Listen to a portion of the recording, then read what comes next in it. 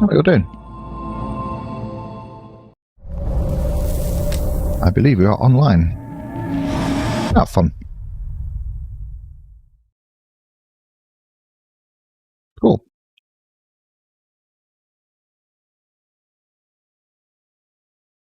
Read the copyrights, it's very important.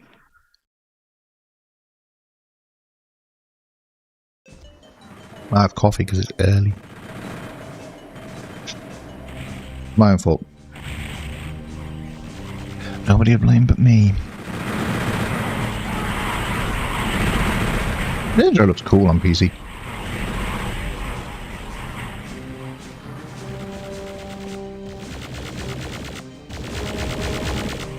Thank you. I just hope this is working, mainly.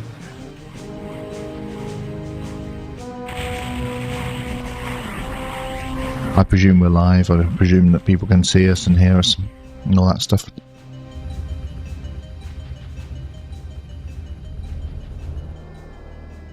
This is quite novel streaming from my PC. Never tried that before.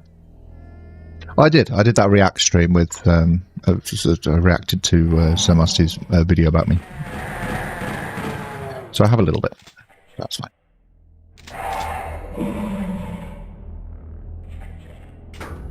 Yep. Stream is showing up on Twitch. That's all good. Looks pretty fine. Okay with that.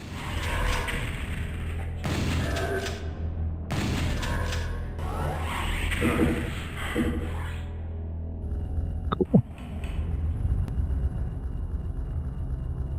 Chat working. Wow, even the chat's working. That's so cool. Hey, Intellectual Ability. Good to see you.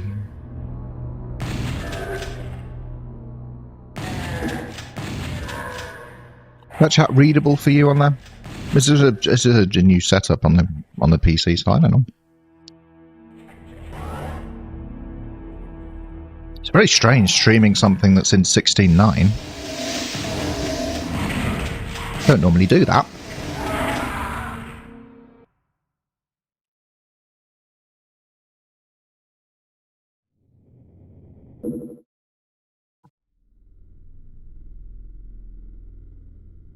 Warning, the stress. Useful to see the rest of that, wouldn't it?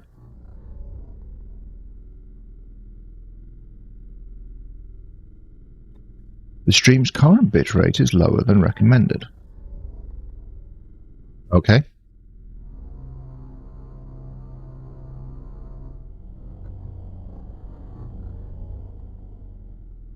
Do I change that now?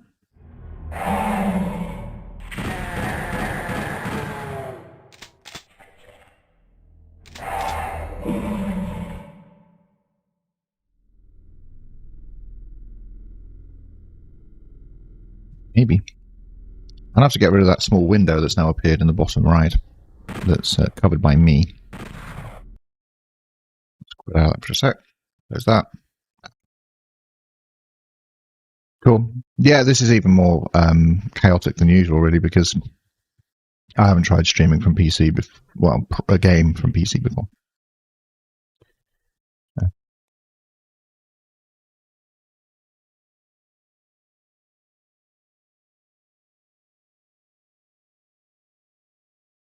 I don't know. It looks like we do have quite a low video bit rate, but like, right. What does it recommend again?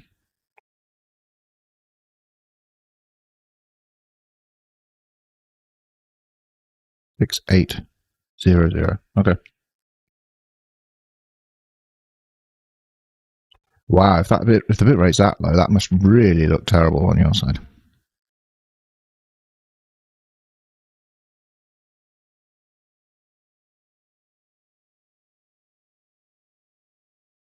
So what happens if I click OK?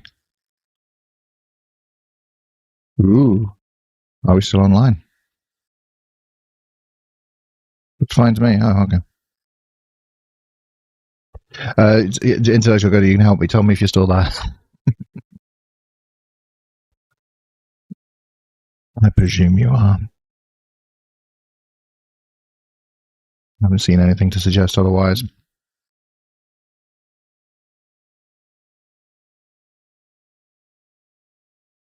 Oh, cool.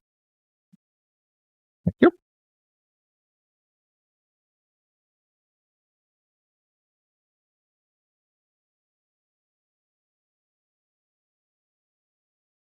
It's also nice having like a whole other monitor to do my streaming stuff. All right, game, video game. We're here to video game.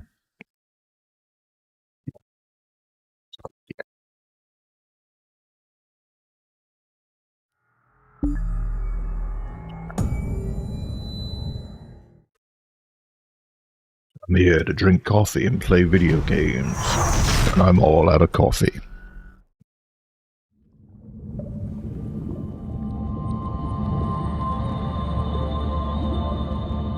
I think it's fine that John St. John got the job, you know.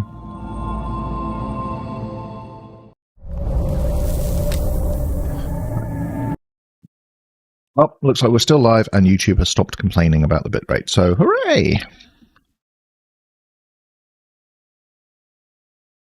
Let's go. Now, Doom 64. Obviously, we've played this on Nintendo 64 for quite a bit, but I thought I would have a little go at the PC version, because obviously can't really make a video about Doom 64 now without having like some kind of comparison with the new version, because that's the one that most people are going to be playing. So let's have a little understanding of what it's like to play. I own Doom. It's over there on the shelf. That'll do. We did try this difficulty setting on the Nintendo 64 the first time we put it on, and died almost immediately. But what a difference mouse and keyboard make.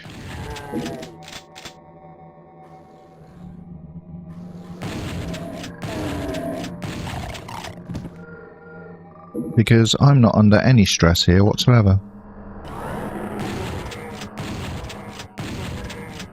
Oh, it's E to open doors on this, is it? Oh, how very modern.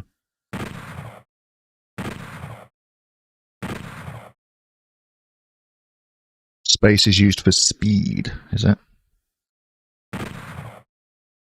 On that.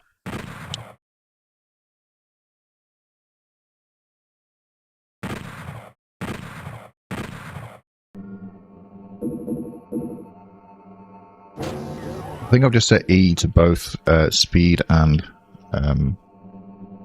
open doors, but we've got always run on, so I don't think it matters.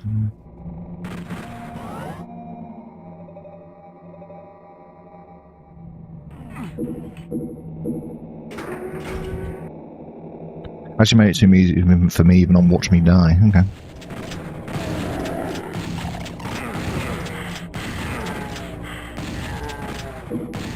I did see someone recommend that.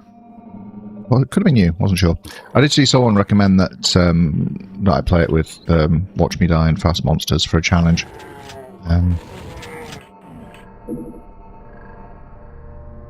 But yeah, they just put this directly on PC without any change to the difficulty whatsoever, huh? Still haven't picked up the blue key. Yeah. I wonder if it's a little bit on the easy side. I'm not going to go Fast Monsters, but I think we will give a try on Watch Me Die. Because I see, I saw I own Doom, and I thought literally.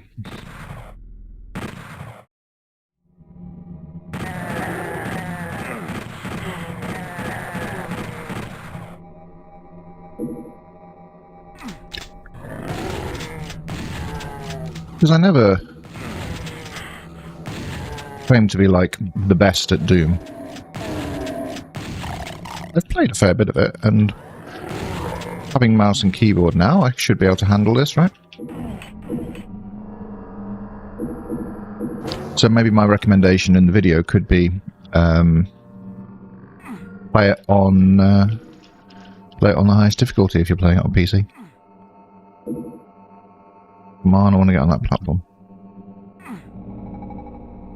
I think I missed that switch. There we go.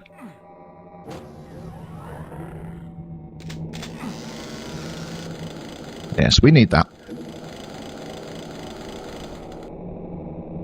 Yeah, I expect it was as well. Like, they were obviously testing it on the control that it was going to have, or some approximation thereof.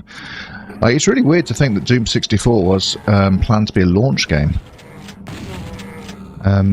This was going to be like the first game you could buy on the Nintendo 64, or one of them. So it was... obviously, there ended up not being many launch games for the Nintendo 64. Like, everything was delayed.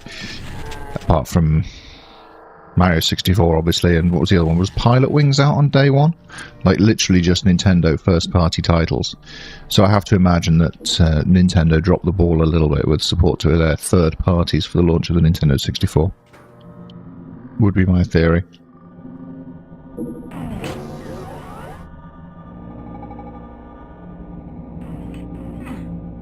But yeah, imagine, like... What would the attachment rate have been if this had been a launch game? But I could definitely have seen, like, if I'd had the money back then, leaving the shop with a Nintendo 64 and Doom 64 and Mario 64. You know?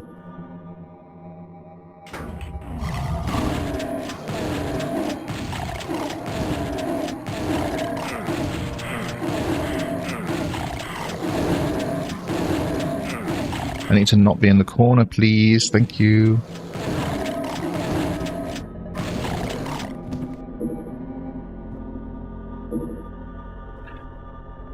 Morning, Commander Skittles. Morning, Muskend. How you all doing?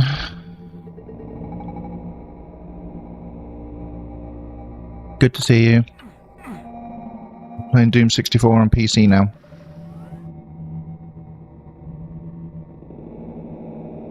Would have made a good launch title. It would have had a very different vibe, I think, to all of the other launch titles.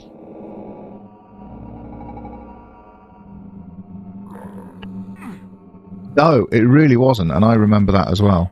What's hitting me? Why am I being shot? Alright.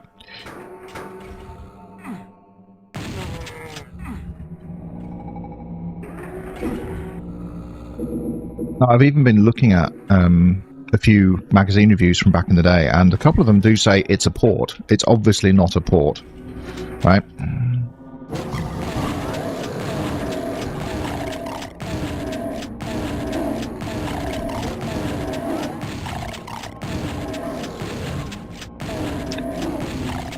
So if magazine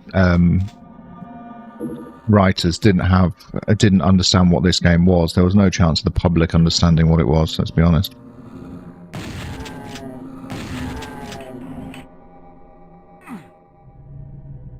Also, this is all changing.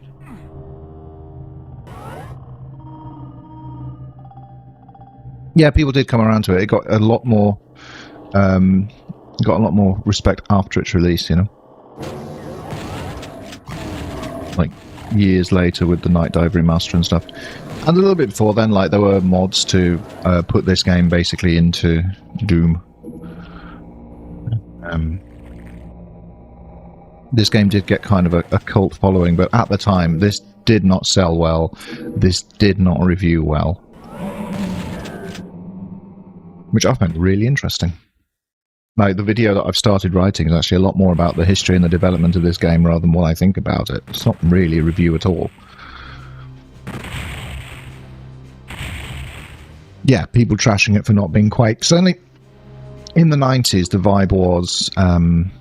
I need to make the chat a little bit bigger on my screen so I can see it. Certainly in the 90s, people were kind of after the next big thing, you know? And Doom had kind of been done.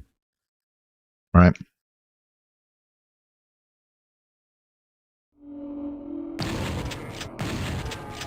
So the reviews at the time for this were, oh, it's nothing new, we've seen it all before.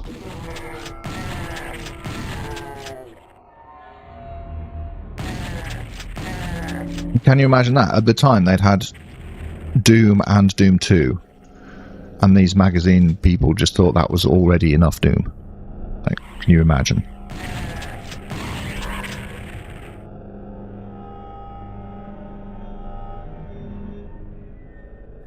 That sounds like a fun idea. I haven't seen the Doom movie. Do I need to see the Doom movie? Oh, this looks cool on OLED. Except I can see the smudges on my screen.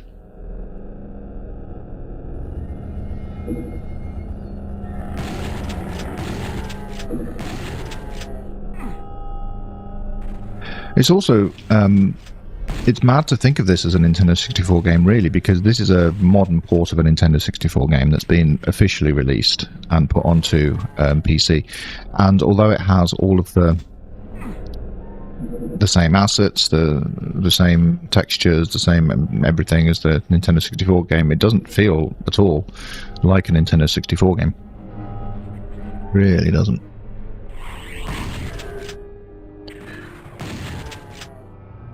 Which is why I say that this has aged better than any other Nintendo 64 game. I was just thinking, imagine it as a launch title, because the Nintendo 64 had that kind of childish reputation at the time, you know? Like, the cool people all got the PlayStation, and children, the Nintendo 64 was for children. Because Nintendo would be kiddie stuff in it. And that would have been different if this had been an actual launch title, you know? How do I get this? Can't remember how to get this.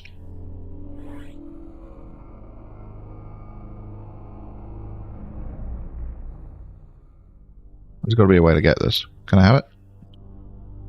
Okay. Ow. Ow. We did it.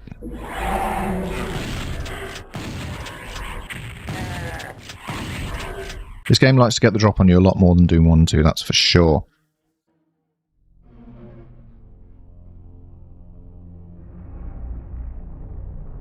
Okay. My chat's recommending the Doom movie, and I can say nothing to that, whether that's a good idea or not.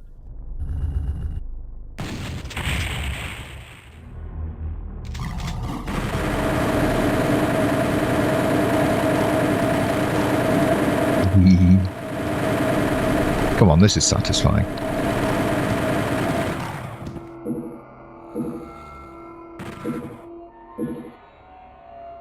Yeah.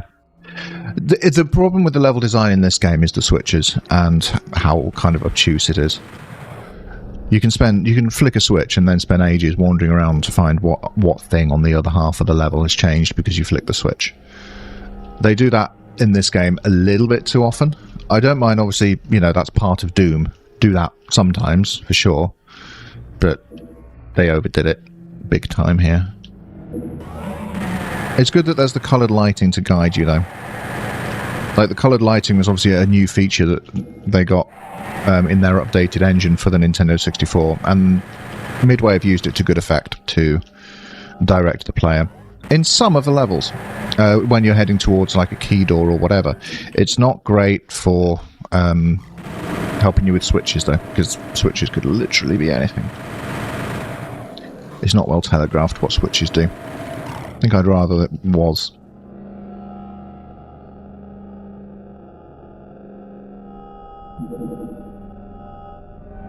Yeah. Could also watch Evil Dead 2, I guess.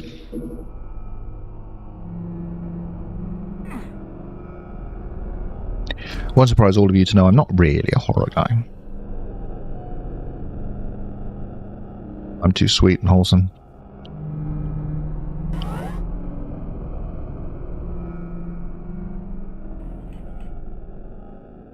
I've played Doom 3. And it's fine. It doesn't feel like Doom particularly.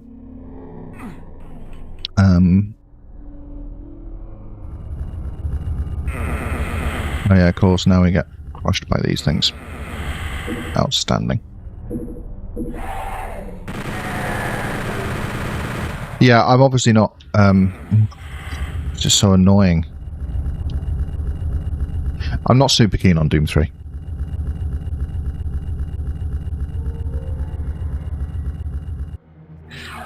The thing about Doom 3, though, is how quickly they betrayed their original design goals for it when they re-released it, because there was the Resurrection, was it, or something? When they did the first re-release of the game, and they changed how the torch works.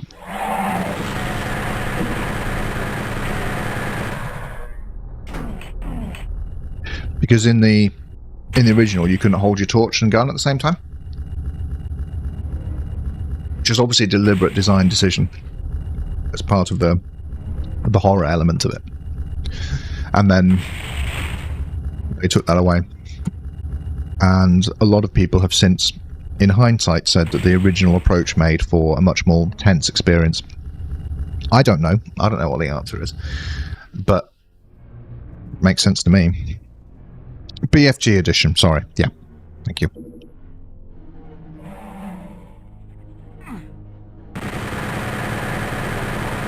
Resurrection of Evil with the DLC.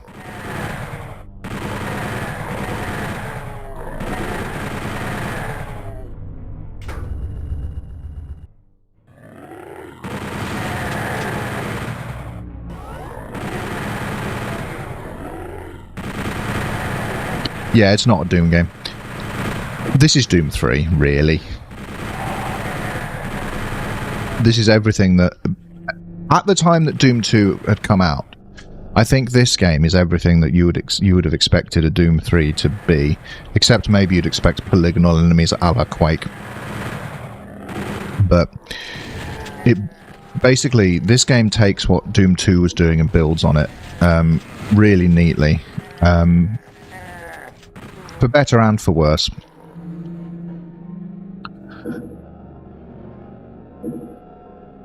Because Doom 2 had a lot of like kind of odd level design and traps and little obscurities to it. It was, you know, I've done a video about the level design in Doom 2. You know my feelings on it. It's hit and miss, shall we say? And this game kind of is as well. It's interesting about the flashlight. Yeah, that's right. That was obviously big changes it did at the time as well. It made Doom 3 what it was, because it was John Carmack wanted id to be almost an engine company, you know, and that was what he was good at. See, what did that switch do? I've pressed a switch, I'm looking out a window. You would think the switch would change something outside that window. Doesn't it get you that key card? But, you know, that sort of thing. Just a little more thought into the switches could have been done. I adore Doom 3 and personally think it's a worthy addition to the franchise. That's a fine view to have as well. I don't hate it. I played a bit of Doom 3. I quite liked the time I was spending with it. And the horror side of Doom is part of it as well. So making a game that leans more into that is interesting. But it still didn't feel like a Doom game to me. This feels like a Doom game. This is the Doom 3 that we would have expected at the time. But Midway weren't allowed to call it Doom 3. Otherwise they would have done, and it would have sold like gangbusters.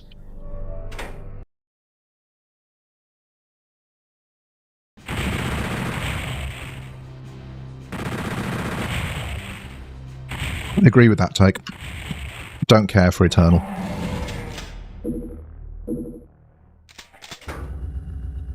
Should I be manually saving at any point? Because I presume this has mid-level saves, right? Which is obviously also going to make the game very different. Menu quick save, F6. Alright.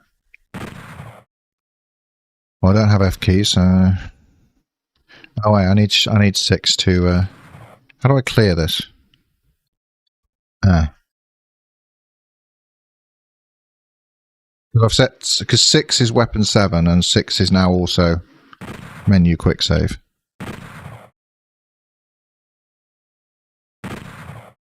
If I set that again, does it unset it? Yeah, I think so. Okay, cool. My keyboard doesn't have F keys.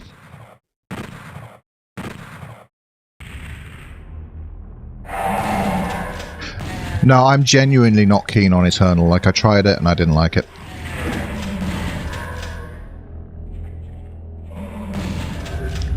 Felt Doom 16 captured the feel of Doom gameplay pretty well, perfectly, and gave you a lot of flexibility for how you can approach different encounters in a way that works for you. It's all about running and gunning fast as you can. There's not much. It's not clever, you know. It's just fast paced and boom, boom, boom, and I like that. Doom Eternal, there were like prescribed strategies for each enemies and weak points you had to hit and stuff like that, and it felt like I was doing too much thinking on the battlefield, not in terms of strategizing my approach at the enemies, but in terms of book learning. You know, I was trying to recall stuff that I'd memorized, like which bit of the enemy I need to shoot with what in order to kill it, and how can I chain that together with this different enemy over here that I need to shoot with a different weapon in a different place, and etc, etc. This is very much a personal take on it, though. Other people will have liked that, and probably did. I'm happy to sort of consider my issues with Doom Eternal as being my issues. You know, it's just not for me. I don't know Devil May Cry, but you're probably right. Super shotgun, neat. Save. Hooray!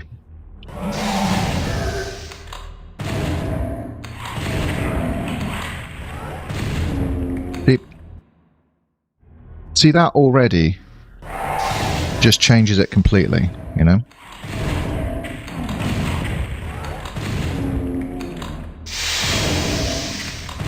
And I think probably justifies whacking the difficulty up just as much as I've taken too much damage. Oh, never mind. Oh, let's try it again. You know?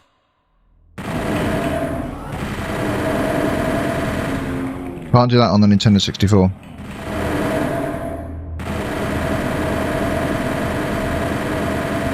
I'm not sure. I'm not sure I like that. I'm not sure I like Night Dive adding mid-level saves to this. They probably had to, right?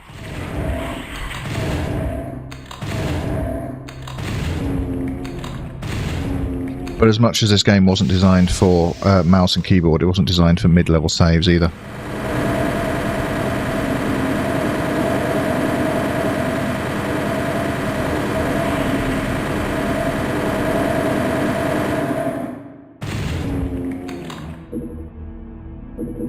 It is definitely a good thing about Doom 64. They wanted to put more monsters in it, but didn't, because cartridges are small, and this is one of the times where you can thank Nintendo for doing cartridges for the Nintendo 64 rather than discs, because had Nintendo gone with discs, Doom 64 would have had the arch file in it.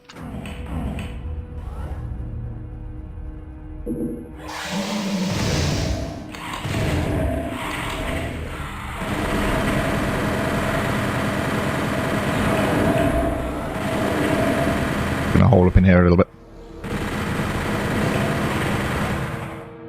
Oh, okay, yeah, that's probably a good play. I think it's like save states, though, isn't it? It's like once they're there, they're a little bit too tempting. And I think there are ways that you can use them. I think that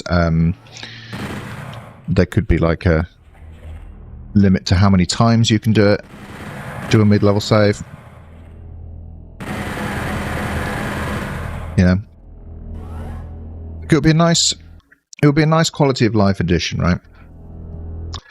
If somewhere in here there's just no game options at all, is there?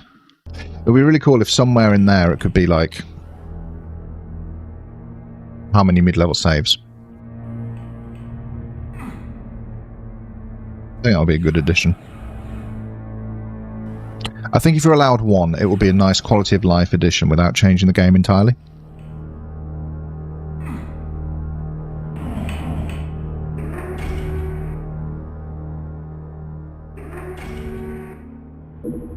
I liked Final Doom as well. I think I like TNT more than Plutonia.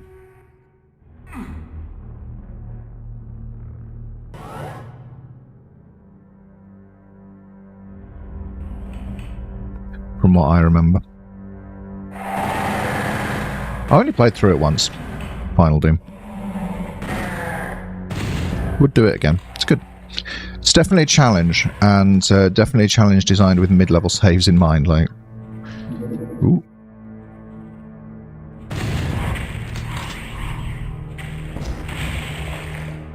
Auto switch to the rocket, is it?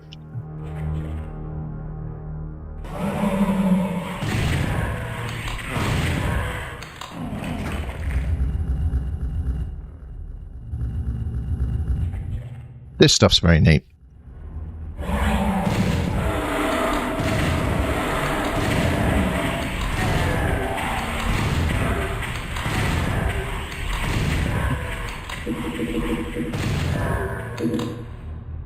What I found out reading about Doom 64 is that it is based on the original Doom engine, but with some updates. And that makes sense. Now, I suppose what they've ended up with is... that opens up. I suppose what they've ended up with is a lot like GZ Doom. Because GZ Doom is obviously the original Doom engine as well, but with a few changes. Something opened up there. Did I open up when I press this? No, does it open up when I go through here? Yes.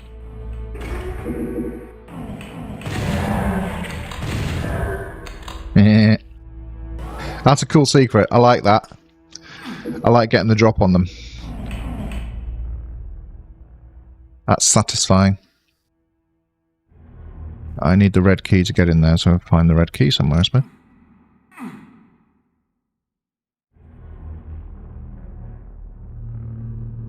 That map's really zoomed in.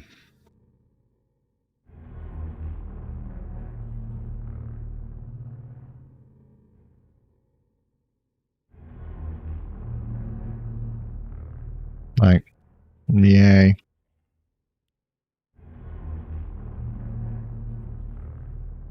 Yeah.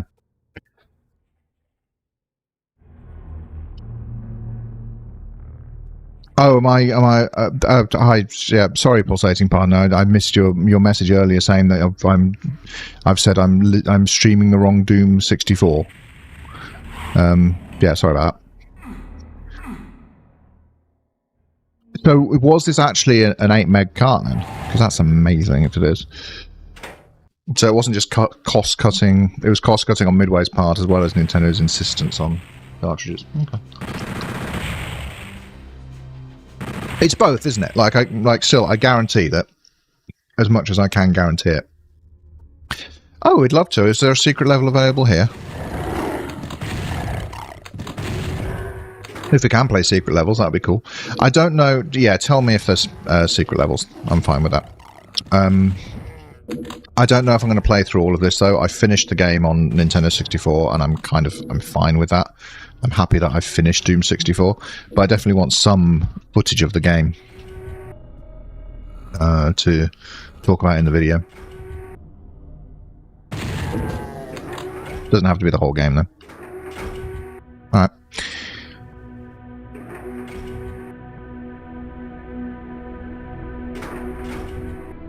I never got far enough in Doom Eternal to get the sword, but that makes sense as well. That great.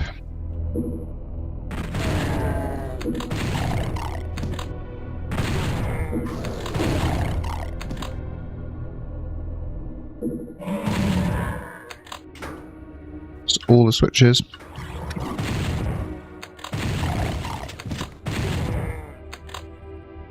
This isn't a complicated game. This should have been able to have been a launch title.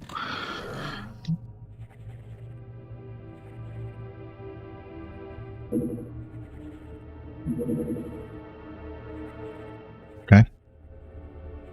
Still need the flashing lights warning, I guess. Apologies. I wasn't able to, I didn't know that was going to happen, so I couldn't warn you in advance.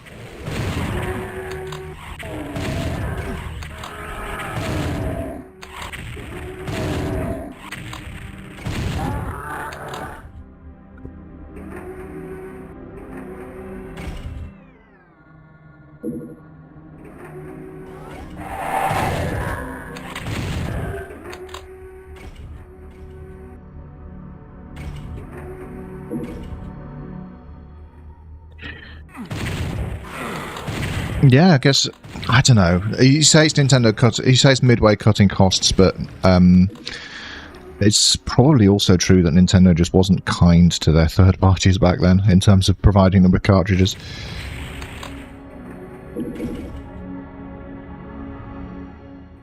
Nintendo will sell themselves whatever size they want and whatever cartridge features like battery-backed saves they want for their Mario 64, but third parties, they've got to pay. And then off they all go to PlayStation.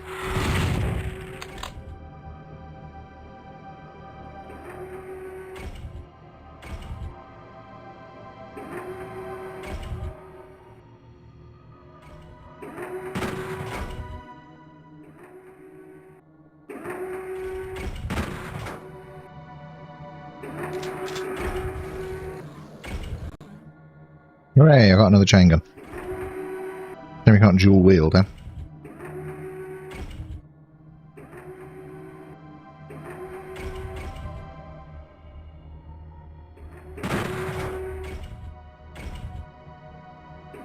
I think you can still write down passwords for this if you wanted to.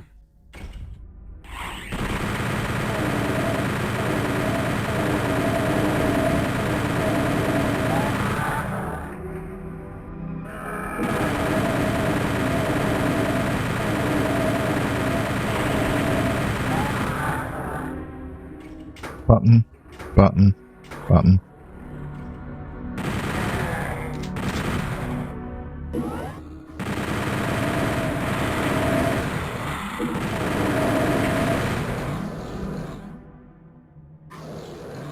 Anyone coming for me?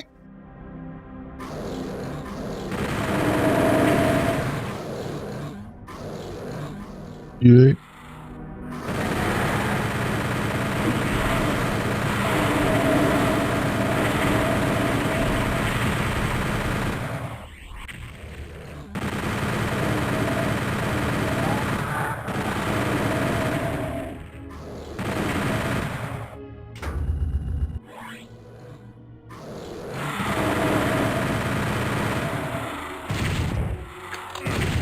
I should save before I press a button. Because I don't, I just press the first button I see. I think this game requires you to be a little bit more thoughtful. Yeah, secret level, where?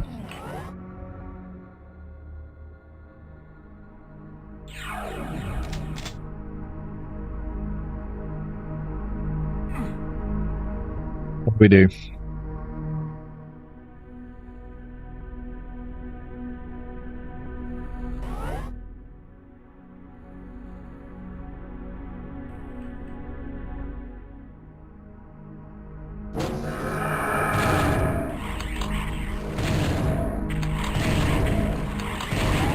Or have I already missed the opportunity for the secret level by being a bit too trigger happy with the buttons?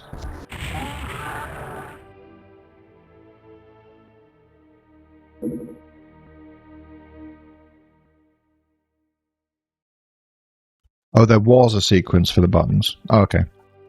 Well, fortunately.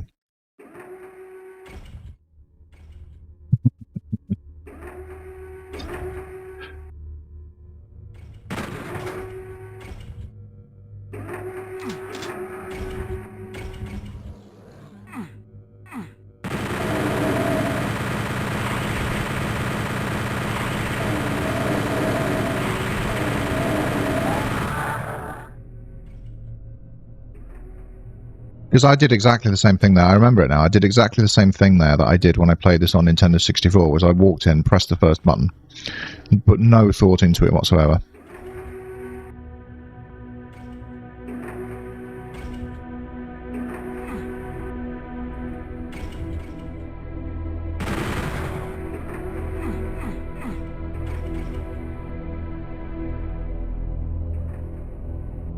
Okay.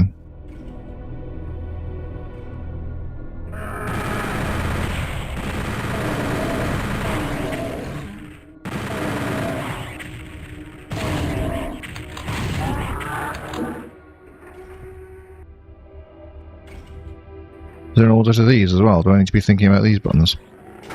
Because I just do that.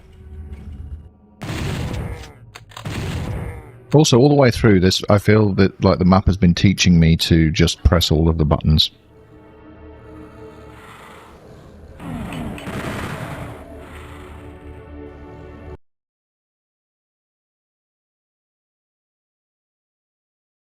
Are we dropping frames?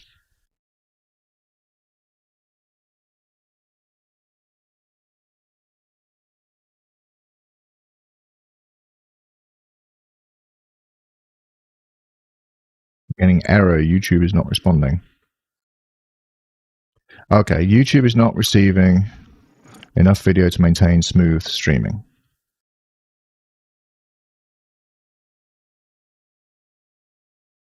Okay.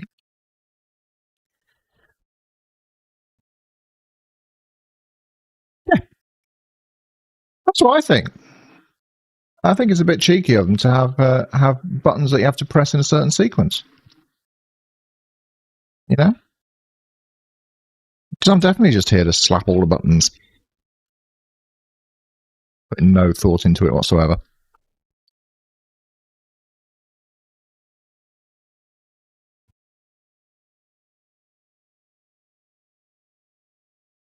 That's not what this is.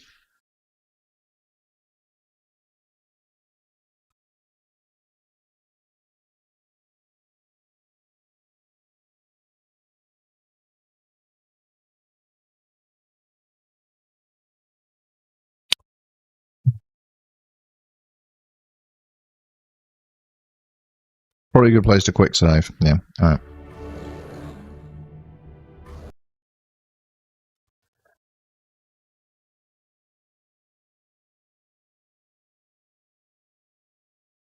See, I think we must have some kind of offsite backup or something running at the moment. So I'm just sort of trying to stop things that could be getting in the way.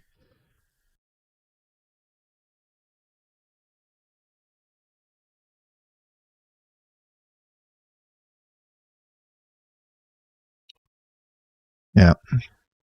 Okay, looks better now. I shut down my backup server.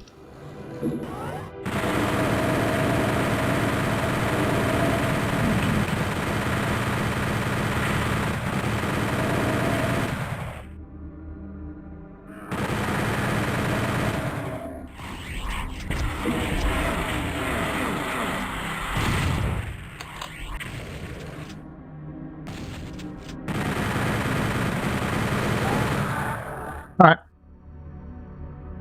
So, button, button, button, button, button.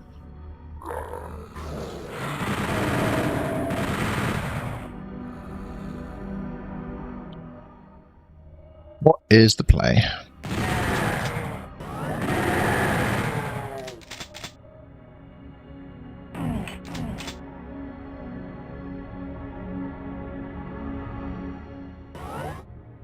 Got a teleporter here.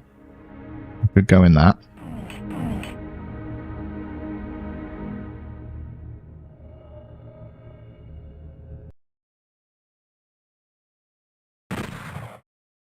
Make a whole new save here.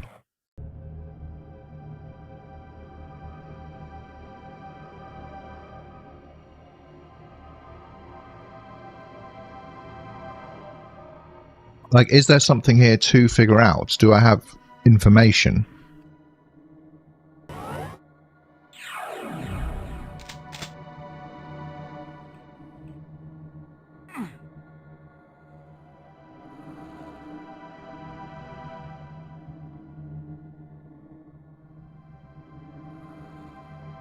Like,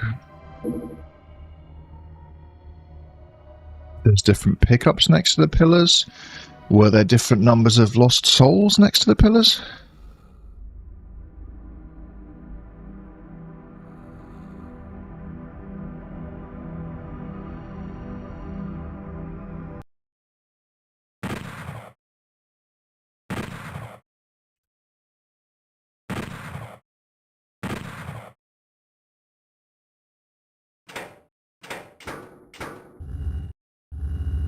Ooh.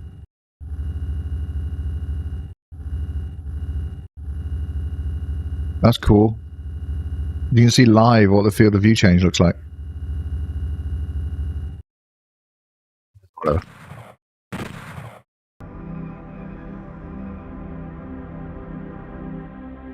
Alright.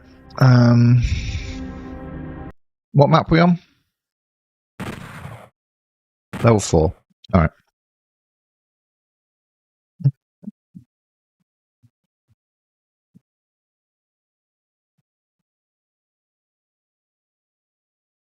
The advantages of being on a PC is I can just look this up.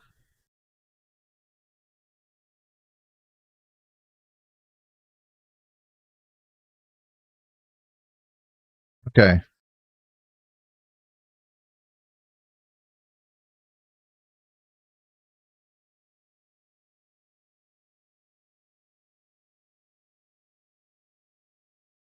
Oh, okay. So it's 3, 1, 2, 4. I looked it up. It's fine. 3, 1, 2, 4.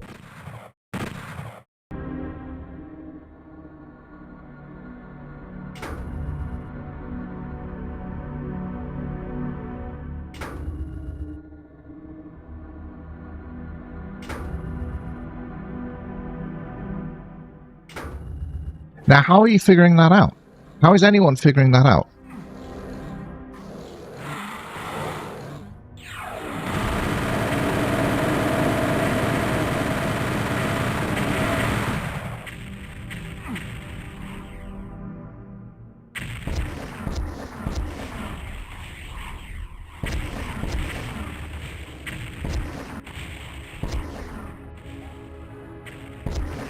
Get rid of these. Slowly snipe from a great distance with the rocket launcher, because it's Doom.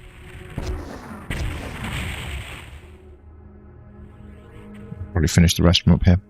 But yeah, that's the code. And I'm curious to know how you're supposed to know that.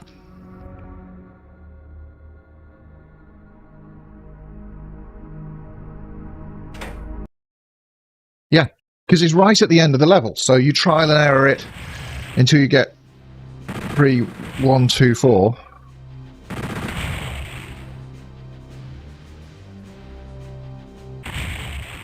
Outpost Omega. Ooh, lore. The vast silence reminds you of the military morgue. You knew the installation had a classified level. The UAC had some good reason to hide this place. Wonder what it could be.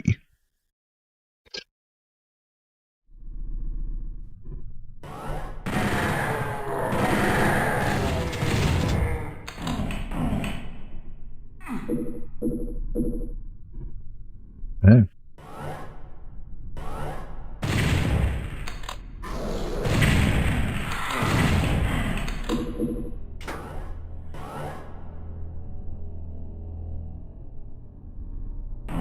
This level has a lot of switch shooting and platform jumping. Oh, of course it does.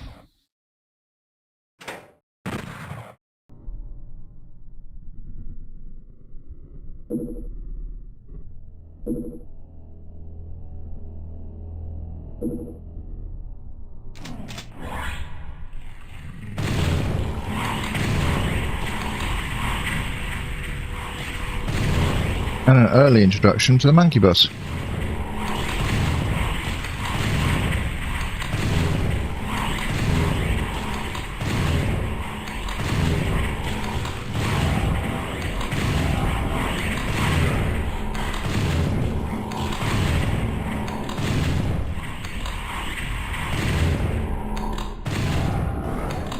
Yep. Circle strafing. Oh wow, and there's a pain elemental and me without any rockets. Or the or bullets even.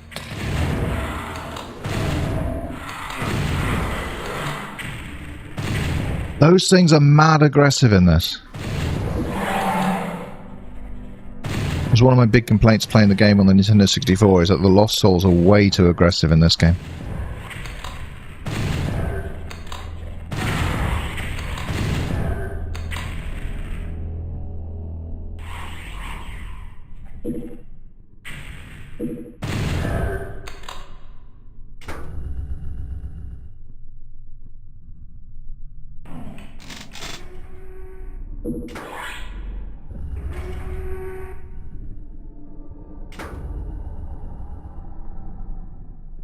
I do assume, though, that now I can just go around pressing switches with reckless abandon. Because that's what I'm going to do.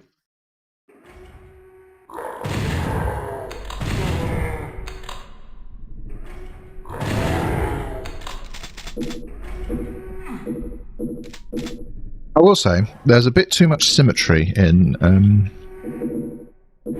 Midway's level design, sometimes.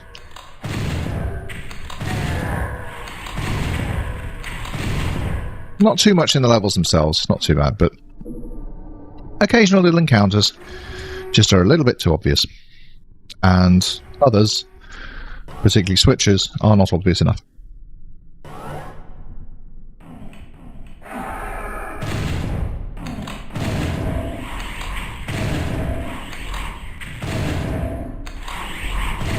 My complaints don't have to be consistent to be real. Ow.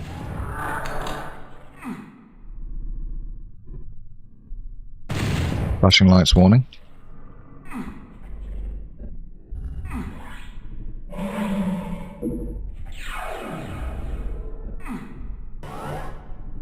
Okay.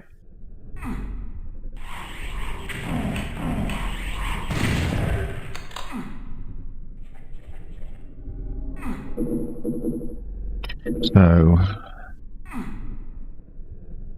what to do here then?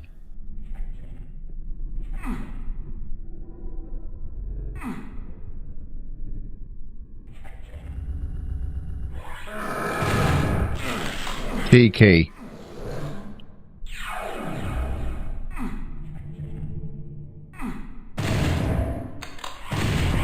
It's very cheeky indeed. So do all the secret levels in this power up the Unmaker? And in this secret level, do you power up the Unmaker before you have the Unmaker?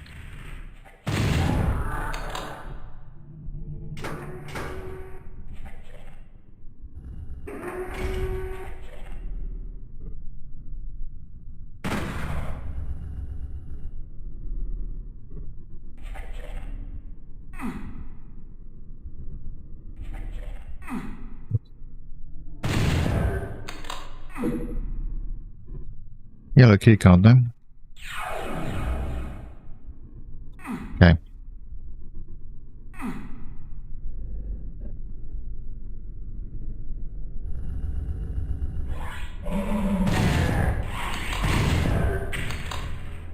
So far, I quite like this level.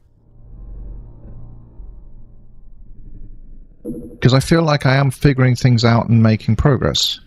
I think that the clues are there for what the switches do. I think I can pull them and then look around and stuff.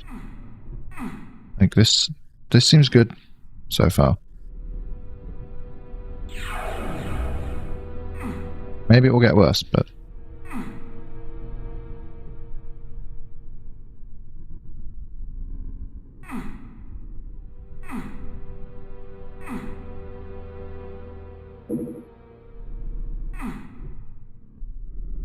Or maybe it's already worse. Okay.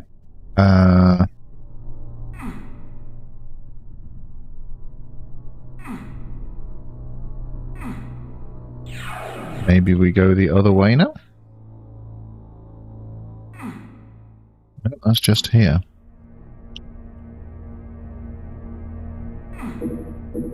Aha.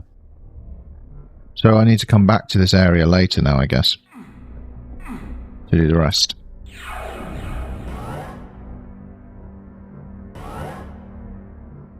You can also, I think, from my experience with the one secret level I got to on the Nintendo 64 version, you can completely miss the whole thing with the Unmaker and the collectible.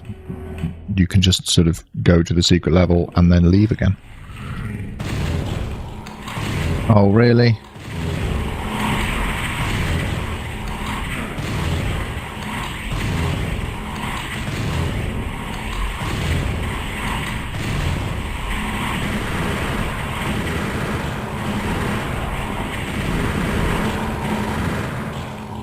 I don't like, okay, now do the same thing again.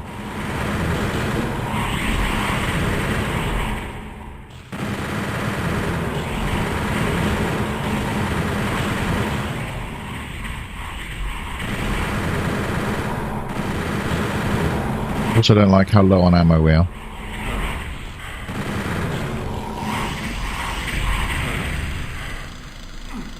Yeah, because like, now what? Okay. Right, you as well. Could you please come and stand quite near the fence here? Alright. Boo! I didn't take any mid-level saves. I guess, can I just come in here and say, you know what? I don't need that. Nope, I need to open that, don't I? Hooray.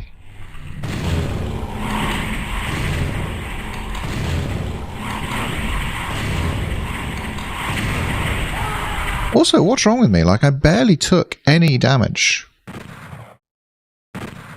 when I did that the first time.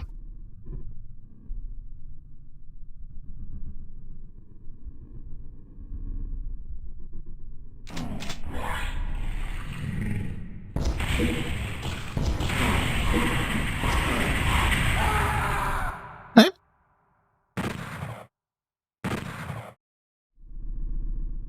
What am I doing wrong all of a sudden?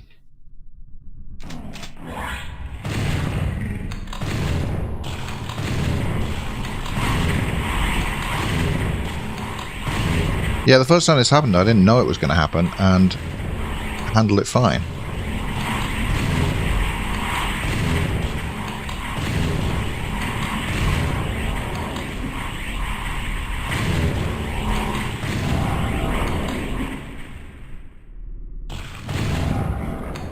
Helps that they shoot each other as well.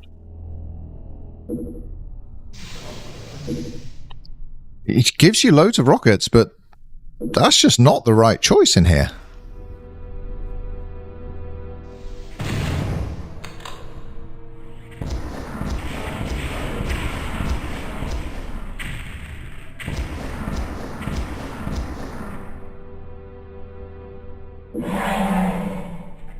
Who's honking at me? You.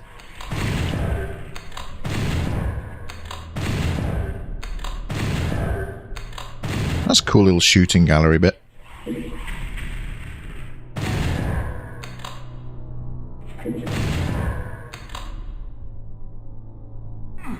Let's get this armor as well. Can I just grab? Actually, one of the reviews I read of this game, that's one of the things they complained about, is that Doom Guy can't just like pull himself up over waist-high walls.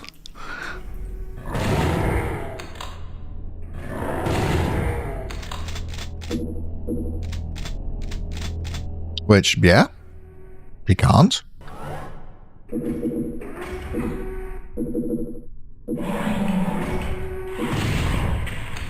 We used to think that back in the 90s, though. We used to think that Doom would be improved by having a jump button. That's not just magazines who thought that. We thought that as well. I remember it. I remember being actually being oddly jealous of my friend's Amiga when there eventually came an Amiga port for Doom, and it was the first time I saw a Doom port where you could jump.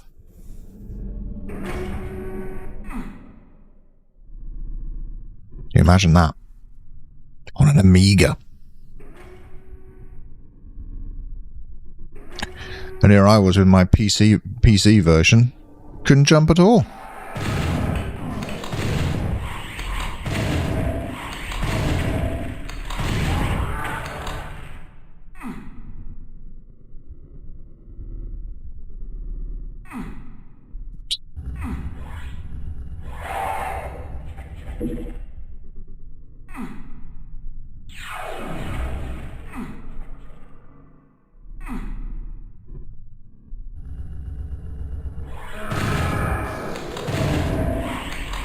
Yeah, I was ready for it this time.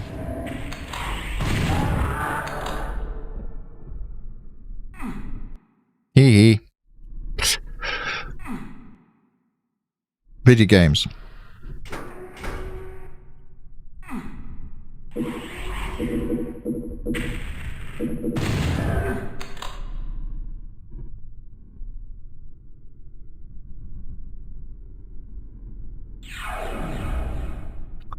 Just checking, I do have auto run on.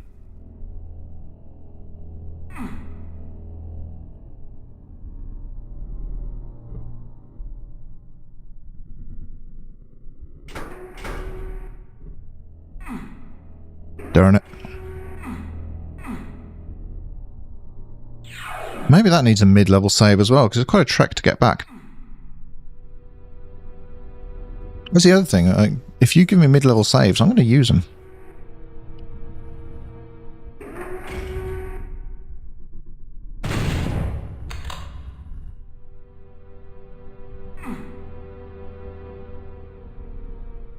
Obviously, I understand and respect the choice not to. And I think it's a good choice to make. But if it's officially part of the game, I'm going to use it.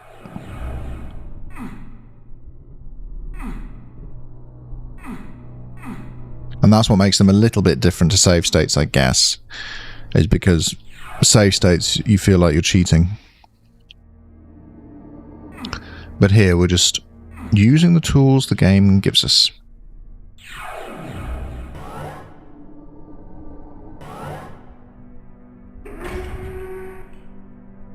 Okay, yeah, we went through here. Let's go find where this key goes, huh?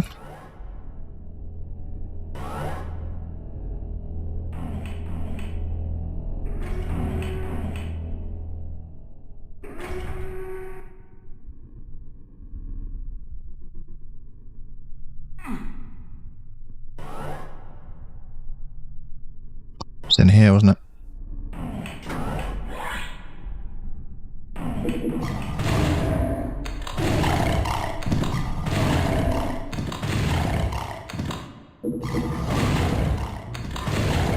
Too symmetrical. I knew it.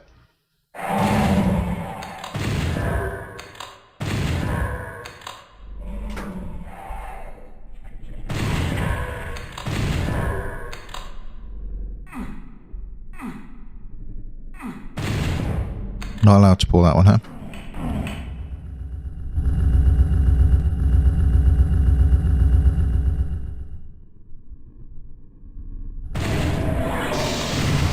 Ooh, okay.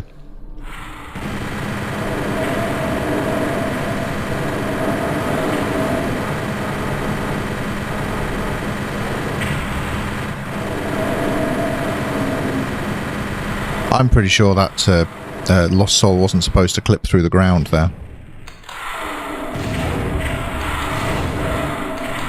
How many pain elementals is like a normal number of pain elementals? Because it's not this.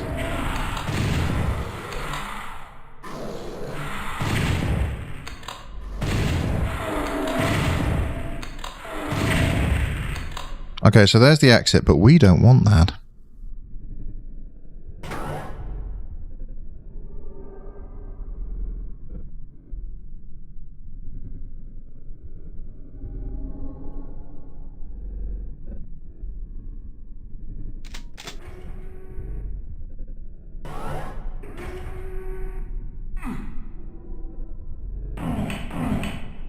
We want that.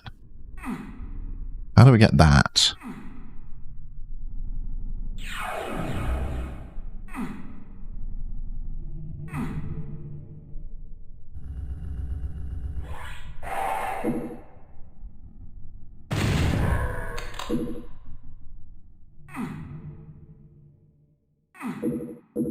You need a red key. Okay. There's a red key somewhere. Let's go find it.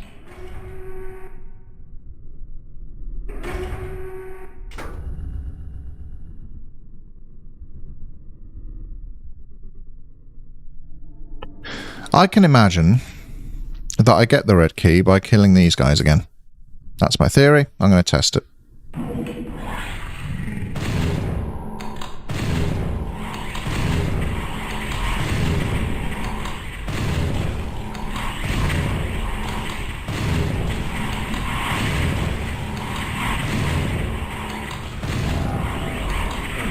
Yeah, it is RNG, isn't it? And a little bit getting caught on these little pillars on the wall.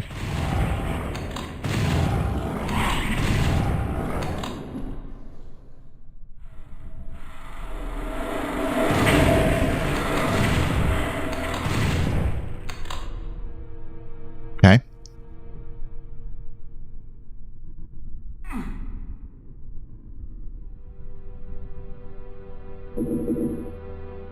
Secret area. Now what? Okay, I guess we didn't need to kill them. Alright. Oh, can't get over this chest-high wall. It's fine.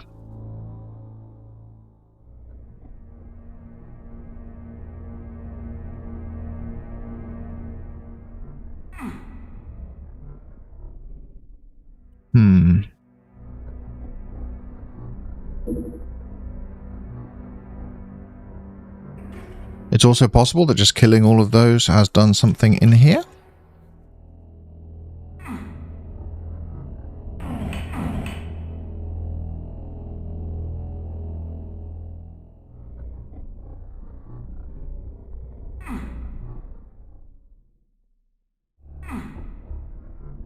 We just don't know. There's just no way of knowing.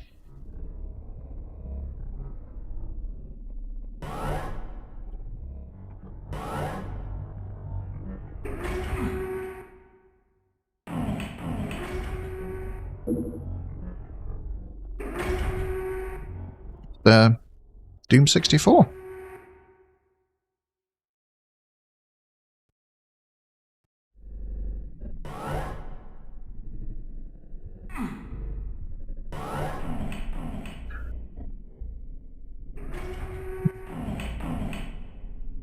Do I press this button?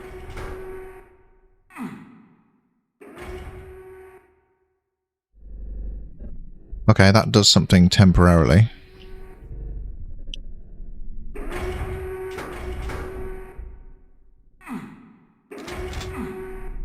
Oh, I guess me the super shotgun. Okay, fine. Fine.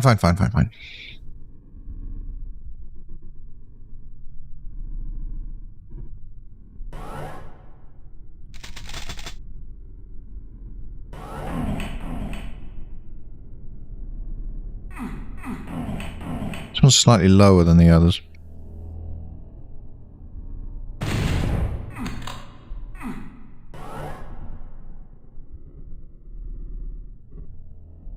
I think that should open somehow, but...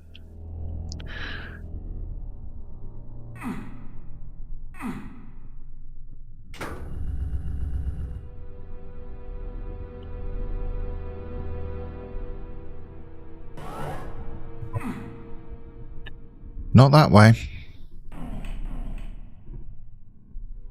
I don't want to exit. I don't think I want to exit. Like, obviously there's a key missing. There's a big secret missing. There's the you know, the upgrade to the unmake or whatever.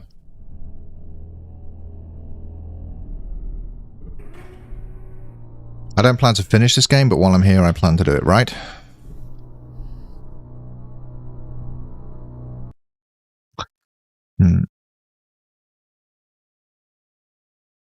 I can also just look it up. I am at a PC.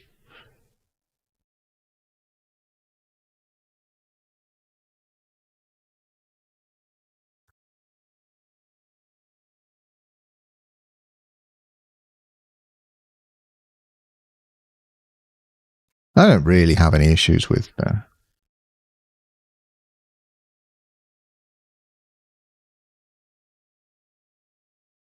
Am I even live?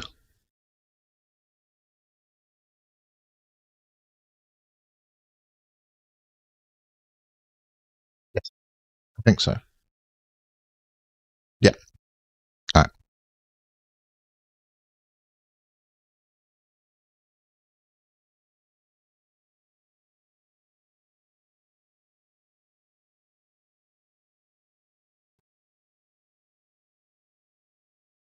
Thank you. Yes, I thought so. Just no one had said anything for a while. Yeah, it just makes you a little paranoid.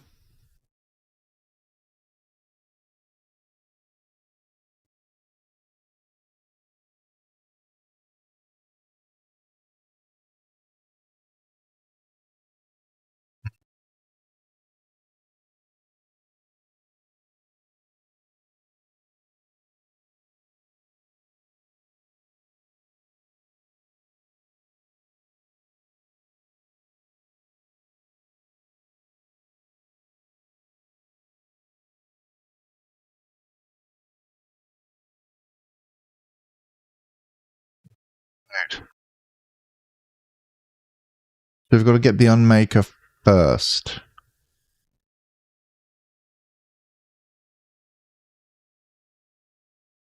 Okay.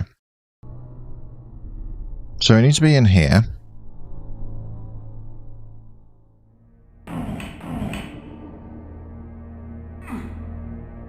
That's fair.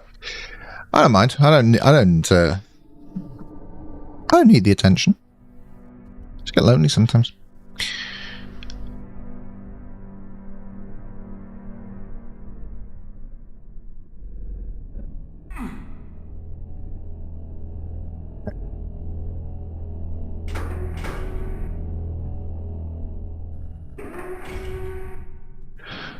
Okay.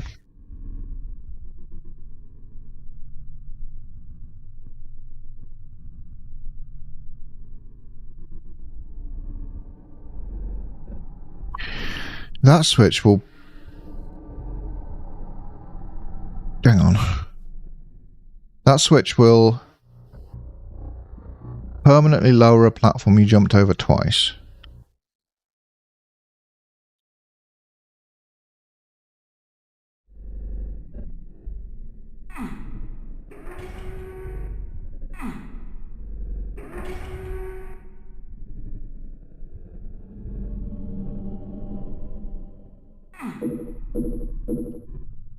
This bit, right?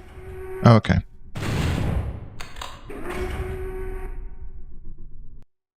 So...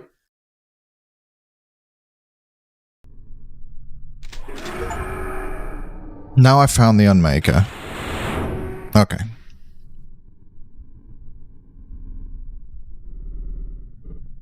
I can't bring Minerva in. She does what she does.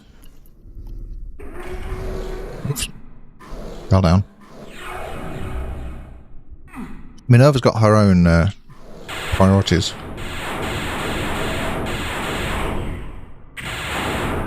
Okay.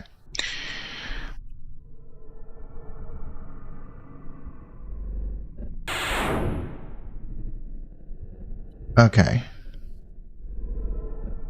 After you've picked up the unmaker, shoot the switch which is visible from across the unmaker's platform, which I did. Then head back to the first shootable switch.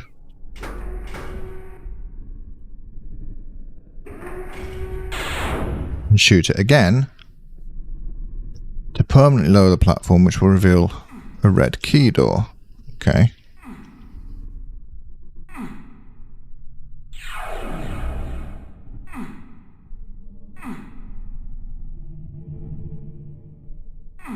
That's it. That's the red key door. Okay.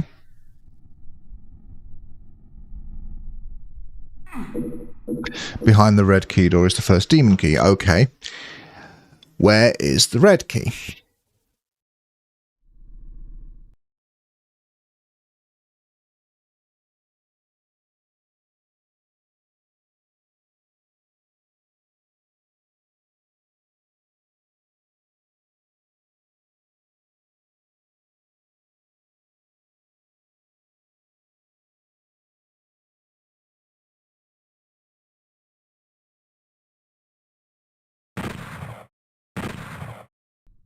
The red key was in that room with all of the mancubuses, apparently.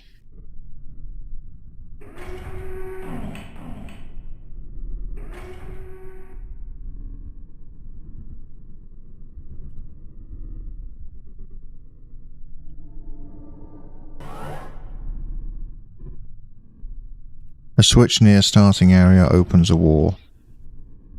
I think I know what wall it is. I think it's that, according to the map, but how do we open it?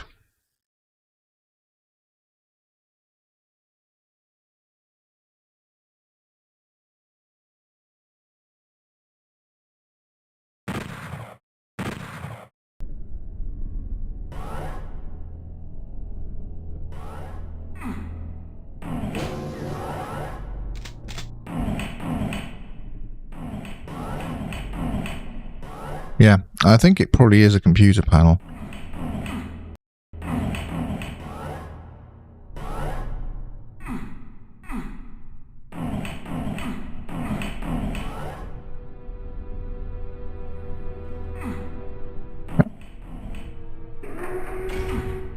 One of those did something. There we go. Alright, now we've got the red keycard. We can go boodle boodle boo through here. And you're just meant to look stuff up, aren't you? There's no other way to actually play this game.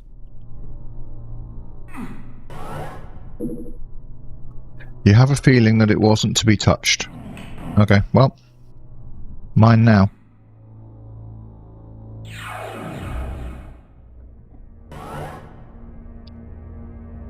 So we got the first unmaker key. Right. Let's go then.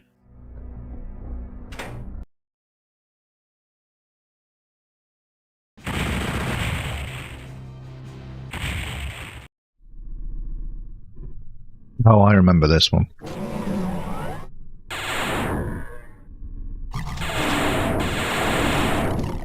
Didn't have the unmaker last time I was here though.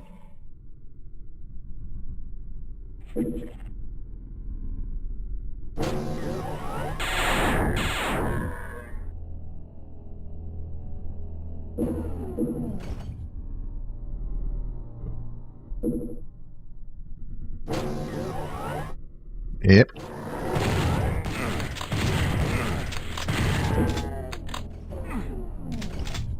Tricks and Traps in Isolation is a cool map. I've said that before, and I get wanting to like build on it, but a whole game's a bit much.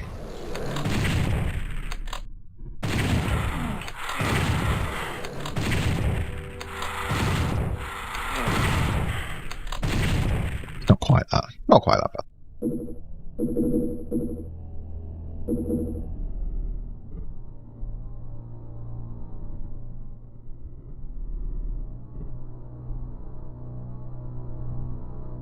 We're going. We do. There's a button somewhere.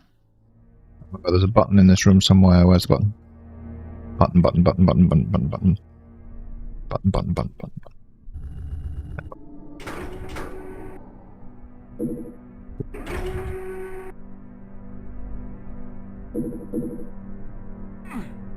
Now, I got that first time when I did it with a Nintendo 64 controller. So maybe Nintendo 64 controllers better than mouse and keyboard. Do we consider that?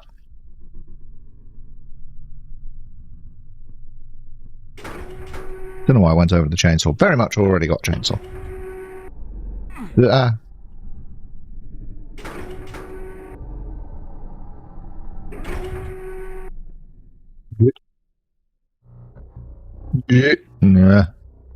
To be fair, I was being a bit more careful when I played it on the Nintendo 64, so. Because I was aware I was holding a Nintendo 64 controller and not mouse and keyboard.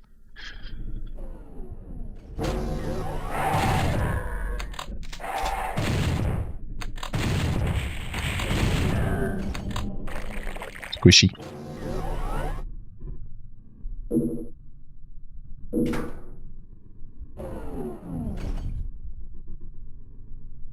Right, now what?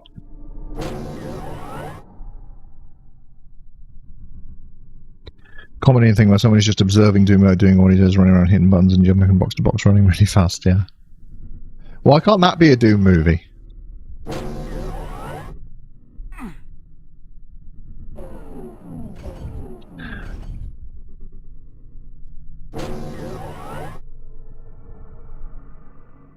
And like, it's just Doom guy working in an office, but it's like a big open plan office, and his keyboard is split across all different corners of the room, and different keys are in different cubicles, and when he wants to write an email, he has to run around and press different switches all around the room.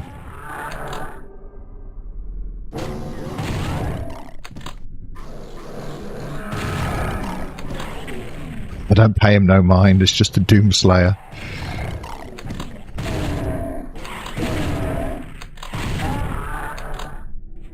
Doomslayer. Sorry, Chris.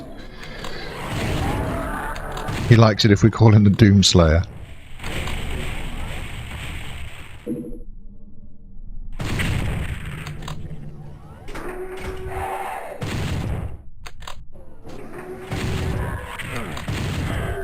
Yeah.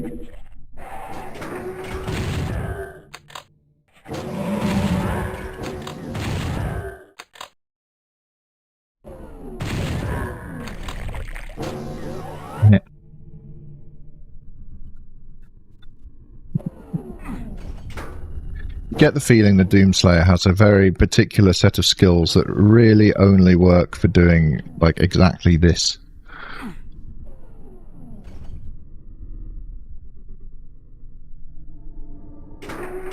He's good at going to hell and shooting demons. He doesn't know how to write an email.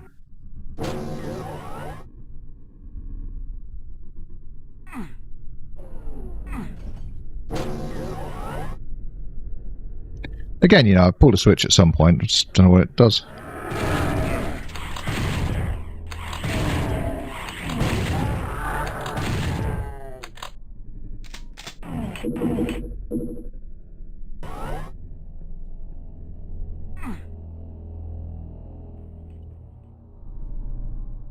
Yeah.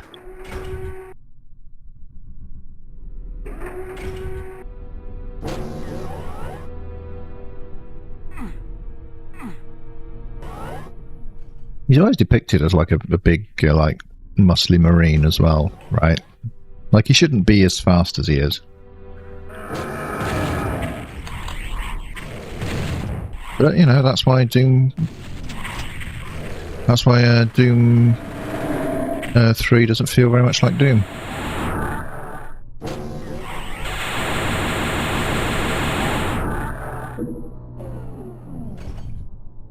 I like that when Doom in 2016 made it canon that, yeah, he really is that fast.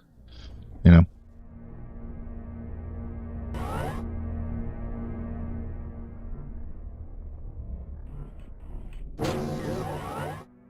Hasn't opened up yet.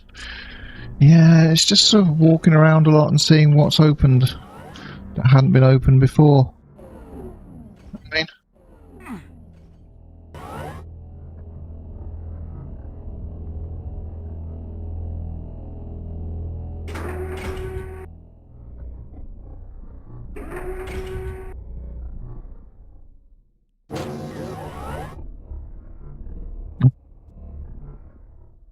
Okay.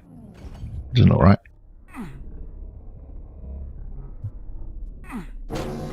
Yeah.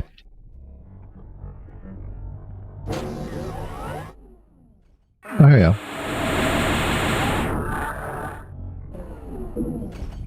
Guys, he's pressed the switch. Quick, get into position, get into position.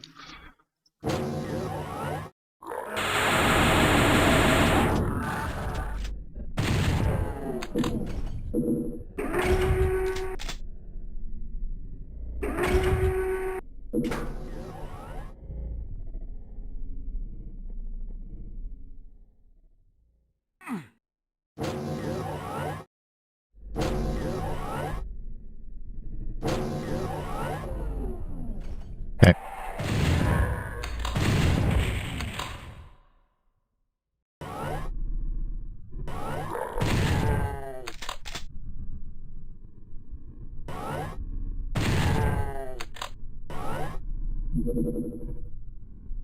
All the guys just waiting in these little rooms. I hope all demons are supplied with Game Boys.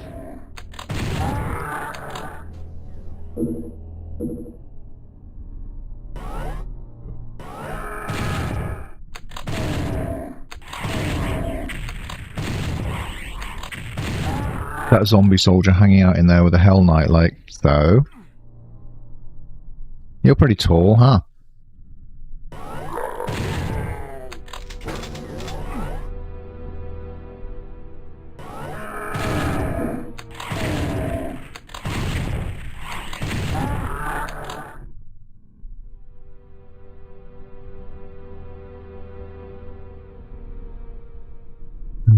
That's so sad.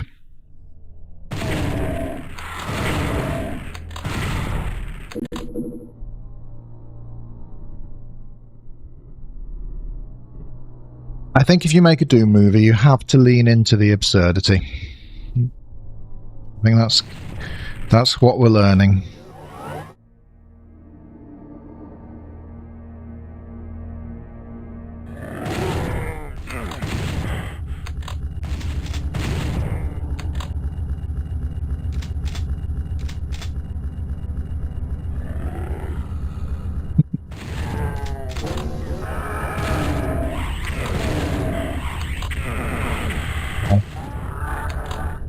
Well, that went smoothly. That went smoothly, and now there's a cacodemon.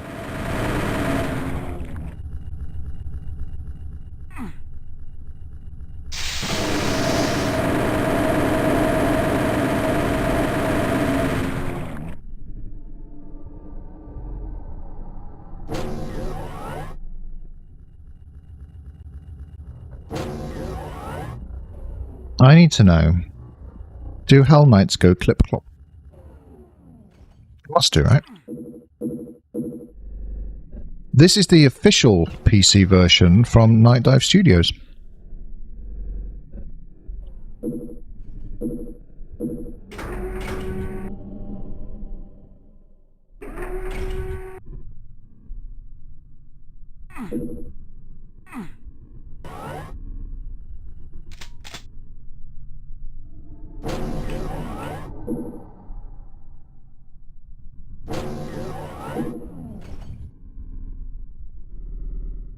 It's very strange playing a game not on a sofa. I've clearly just missed a key pickup somewhere in this maze, right?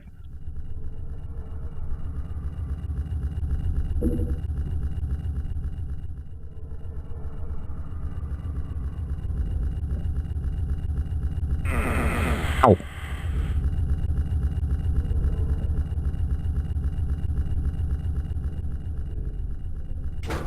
Oh, a switch, of course.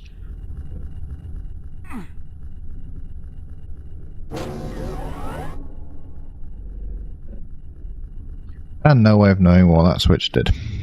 Hooray.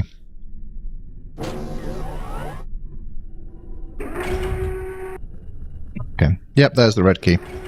The retro desk chair. Kind of is.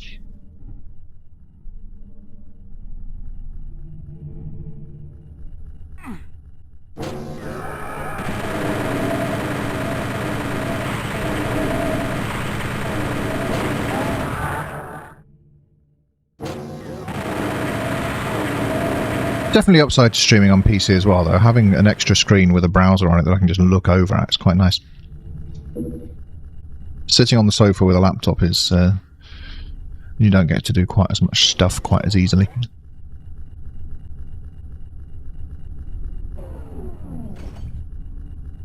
I want that. How do I get it?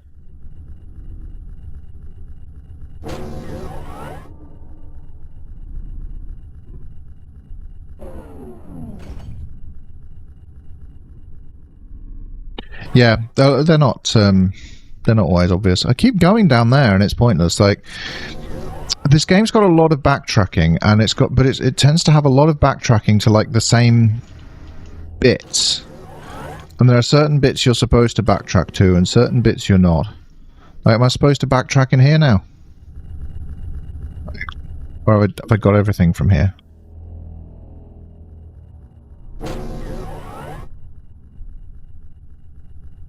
You know, I went in here. Is there more to this room? Oh yeah, there's a hole in the fence that I completely missed. Alright, cool. Can we do that without getting hit?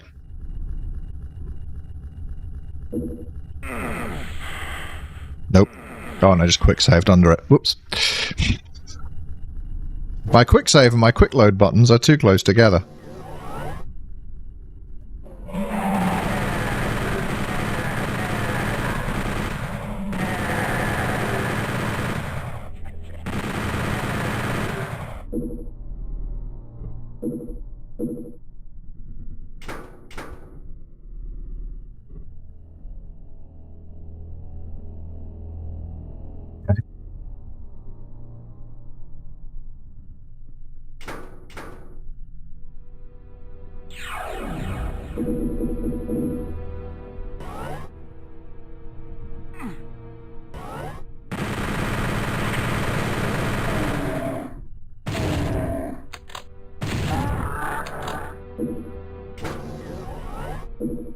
Oh good, more buttons.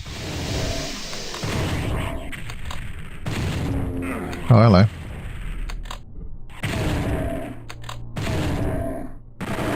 Not meant to actually kiss the cacodemons. Yeah, I'm not worried. I'm not worried, it's all quick save.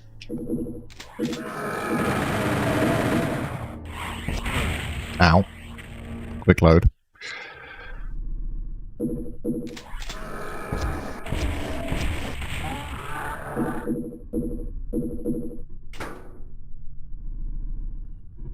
I expected that switch to do something.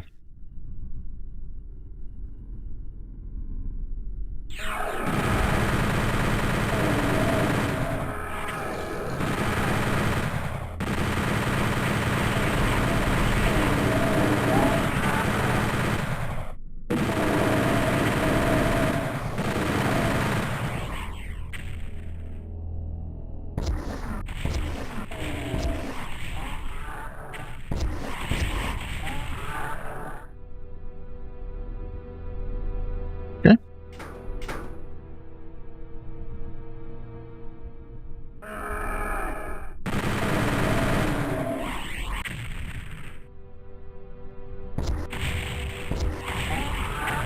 Cool, our only ammo now is rockets.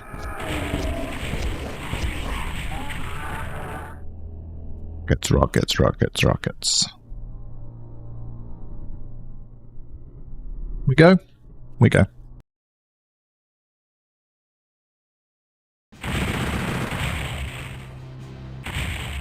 Health's a bit low, isn't it?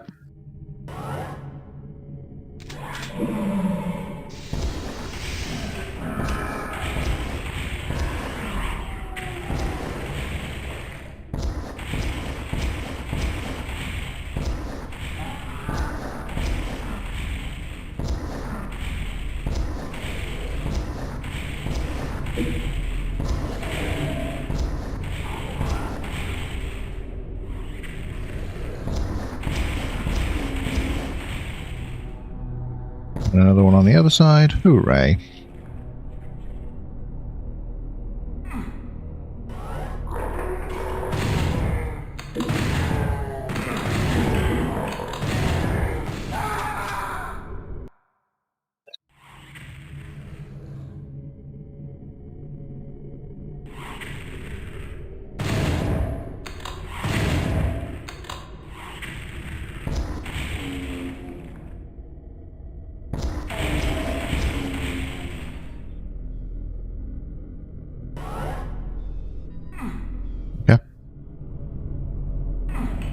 This game still has the shotgun and super shotgun on the same key.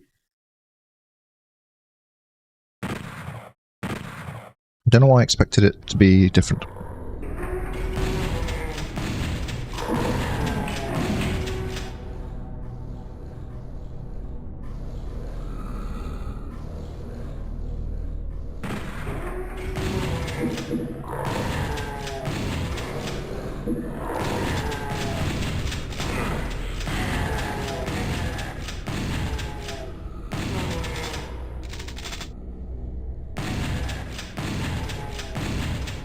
Also, isn't it cool how this doesn't have the chain gun guy?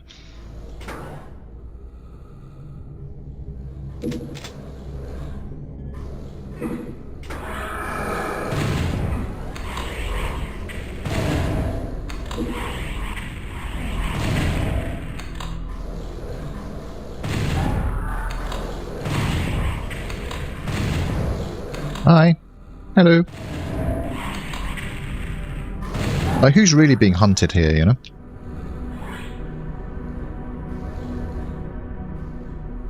No one likes Chain Gun Guy. He knows what he did.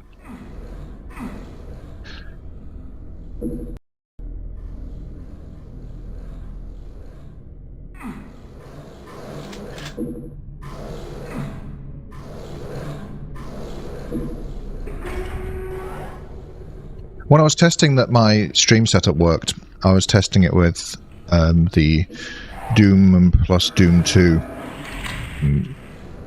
port. And in one of my tests, I loaded up Plutonia. And, yeah, Plutonia's got chain gun guys in the first level. It's like the first enemy you meet.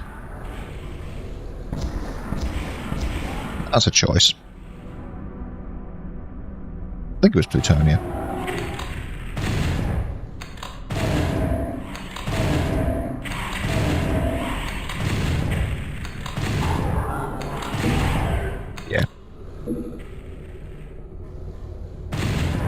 He'd be scanning way too many hits. That's cool.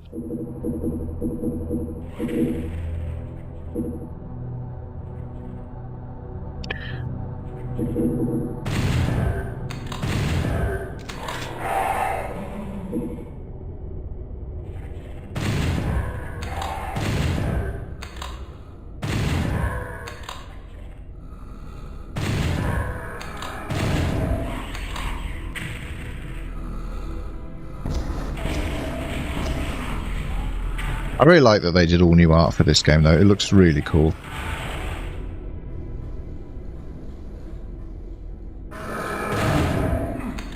Oh, there are also 2 archviles, huh? Yeah.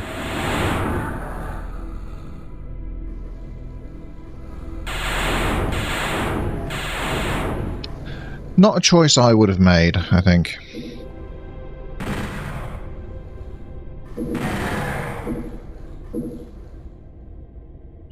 All the guns in this game feel like super meaty as well. Like, it's really nice. The presentation of Doom 64 is really good. Midway knocked that out of the park for sure.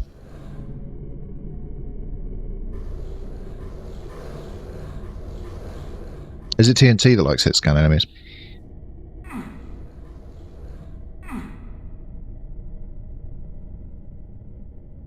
Could be.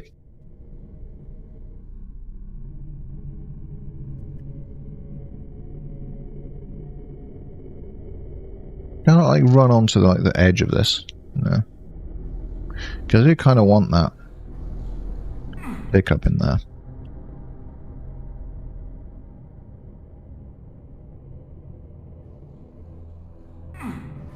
Okay. Fine, fine, fine. Where do we go?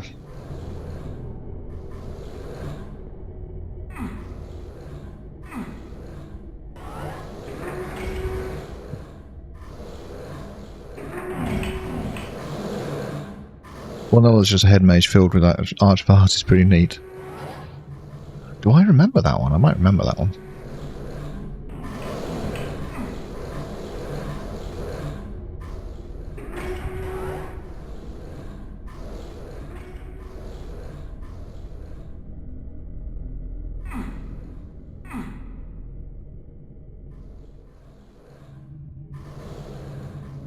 Yeah, I can't remember. I've played. I've only played through Plutonia and TNT once, so I don't have any specific memories of it. Just I really enjoyed TNT at the time. Can't tell you why. Just that I did.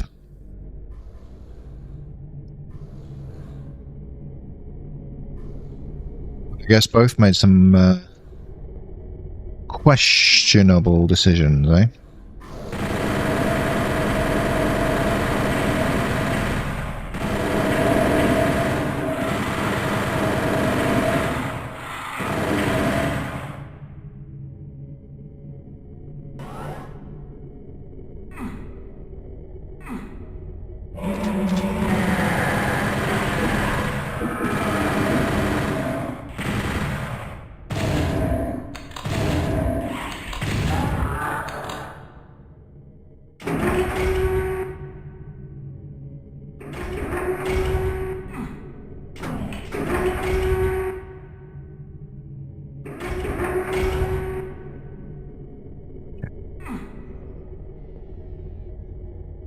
There's something on the other side, isn't there?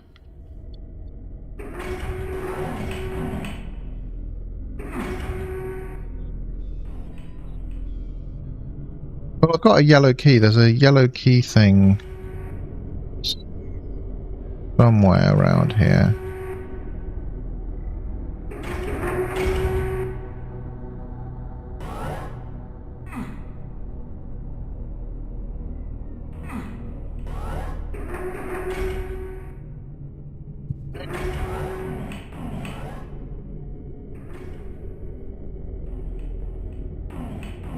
Don't want to get stuck going along here again.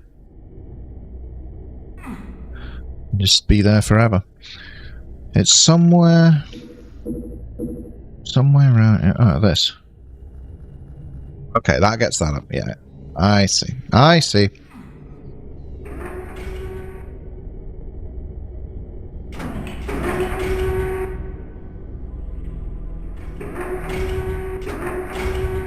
I mean, to be fair to them, there's not a huge amount of enemy variety in Doom anyway.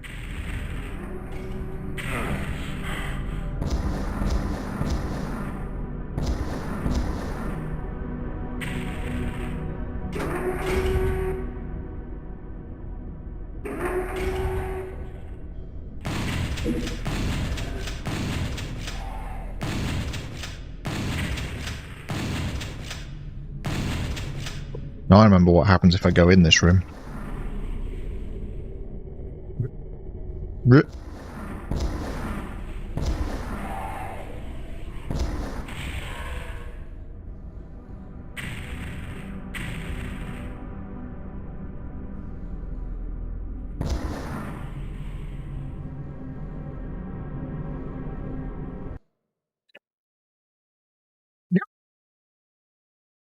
Ah, look who's here to help.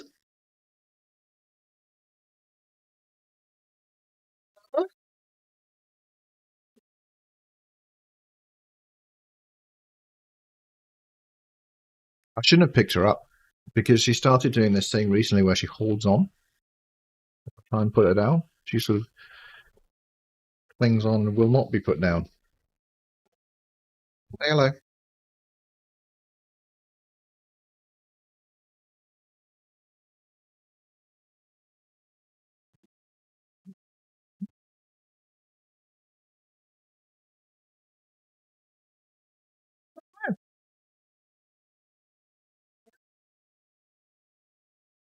Talk to the internet. Hello, chat.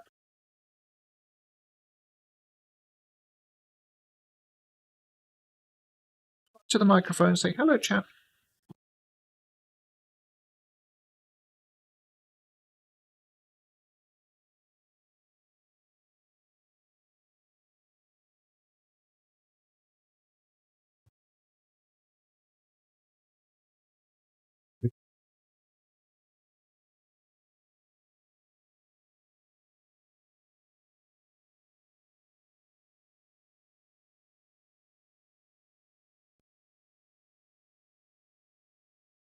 Her name's Minerva.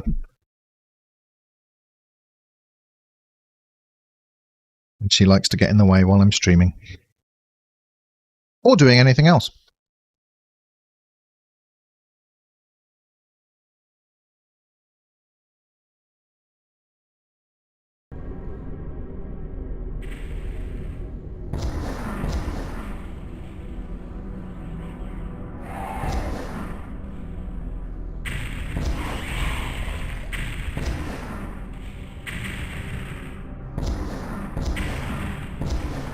Get up there. Okay, give us the demon.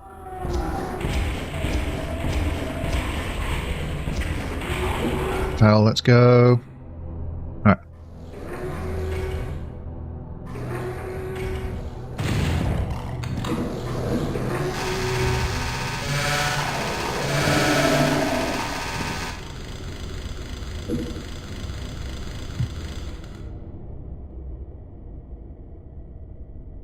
Does the chainsaw sound kind of like a saw to you in this?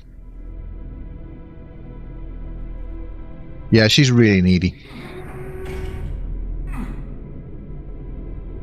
Yes, you are.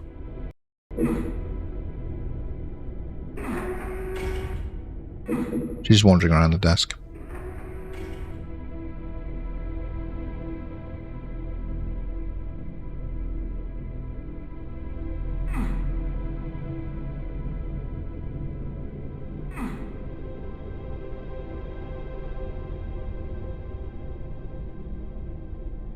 Okay. Guess that button there then.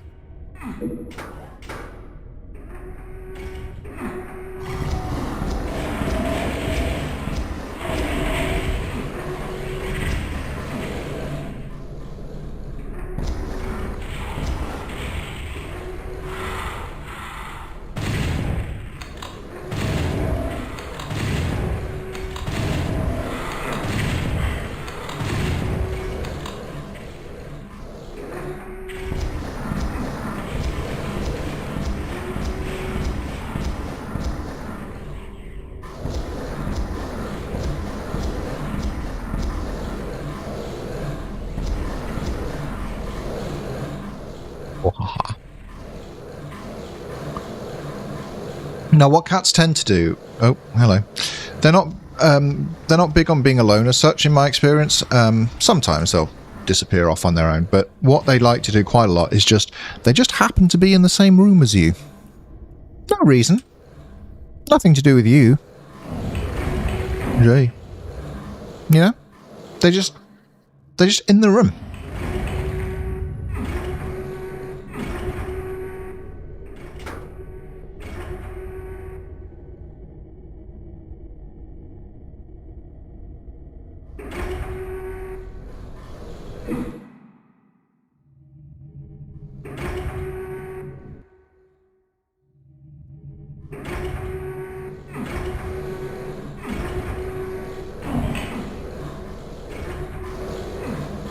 Okay, do we not get to open that until we've gone into the chasm? Is that what you're telling me?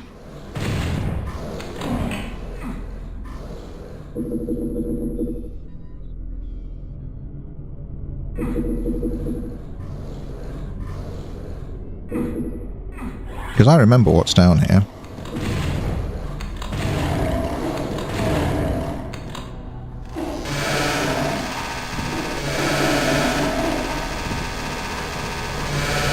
Just a load of these guys. Yeah.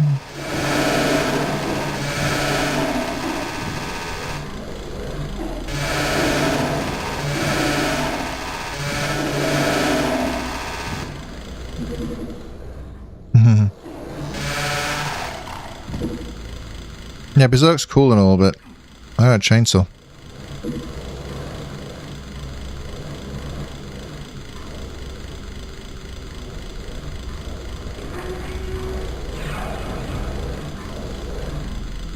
Yeah, and then this opened back up.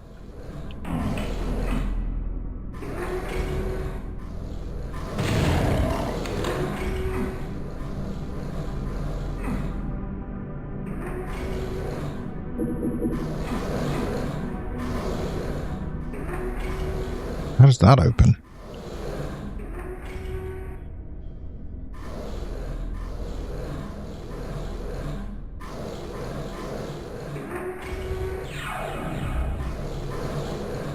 Yeah. Yeah. I can show you what she's doing at the moment. Let me just, I'm going to get really big, okay, guys? You ready? I'm going to get really big. Wahaha. Right.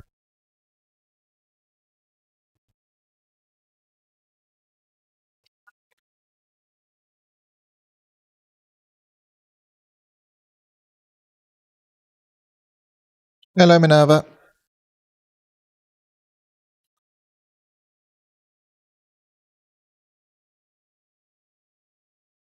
If I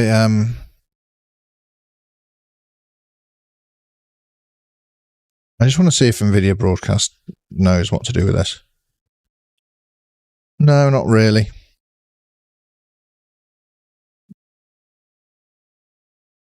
Nah, kind of. NVIDIA Broadcast doesn't really know what to do with cats. Alright, cool.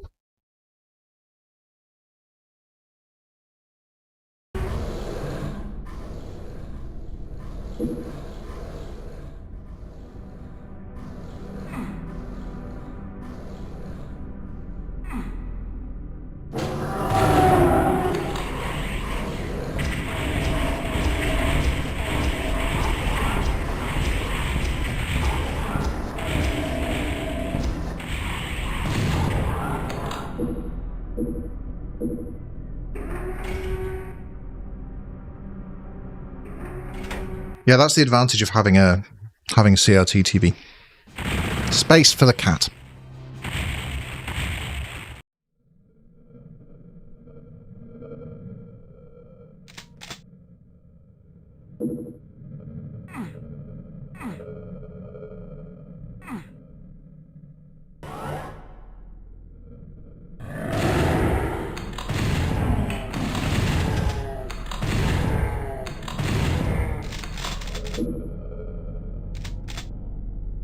Okay.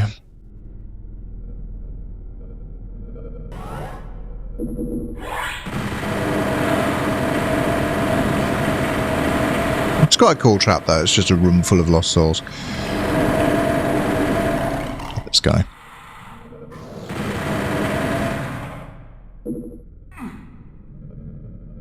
That looks like it should be traversable, but it's not quite, is it?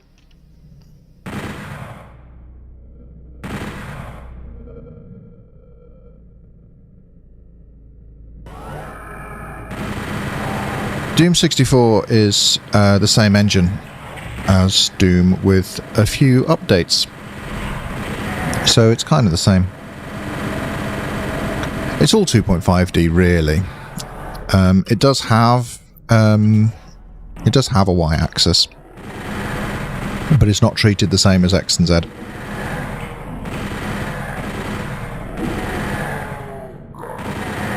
And map making for Doom 64 is, I think, very much like map making for Doom 1 and 2, where you're looking at it from, you're looking at it from above, making the map and changing the height values of things. Unlike something like Quake, where it just gives you 3D space and you place cubes.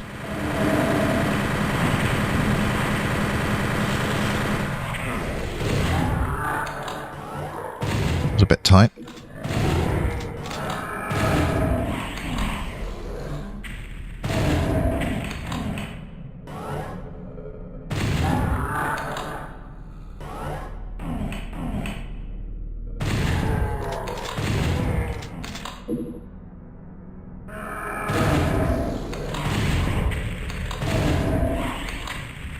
I think that's the mark of a true 3D game, is whether the level editor effectively allows you to treat all axes equally.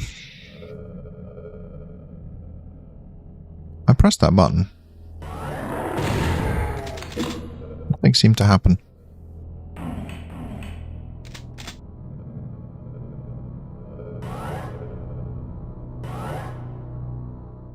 It's possibly modified from PS1 Doom, I don't know exactly.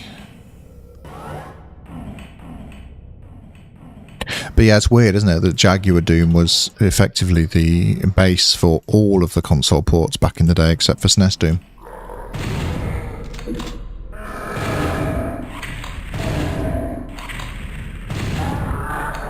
Which leads to the odd situation where the SNES port of Doom has better geometry than the PlayStation one.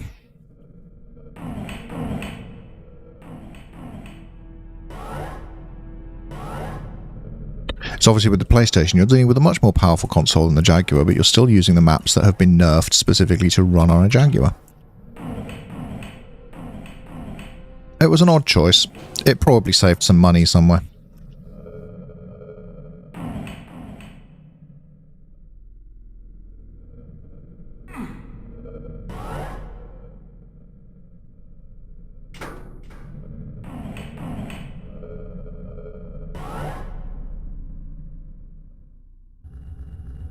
Oh, I see. Yes, poor Saturn Doom.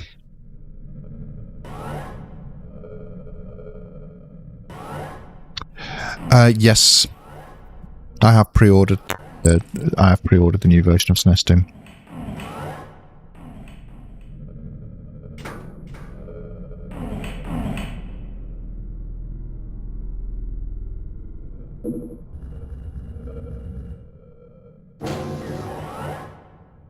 Went the wrong way, still got the Mega Armor.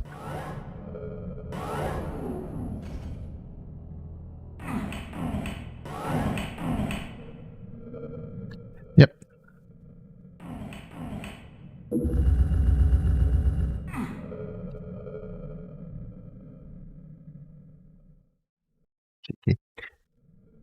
Yeah.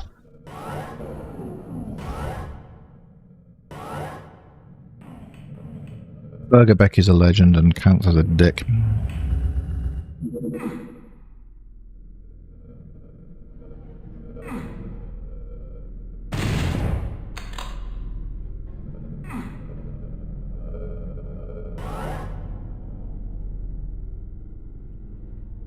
No, they didn't.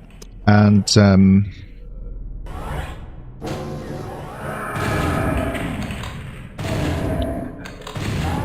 what she managed to get out of the 3DO with what she was kind of given to work with is nothing short of incredible.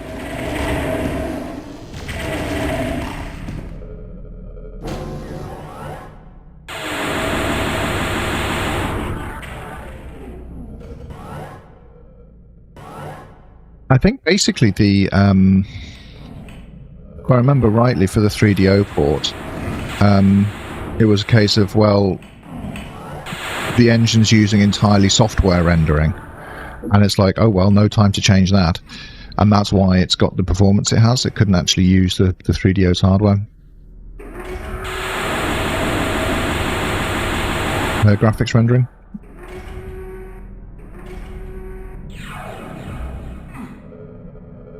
Oh, okay.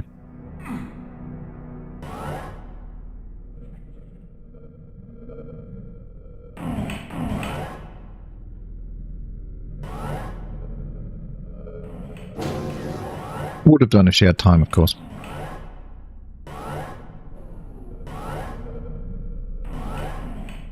But yeah, what was his name? That was the guy who basically, like, conned everyone.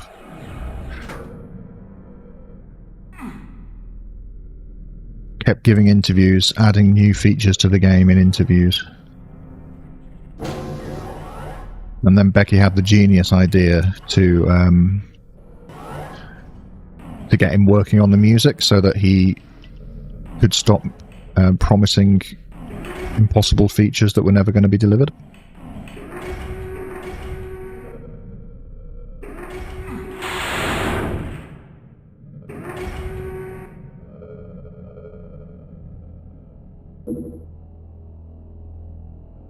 Yeah, the FMV would have been cringe though. Have you seen the pictures of the? They did get as far as commissioning like a cyber demon head and stuff. Yeah.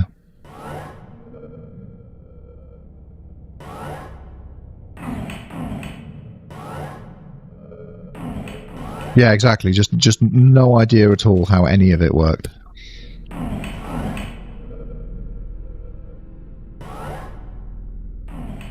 Okay.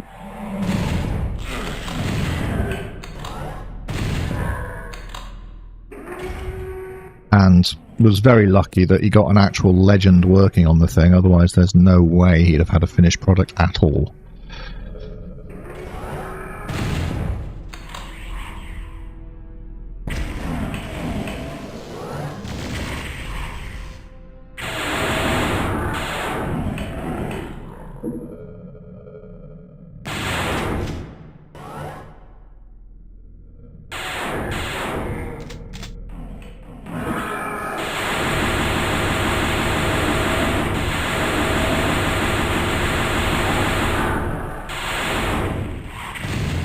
Hey.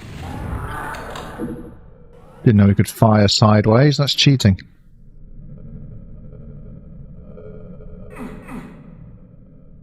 Randy Scott, that's it. Yeah.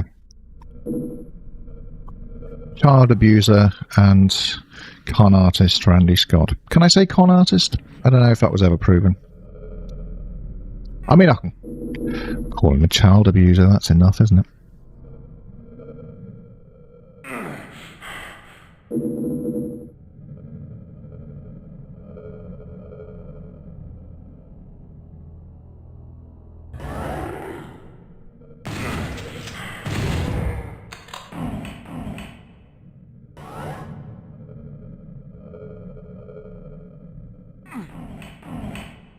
Yeah, everything about that whole story is yikes, isn't it?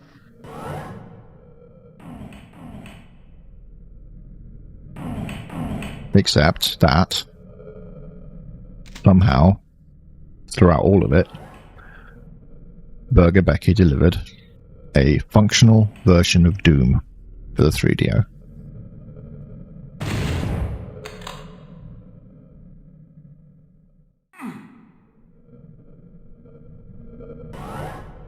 Yeah, I mean, probably. Like, his band was pretty good.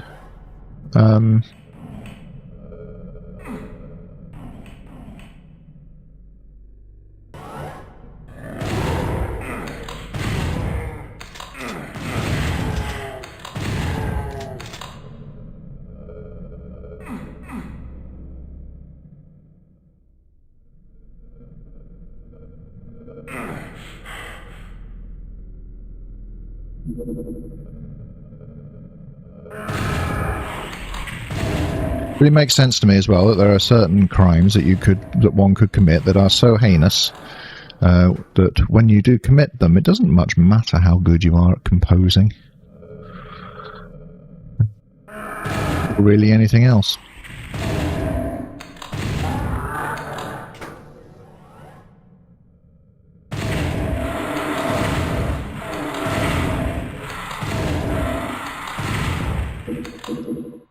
Did you see what's his name? Tim Epic.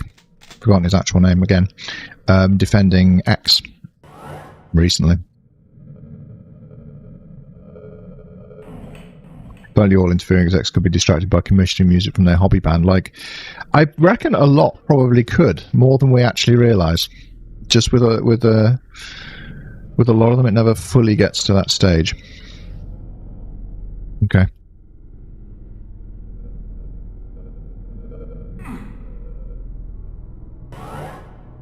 Tim Sweeney? I'm on a computer, I can just look stuff up.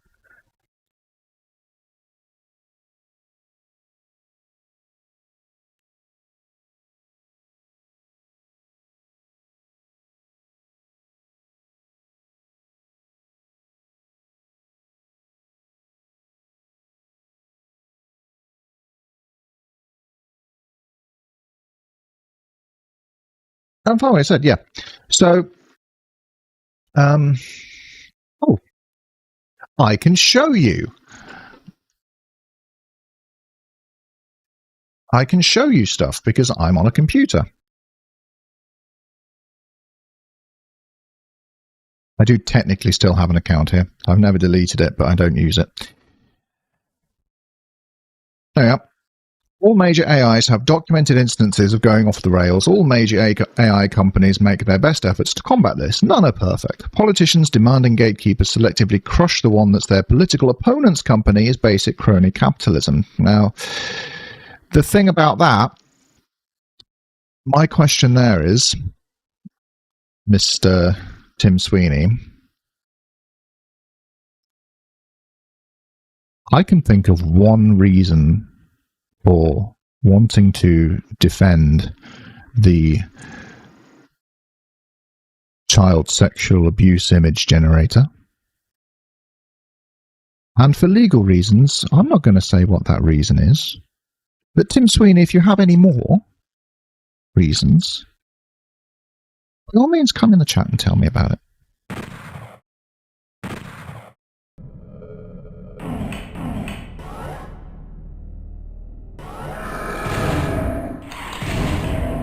There's a lot of people who would normally come to the side of Good Morning Jedi, the side of Musk and X and Grok, who have chosen not to. And there.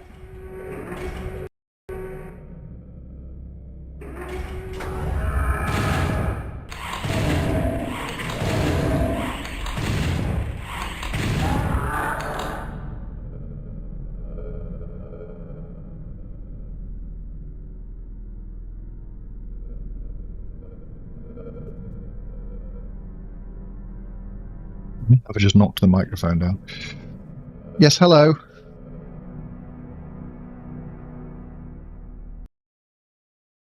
Is it Minerva time again? See, I think that's generous. That they're saying there are two reasons. Because I think even if you are on the money corruption train, you have to be like at least okay with the other thing. You know, you have to be the kind of person who is not absolutely disgusted by the other thing.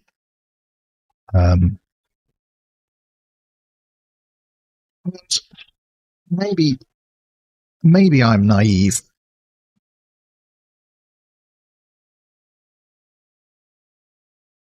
But the kind of people what kind of people aren't disgusted by the kind of imagery that Grok's been generating recently. Let's just think about that for a second, shall we?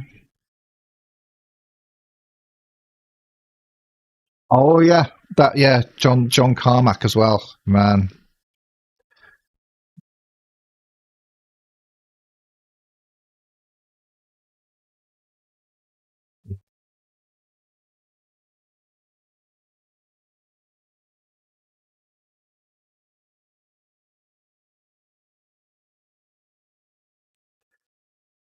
Also, just ad takes all round. Minerva, there's room on my lap if you want it.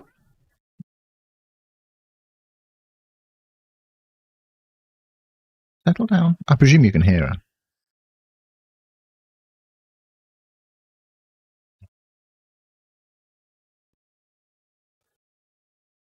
That's my mistake. I thought we were done with Minerva time, but I guess we're not done with Minerva time. Come on, darling.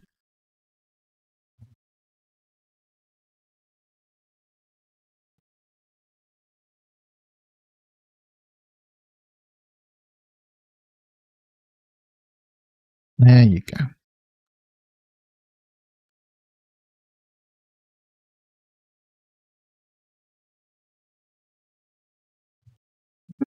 John Carmack is out there making sure it's known that he's the inferior Doom John and the inferior Doom Carmack. Yeah. He is.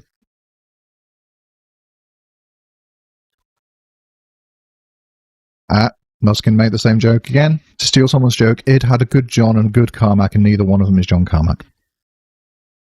Very good.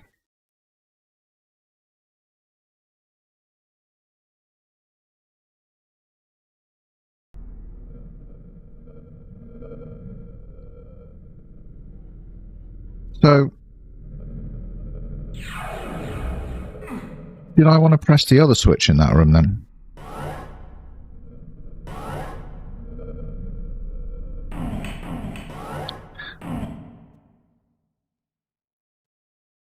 Settle down.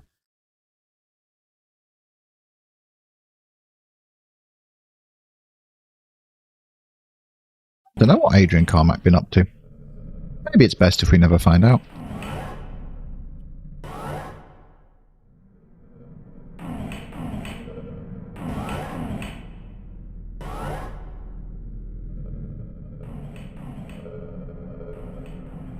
You see the microphone wobbling as Minerva nuzzles the bottom of it. That's nice. I hope he's out drawing some cool monsters and stuff and not doing anything weird and defending fascism.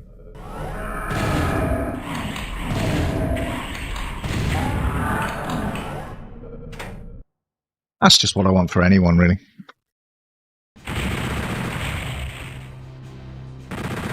Minerva, please. Please just be normal. Just for a little bit. Please just be normal.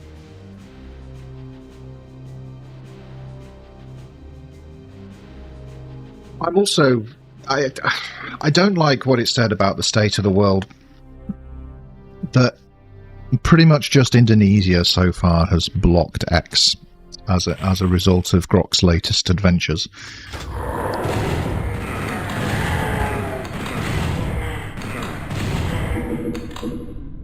I know what the UK's take has been. The UK has said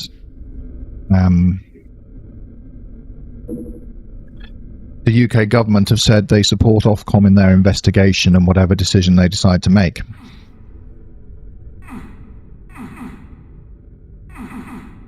What do we do here?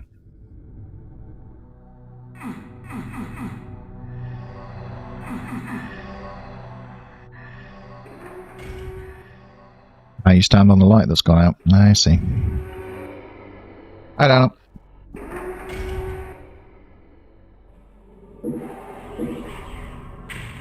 I could see Australia getting on it. Apparently their social media ban has worked really well for a lot of kids, from what I've been reading.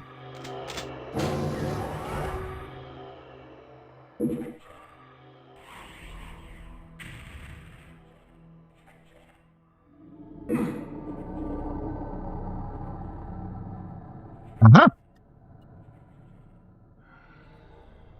That's cool information. So I heard that Indonesia has blocked X. Is that true?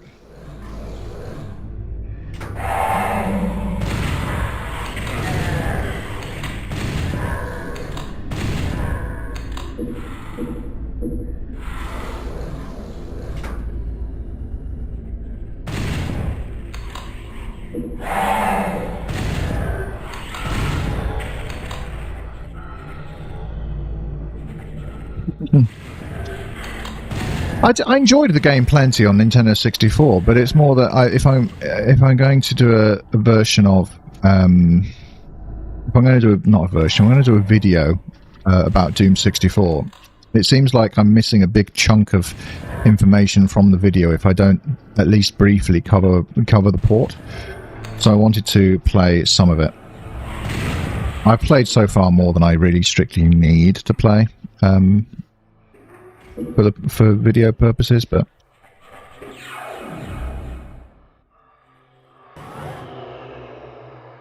you know, too much footage isn't exactly a problem.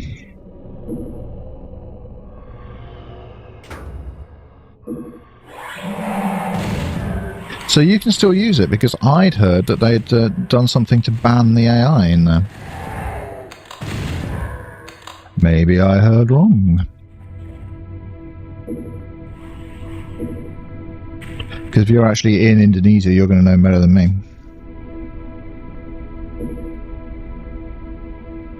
Did they block Reddit? I didn't know they blocked Reddit.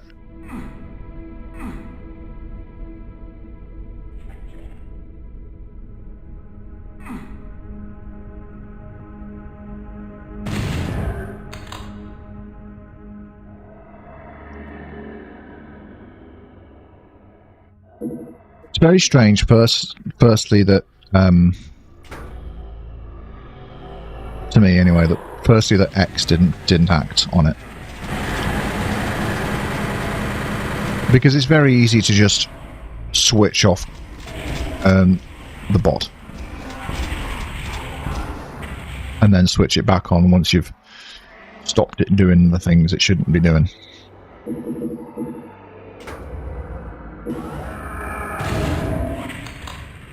They blocked Reddit years ago, and the only way to get it is to access TMS. Okay. That's often the problem when governments do block things, is that they don't tend to unblock them very easily. I do understand that. Okay, Adrian Carmack purchased a 5-star hotel in Clonard. Good for him.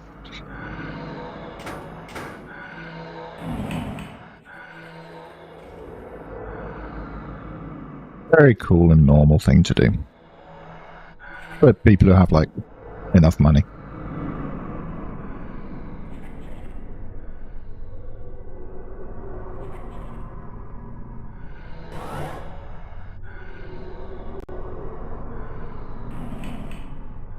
Yeah. I suppose that is the ultra-capitalist answer, isn't it? Is to just turn it into a selling point. Apple and Google should also be acting on it, yep. Absolutely.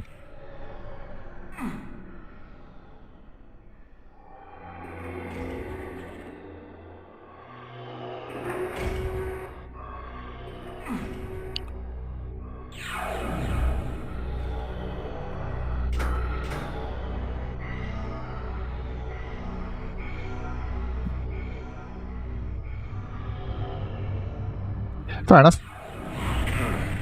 As I say, I don't really know a great deal about Indonesia.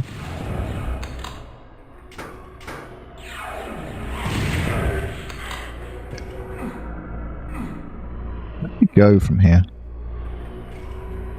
The thing you got to realise about Elon Musk is that he just hates women so much.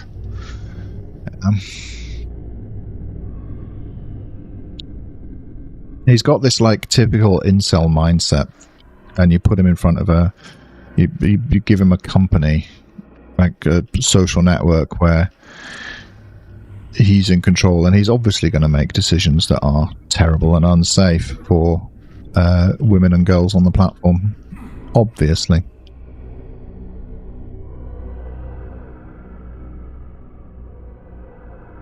Oh, I think I remember, actually. Yeah, now you said that, I remembered.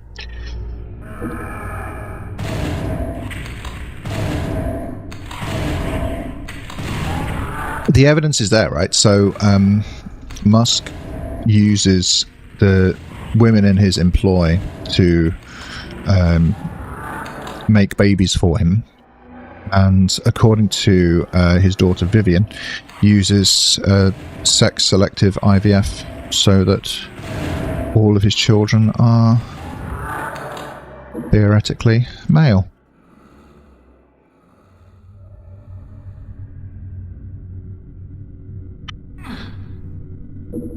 Weird that that's legal in the US, by the way.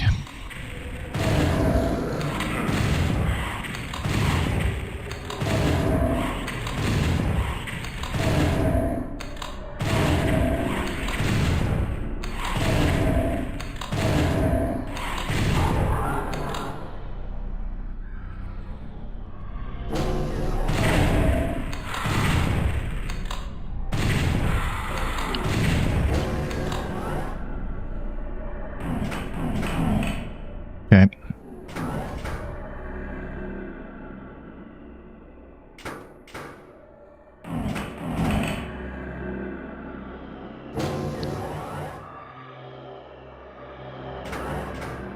Yeah, like everything Musk is dystopian sci-fi stuff.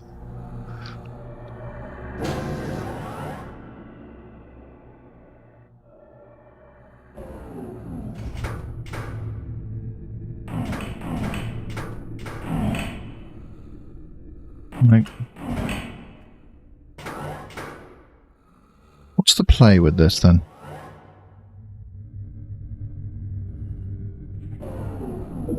Okay. Of course, you just go and touch a random texture in a different room, and then you get the key. Obviously. Okay.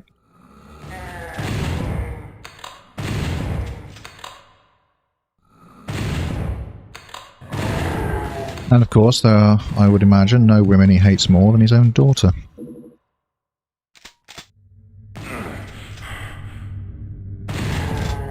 He does seem miserable, and there's a strange kind of comfort to that.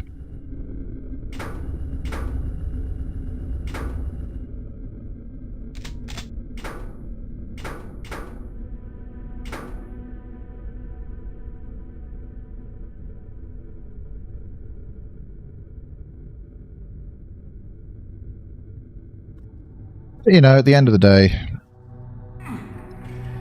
he's just proof of a broken system.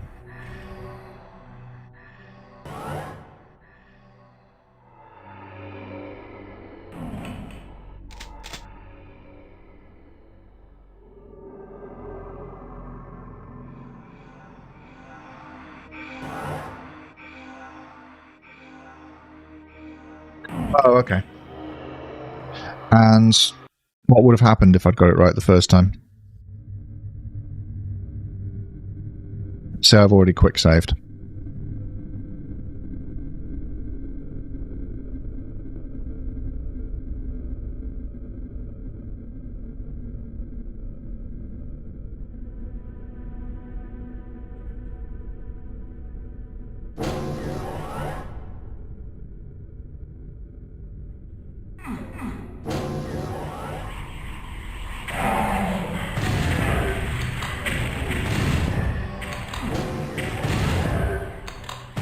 Oh, I got the plasma rifle. If that's all it was, then that's fine.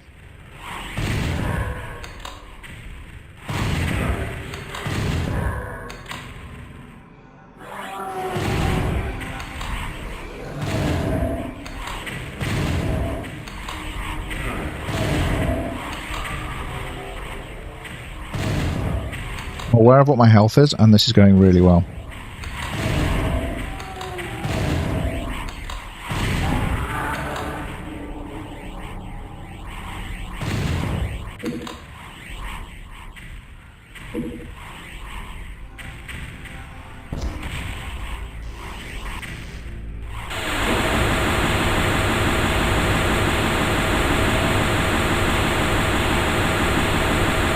Get unmade.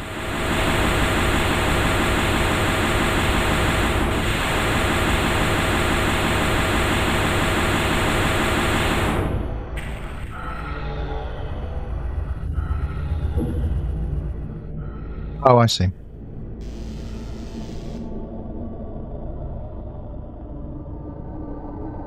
Yeah, 2 health, we're fine. Health is a resource, 2 isn't 0.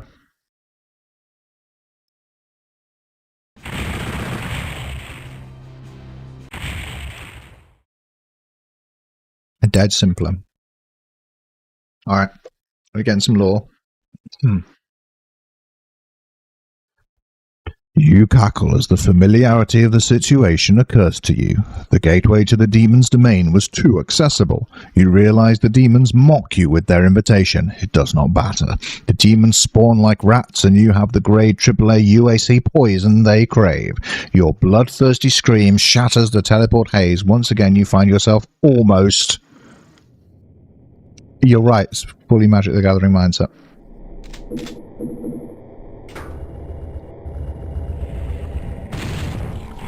Yoink. Picked up a med kit that you really need. And I really need this one too. Outstanding. We can do this. We can do this.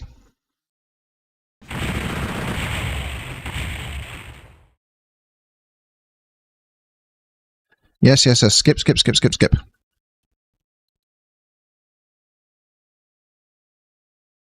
Yeah. And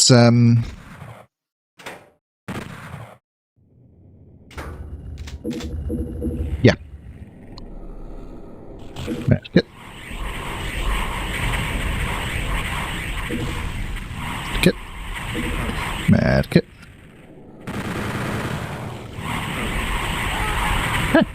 Didn't help.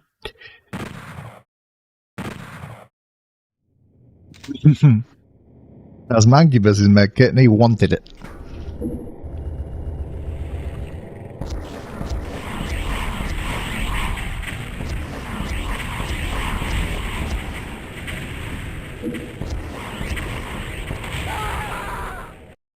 It's going well till I blew myself up. We can do this. We can do this. 2 health's all you need.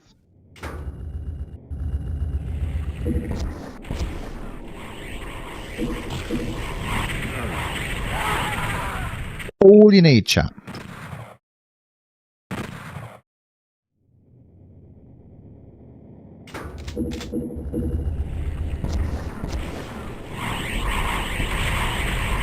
All you need. I need to also just not keep blowing myself up. Yeah, I feel good.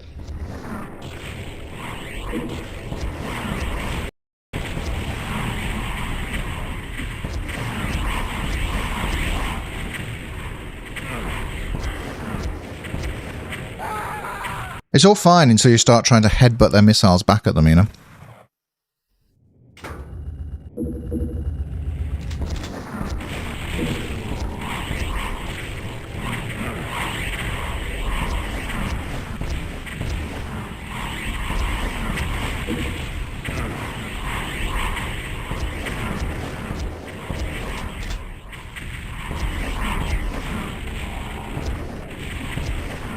Oh, you see that one, chat?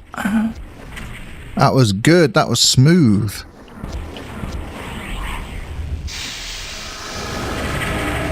Hello, demons.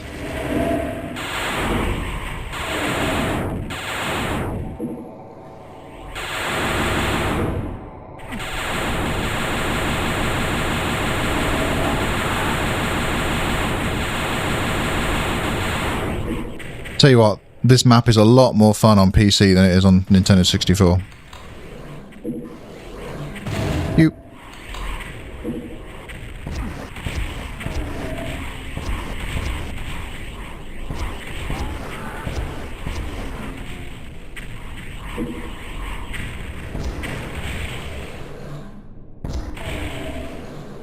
Looking for a safe space to quick save. I haven't actually found one. There we go, holding. Right.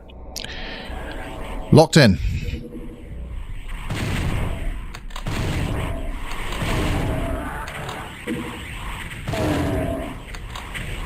That is the sad thing, though, that quick saves do make just a little bit too easy.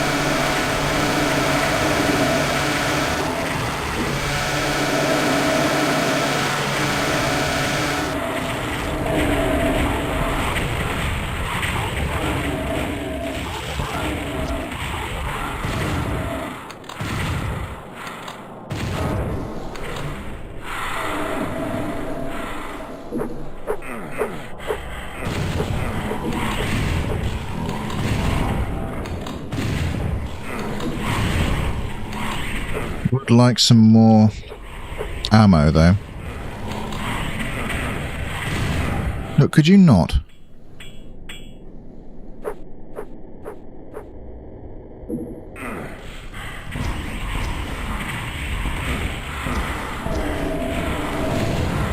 It's not going as well now.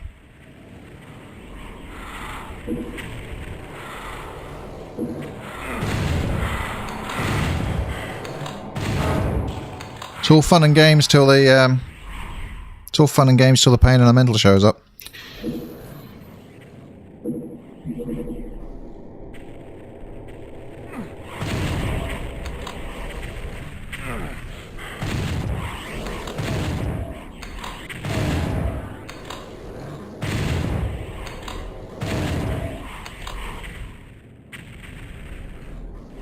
And I've obviously done absolutely nothing to conserve ammo during this fight.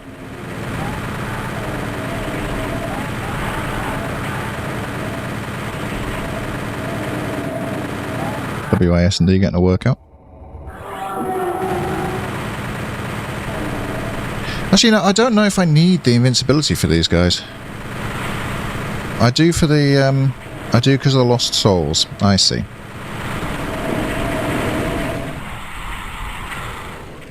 Right.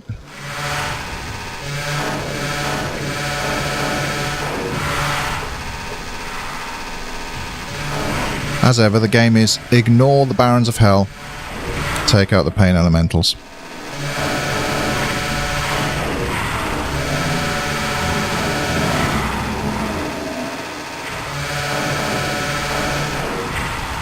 Yep. And I just saw someone on chat has recommended I do exactly that. So yeah, good shout.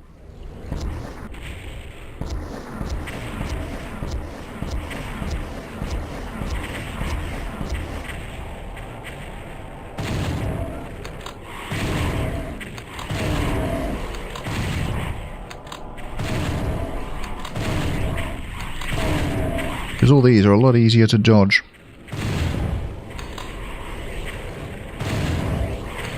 Oof, that was close.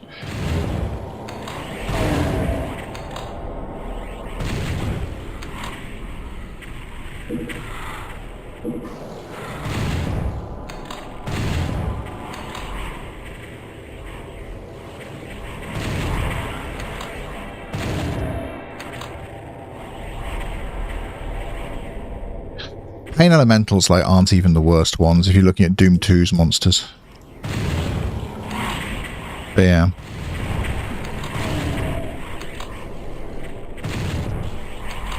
You've probably seen my Doom 2 video, but the issue with Doom 2's monsters, the new ones, is that they all demand your immediate attention. Apart from, like, the Mancubus.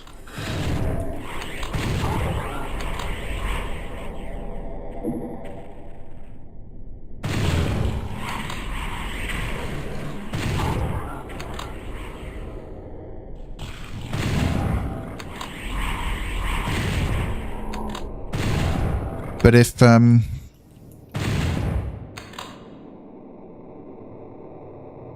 If Midway was like, we've got enough room on the cartridge to keep one enemy from Doom 64,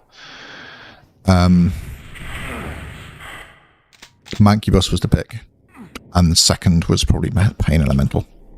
I think. Like, because what do you take? Like, Archviles, Chain Gunners. They're not adding much to the game. Having like one enemy that turns up and is a must kill above everything else is fine. And that's the role the Pain Elemental fulfills.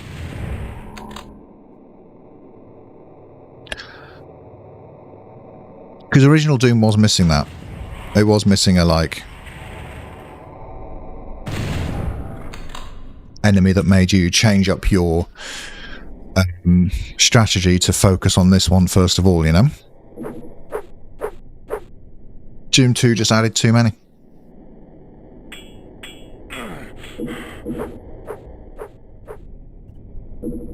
Oh yeah, Revenants.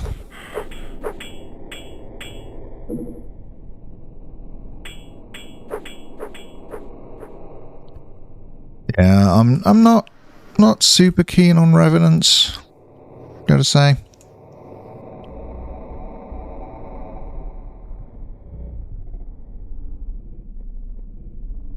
It is subjective, you're right. And I think even though I forgot Revenants exist, I'm still going to stick to what I said, because the homing missiles on Revenants are annoying, and I don't think they add enough to the game to be worth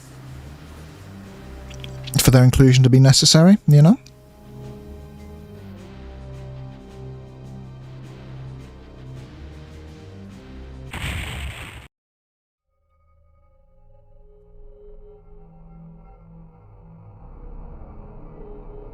They're wonky and their rockets are inconsistent, but I like the little dance you have to do around them. Yeah, fair enough.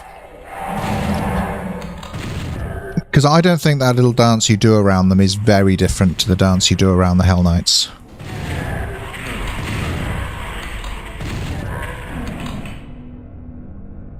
I think our precious Doot skeletons, they do have that going for them.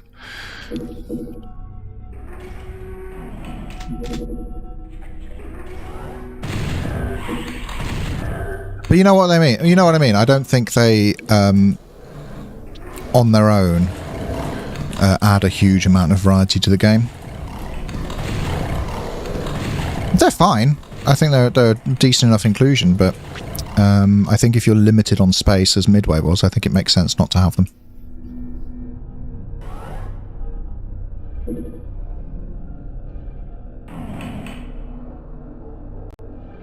Okay, so... okay. So Indonesia wanted to ban grok in a kind of puritanical way, as opposed to, it doesn't matter so much that the images are non-consensual. You know, that's not their concern. I see.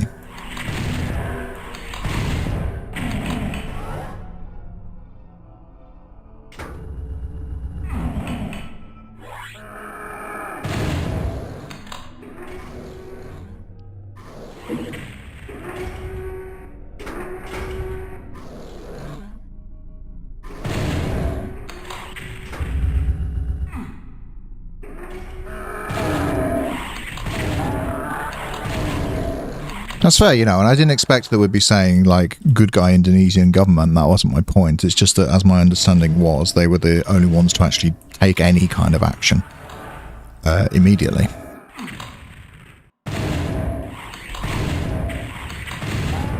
Or immediately-ish.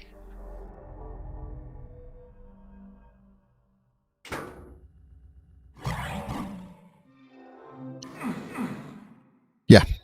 No, that's true, and they're easy to include in something like this. They're just a palette swap, so they're free in terms of storage.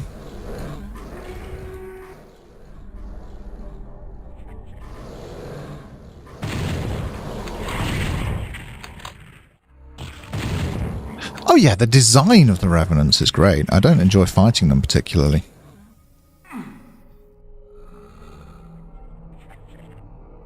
But they weren't the unofficial mascot at the time that Doom 64 came out, so it was easy enough to imagine a Doom game not having them.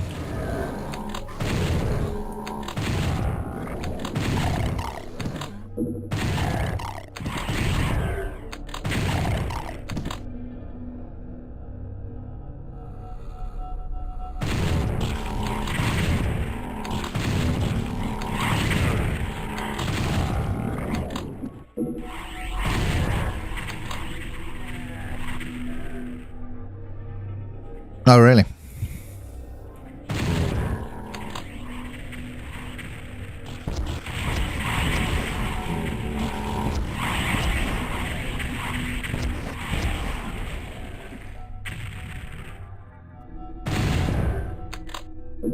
gotta be careful what I say to them about this because it's a great way to get the stream demonetized, but I suppose it doesn't matter. It doesn't make, you know, what's 10 cents or whatever. I don't actually make anything from streaming, really. Yeah, so... Oh yeah, there's Arachnotrons in this as well. Yeah, that's also cool. Arachnotrons are also good. Yeah, cheers for hanging out. See you again soon. It's weird to me that Ireland wouldn't have laws against that kind of thing, right? I'm sure, as you say, they are pretending, but it's a very weird situation, isn't it? And I think it should make people like stop and think a little bit here, because you think someone's created a program that makes indecent images and has made that available to everyone. That's fairly obviously, you know, prison, right? Like, there's not really a question about that. If you just couch it in those terms, if you just say that. And then you've got all these governments going, he has got a lot of money, though.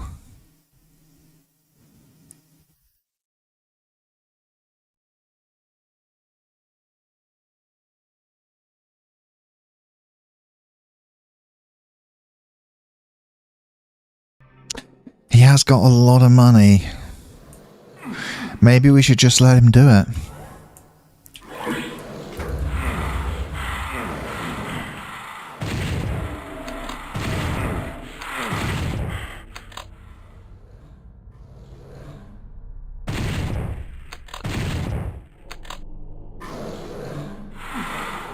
Maybe we shouldn't, like, take any legal action against him. You know, he's just got so much money. Shall we block the tool he's developed then? No, I mean, really, so much money. Like, we can't possibly block it. No.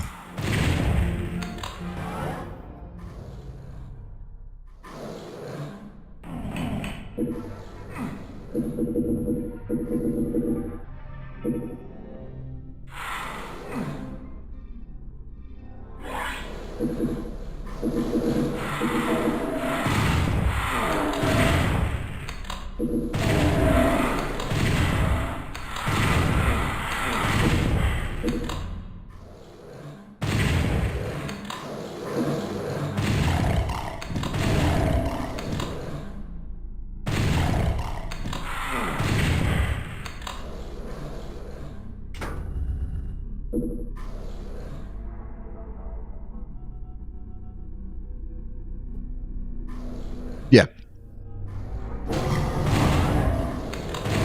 So Indonesia's managed to do a temporary ban of grok. I see.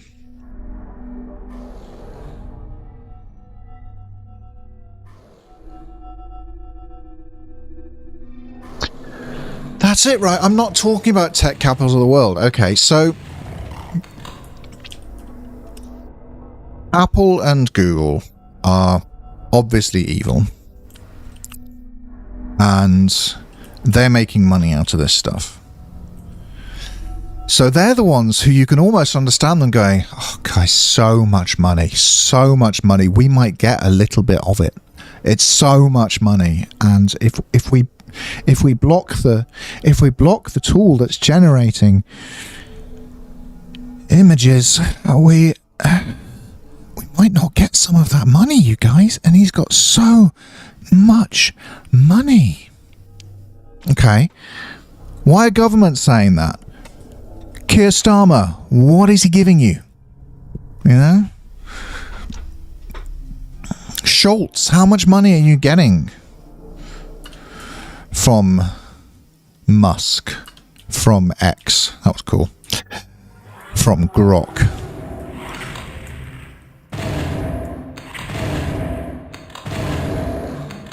Because the answer's none. Right? Surely the answer's none. If the answer's not none, we've got bigger problems.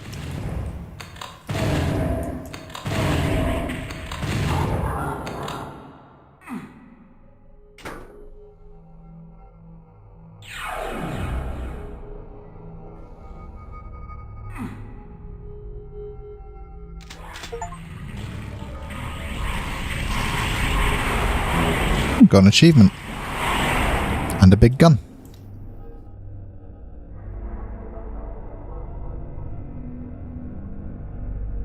Yeah, we can agree on that. It's flown away. Is it flown away? It's flown away. That's stopping there. Okay. Yeah, that's it. You can't expect corpos to act on it, but governments have a duty to. Why aren't they?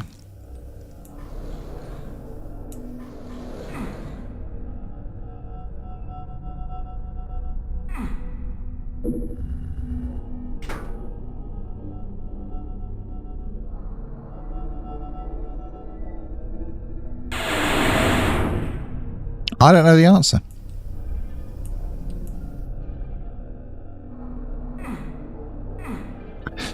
Yeah, a lot of the Irish economy is tied up in these huge tech businesses, but still, I don't... Okay, so your island, right? You block X.com. Do they move their headquarters? I don't know that they do.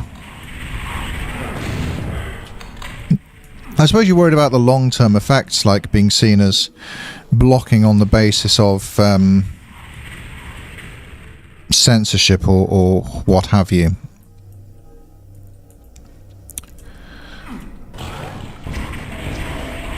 But honestly, like, reading the room, I don't think there are many other, like, strands of big tech coming to defend in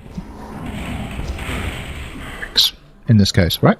Pretty much just Tim Sweeney. Like, that's the reason Tim Sweeney doing it is news. It's because not many people are.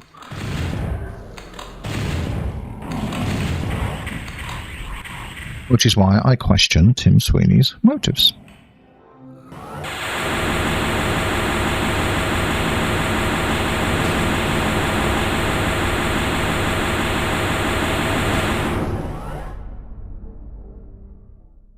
So much money, you guys.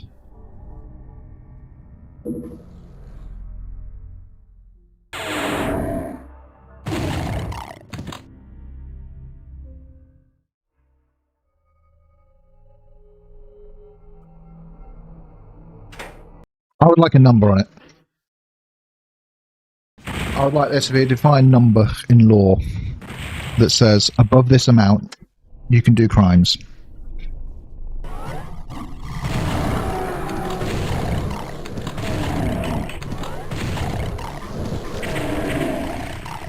Not just any crimes, but some of the worst crimes against humanity.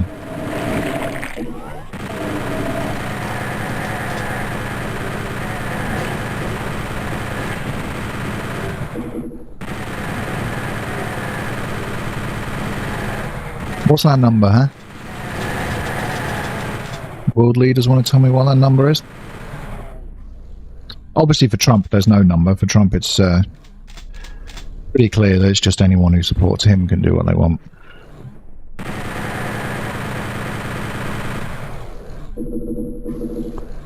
But somewhere in the deepest, darkest recesses of other world leaders' heads, there has to be a number.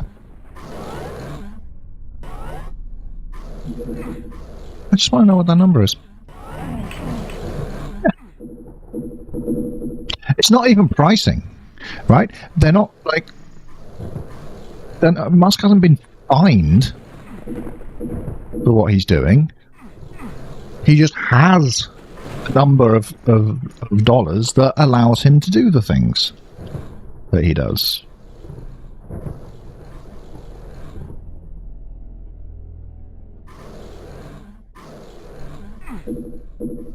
Now, where do we go in this map?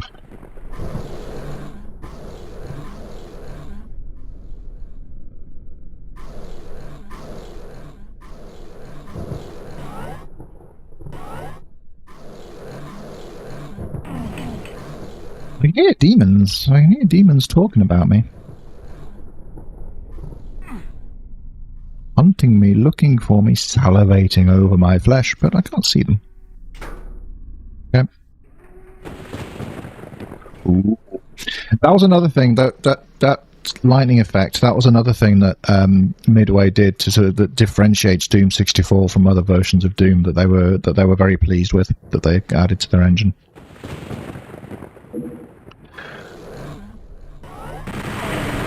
They did make some really cool skyboxes.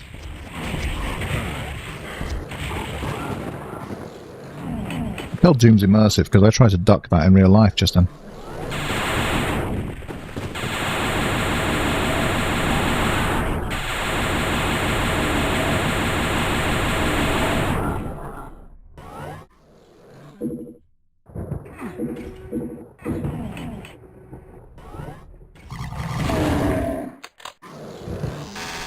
Well, one at a time.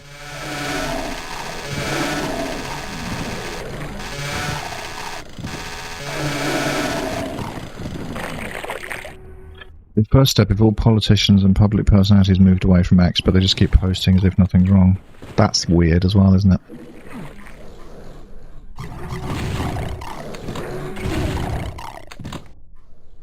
I wrote to my Member of Parliament months ago. I think it was when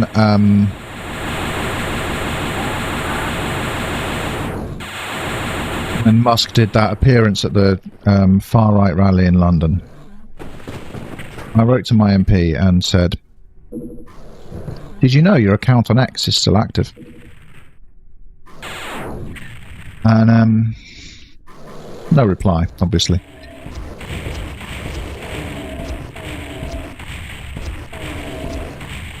My MP doesn't reply very often to me, if at all.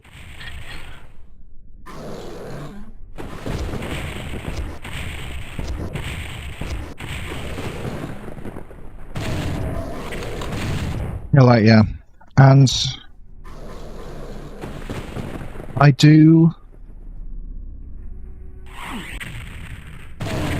think less of people who remain on there.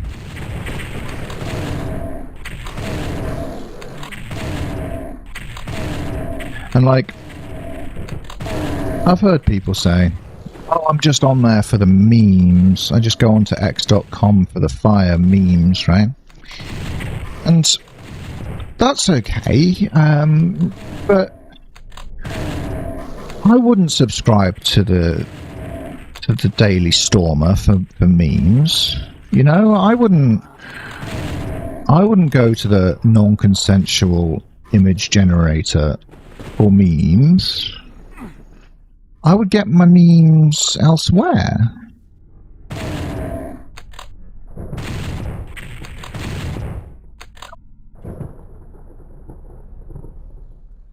And still being on there, you know, it's not that you're automatically a bad person if you're still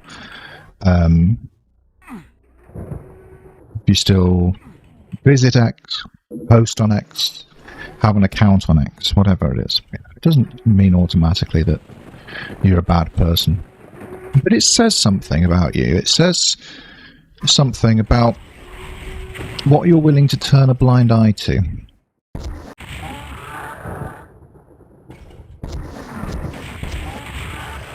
For convenience. And I guess also just it says something about how much you really kind of think about certain issues and care about certain things. I don't like what that says about you.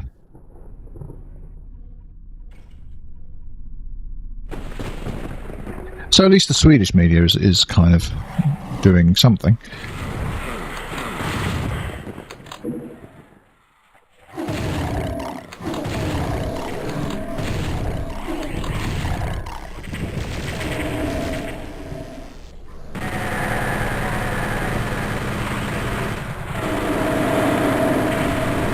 It seems just so obvious to me that politicians should have got off there a long time ago. Like, absolute no-brainer for politicians. But everyone else should have done too. Like, our friends and families, people we know. You know? Public figures.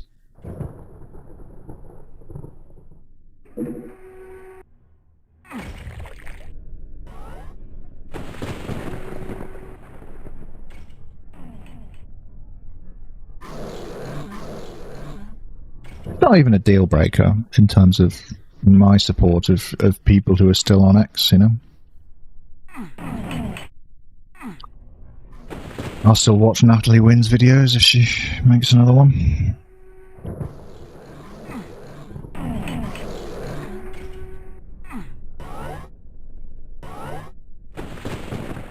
It's just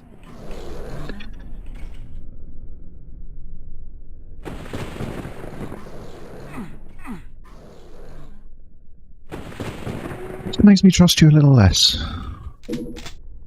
because of what it says about you. Just a little.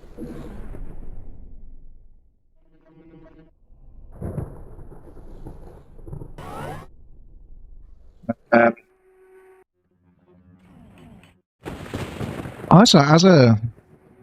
got an account, but it's mothballed. The app lives on an iPhone I've not used in years. I live deleted the app in a previous video, which you've all seen. I've still got an account that I've not deleted. But more and more I'm asking myself why. Same thing. Twitter was my primary social media platform as well, and I left as soon as Musk acquired it.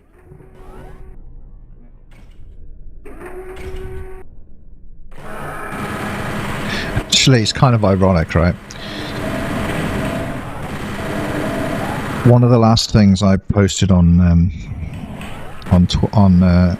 Twitter, as was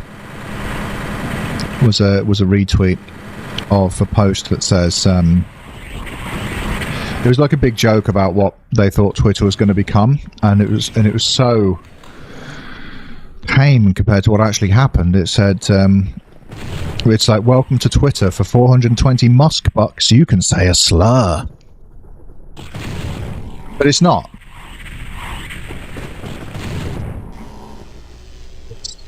For real money, for real dollars, you can generate non-consensual images of people of any age.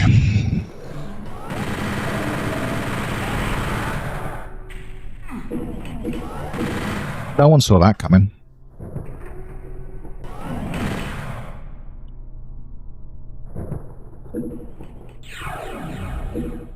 Yeah, I'm the same. I pop into Facebook occasionally to see how people are doing, but the second you scroll on the home screen, it's just a bunch of stuff I don't care about.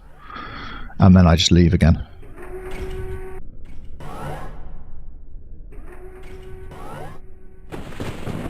So like I've got notifications on Facebook for certain people, so I can sort of see how they keep up with kind of how they're doing and stuff.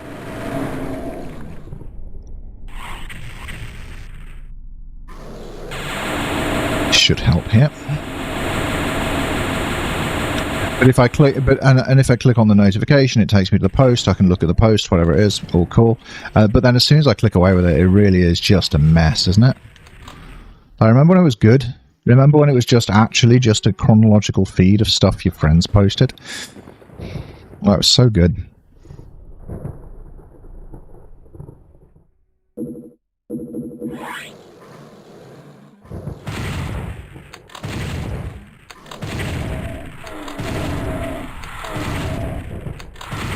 I think there was an argument that X could have made at the point when all this was coming out with Grok's pictures and stuff, where they could have said, we're only going to allow paid members to generate images with Grok, and the reason chat that we're only going to allow paid members to generate images with Grok is because they're paid members. We have their details on file, we know who they are, and we can pass that information on to law enforcement if they generate any images that the police would like to investigate.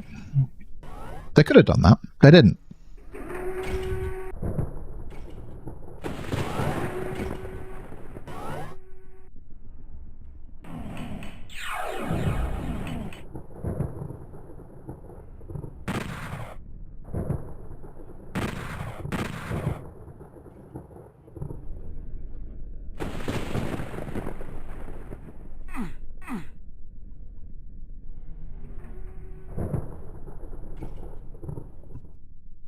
I have my Facebook bookmark set up to only show friends and page I follow. I didn't know you could do that. I presume you can't in the app.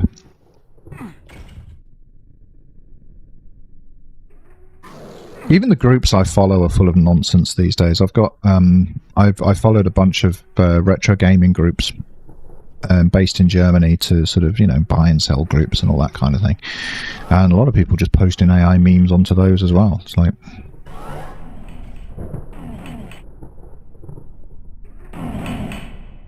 yeah. I also do that. I also tried doing the not interested thing, but all that stuff just comes back because that's what they want to show you. That's what's profitable. So I came up here, I got the key. Where do I put that key?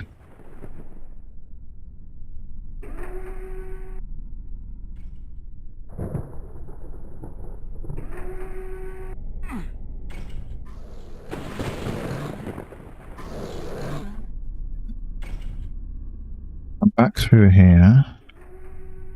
Aha, there it is.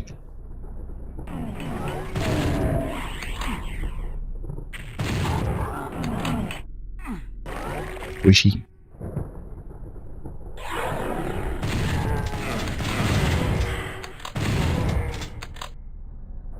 How do their shotguns fire that fast? I used to have around 5 Twitter accounts, but I haven't logged in since the new owner. I don't want to give X any interactions by logging back in just to delete the accounts. Fair. I think the reason I half justify keeping my account, not even fully really, is because there are times when I make videos where I do actual journalism, or some amount of it, and I do use it as a research tool sometimes. It was very useful for my Flappy Bird video because everything Donged Win posted on Twitter is still there on X. So I was able to look at his posts and refer back to them when I was doing a video about his game. And stuff like that you can't really do if you're not logged in. Like if you're not logged into X, you can't even see replies.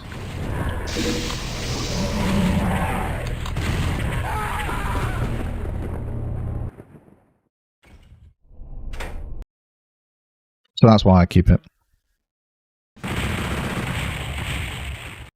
It's a work thing.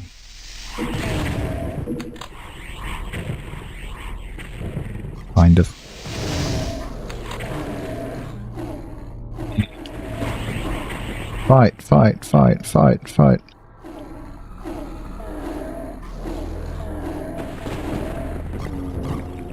Thank you.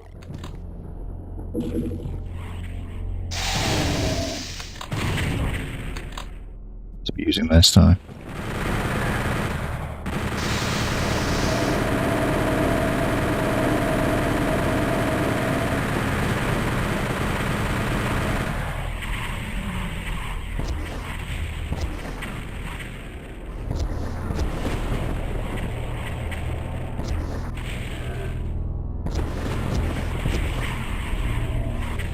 Yeah, we're just sniping a little bit.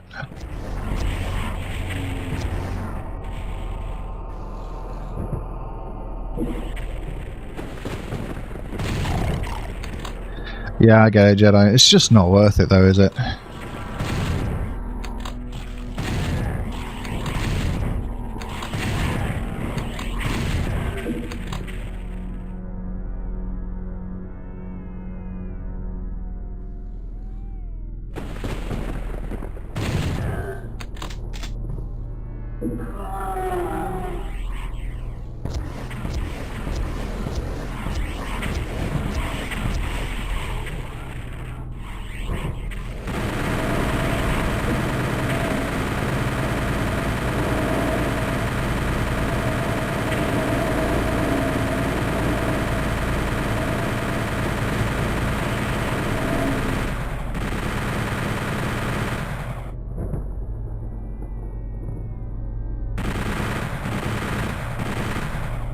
This is the kind of Doom gameplay I really like. Is you've got your enemies to focus on, but you've got to keep a real good like situational awareness of all the other stuff that's shooting at you as well, and what kind of moves you need to make to not get hit by the things that you can't see because you're focusing on something else, you know.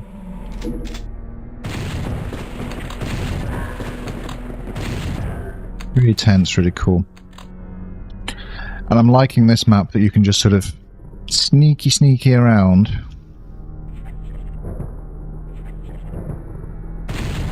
Take out the enemies like this before you start teleporting up and getting up close with them.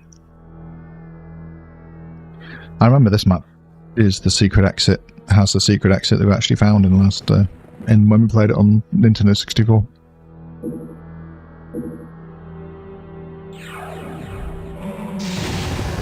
Go in here and it's quieter.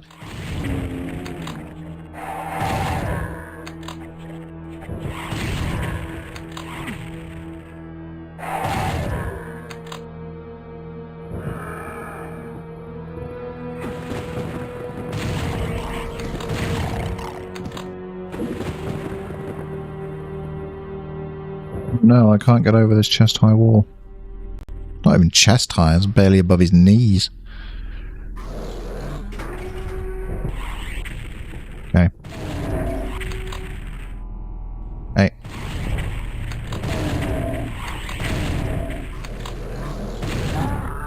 I suppose there is an argument like, the Hell Knights are a weaker Baron of Hell. And it's like, oh, weaker Baron of Hell, you mean imps?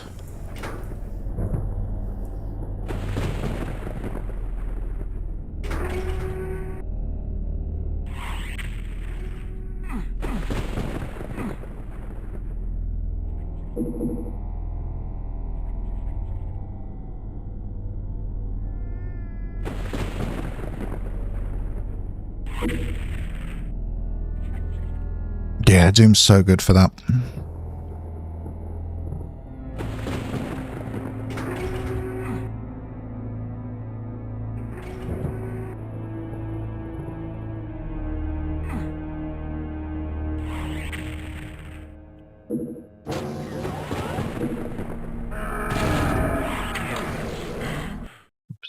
Yeah.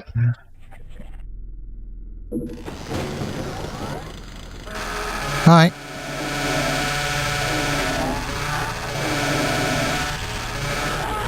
Okay, that doesn't work.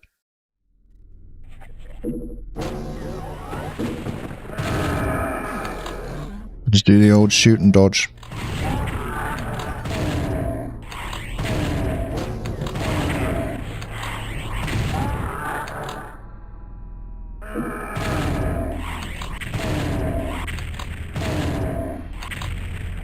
Phew.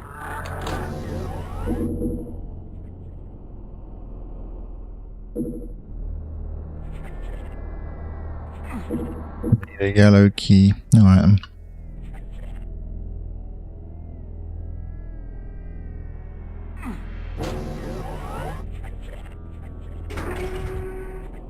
Yep.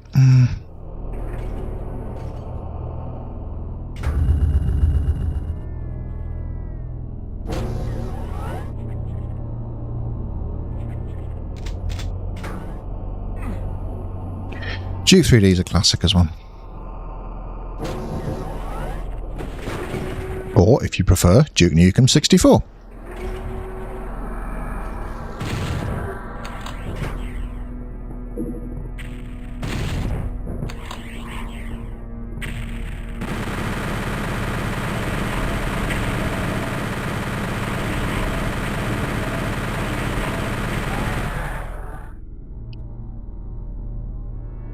Doom's better though.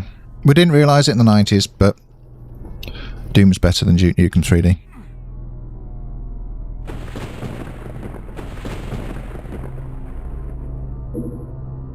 It's not even very different on the Nintendo 64, that's the weird thing.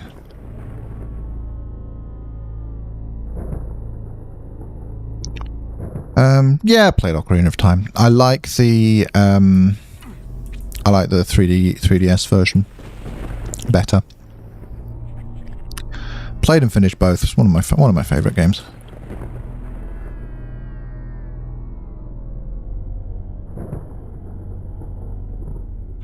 Painkiller. Does it? I really enjoyed Painkiller at the time. Because it was like it was meant to be like a big return to the Doom style of gameplay, right? But yeah, I can imagine it feeling a lot more janky now than it did back then.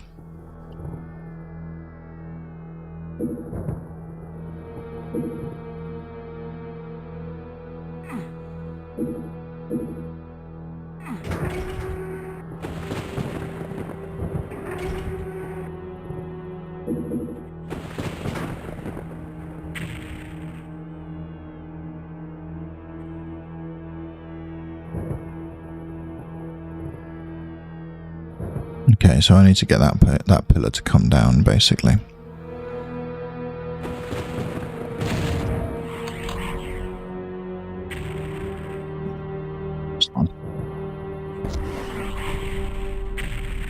Just looking across my number keys there like it's a menu.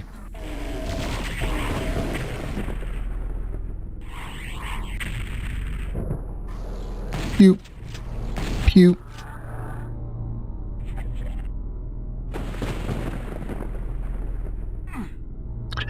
Yeah, I guess you're right, because after Half-Life 2, it was just all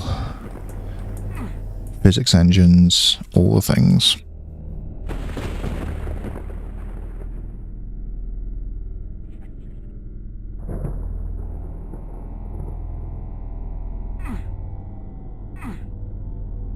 So anything opened up down here yet? Because there is a bit down here that's supposed to open up at some point, right? I vaguely remember.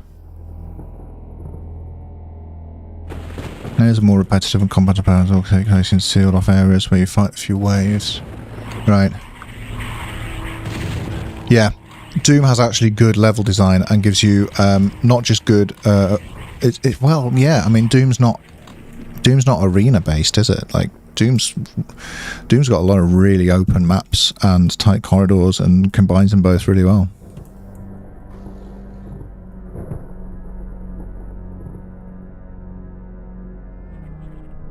Yeah.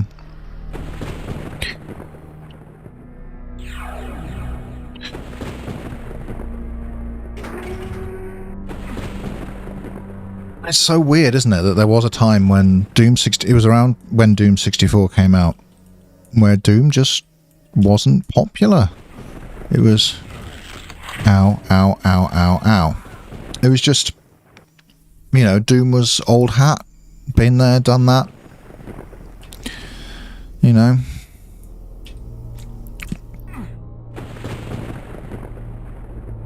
Doom was early 90s, we're late 90s now. We're much more sophisticated. You know.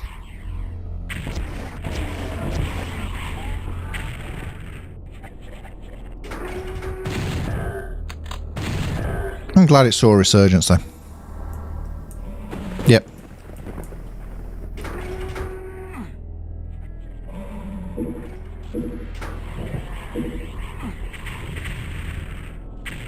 Also, there was a brief period where the sort of term for first-person shooter was Doom clone. And object. I am glad we moved away from that.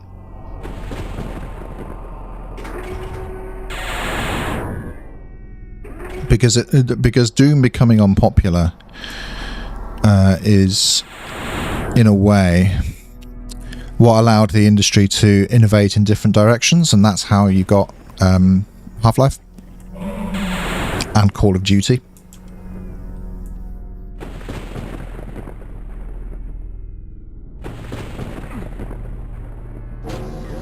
Yeah, I mean, it wasn't just you, it was everyone. It's like, that's what magazines at the time were saying when Doom 64 came out. You know, it wasn't just us. No, we're out of cells, are we? Perfect.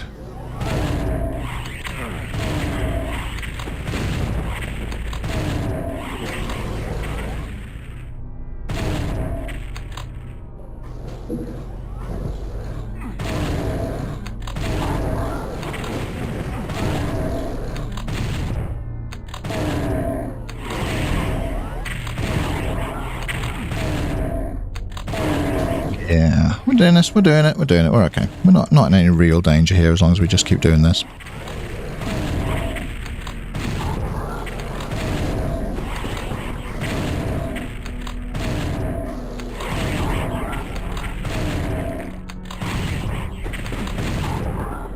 Pew pew.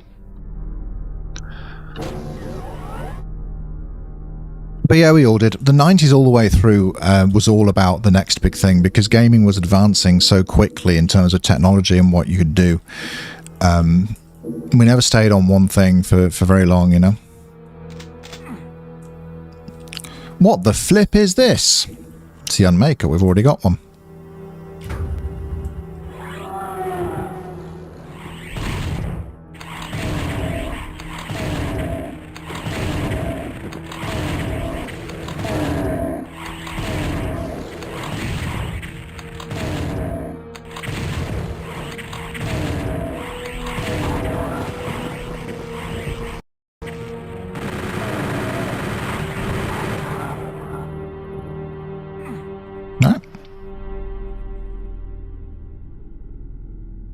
Right, okay, yeah. So, how was Turok?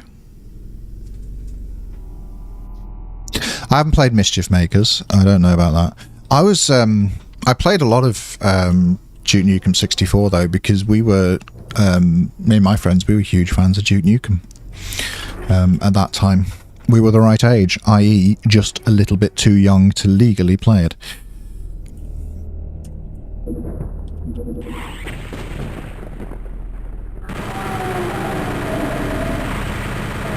Look at this secret I remembered, guys. Aren't I good? Please love me.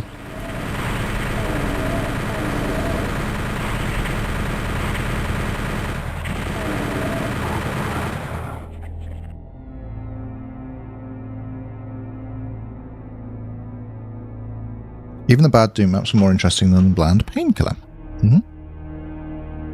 Yeah. Actually, I remember enjoying it. But to a point, I guess, because, yeah, like, I even remember it being repetitive, even when I liked it.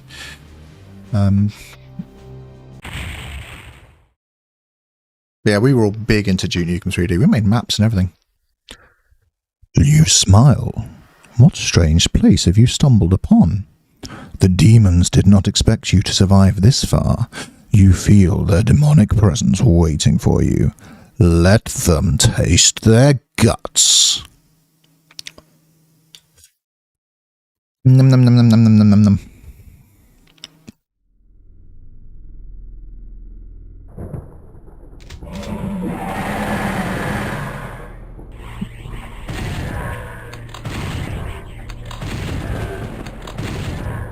In the booktube world, they call that DNFing, when you decide not to finish something because you're just not having a good time with it.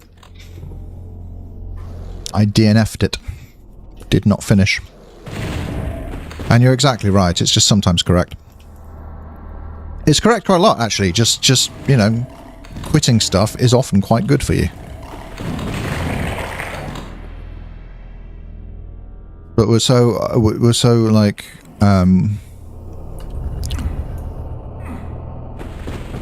concerned with the sunk cost fallacy. Do you know I've stopped playing Metroid Prime 4? I just stopped. I'm playing this. I'm having a great time. If you want to, you can just stop playing Metroid Prime 4 and just play Doom 64.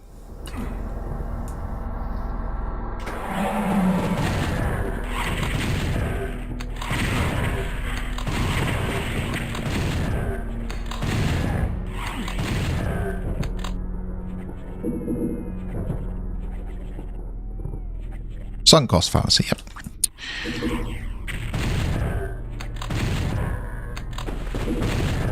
Nah, me and my friends, we made a few good Duke Nukem 3D maps back in the day. We were obviously like teenagers and too young to be on the Duke Nukem 3D forums, but we were. And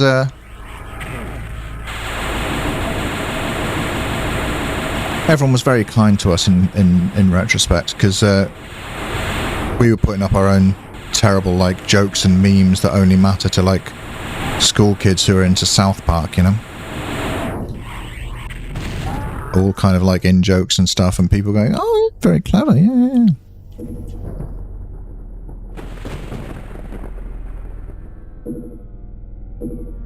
But we did make some legit good maps.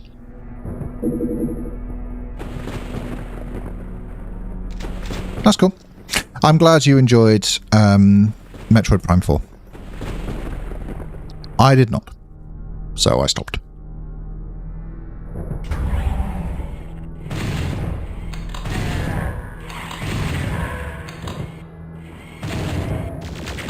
So our first Arachnotron.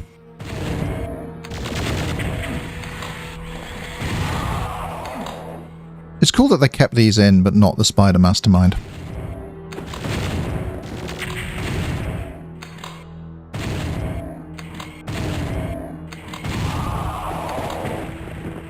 We missed that. We missed talking about those while we were talking about Doom enemies earlier, didn't we?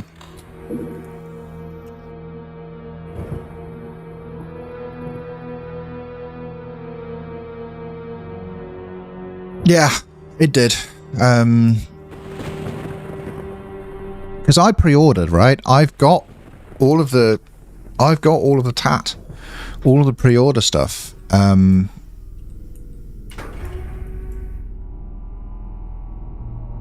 You know, I was properly hyped for it.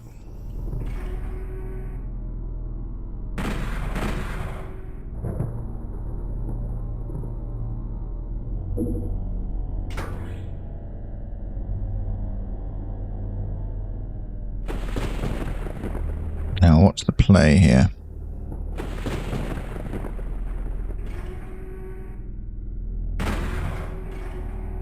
It is all shooting switches. There it is. Right, so it's...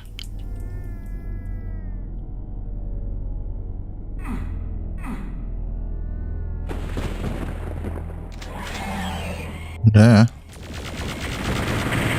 Why are we having more enemies now? I'm not ready for more enemies. I'm doing switch puzzles! What are you doing? Alright. Can we just do the switch puzzle? Yes. Whatever it is, it doesn't belong in this world. Same.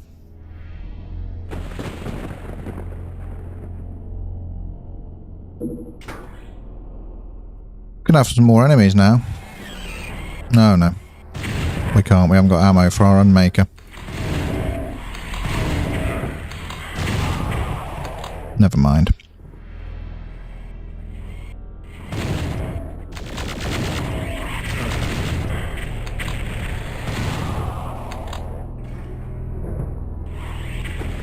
Those nightmare imps hit hard, huh?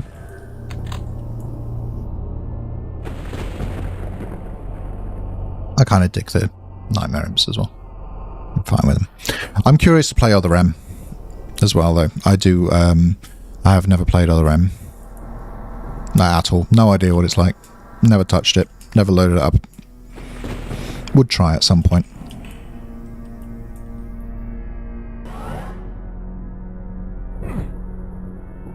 Interesting, though. Only as long as they patch out the obligatory hand-holding. You wouldn't replay it otherwise. No, that makes sense.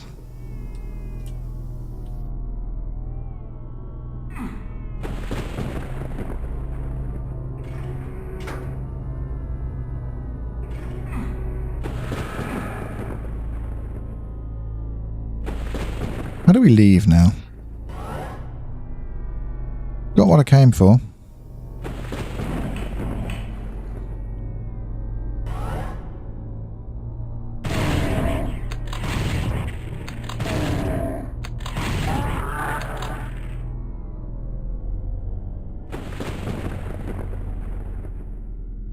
Hello. I wish please to leave.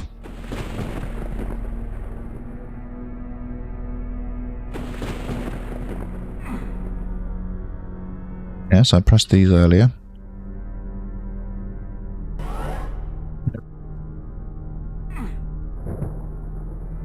Quite a short map, this, isn't it, really?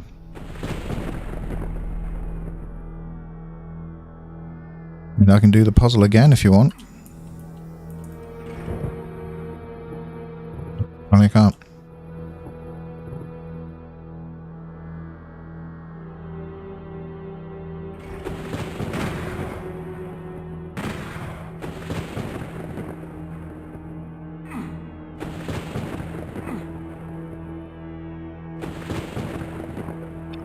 Why is this map so zoomed in? Okay, we can go up that way, can we? Alright. Okay, yeah, we haven't been this way yet. Okay. Yeah, I forgot about this bit.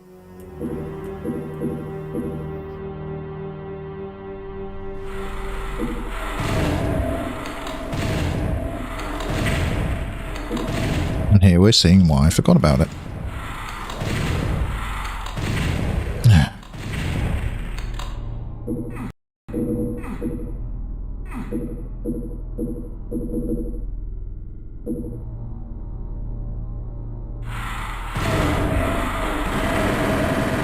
I got a yellow skull key.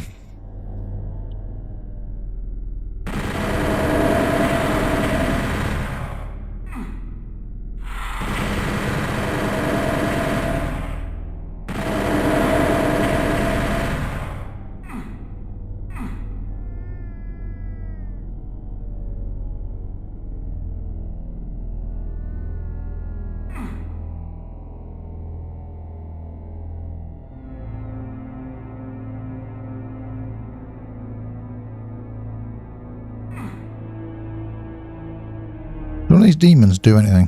One of these little gargoyle statue things. Maybe.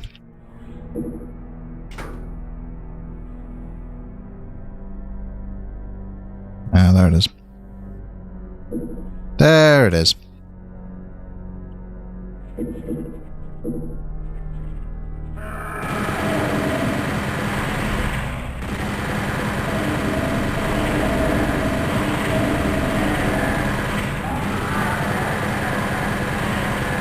Pew pew pew pew pew pew pew pew pew.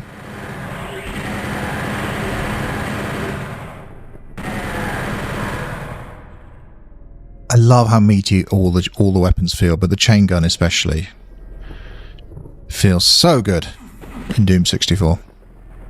Whether you're playing it on PC or Nintendo 64. So this is the exit, right?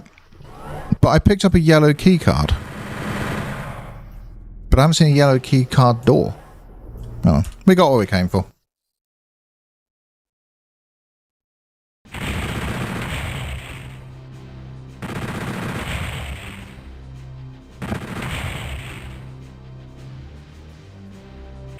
Dark Citadel.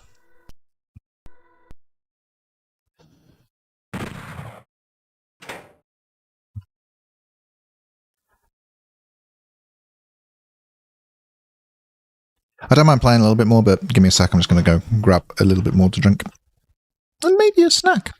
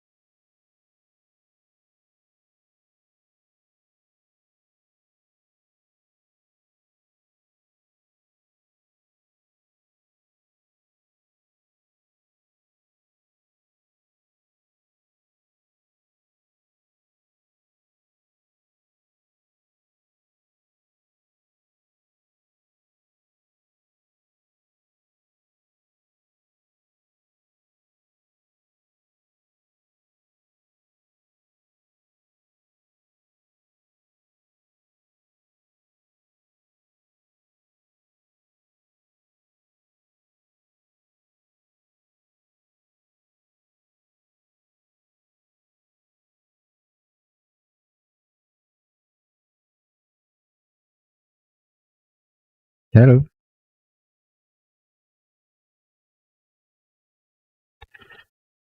We are, as the children say, so back.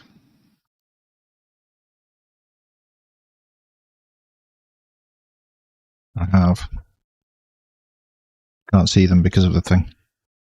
Right. Give me a sec. I have to figure out how to open the little packet of biscuits. And then we can carry on. You can enjoy the sound of me playing Doom while eating biscuits. Good number of viewers have just dropped off. Correct.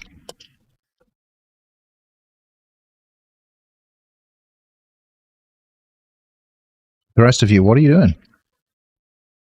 You're going to sit around and watch a grown man eating biscuits?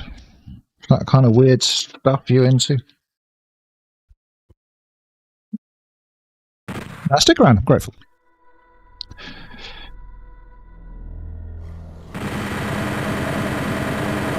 Kind of vaguely remember this map.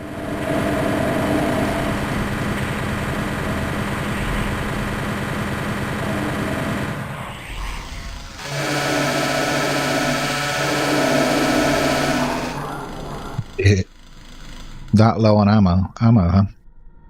Yeah, wow. Yeah, just no ammo for anything. We've got 8 rockets. Okay. Me and 8 rockets. Oh, a box of bullets. Okay.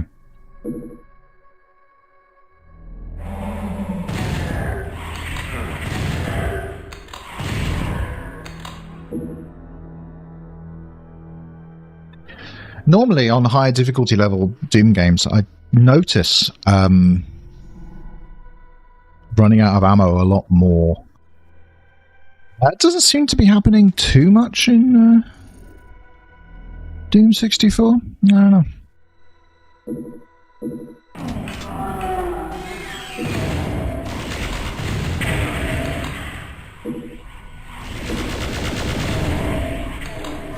Is that a good thing or a bad thing? Well, not really either.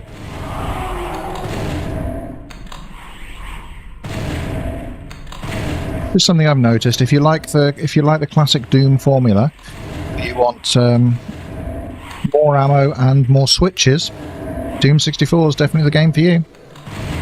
It's kind of unfortunate now that it's called Doom 64, right? Because this is obviously a PC game right now.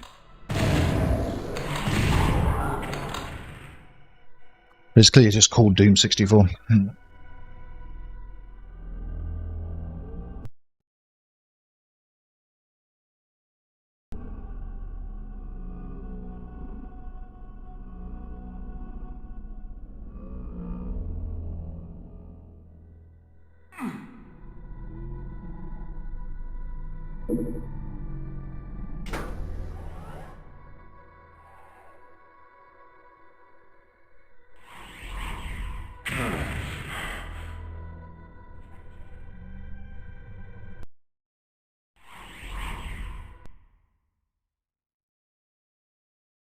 This bit.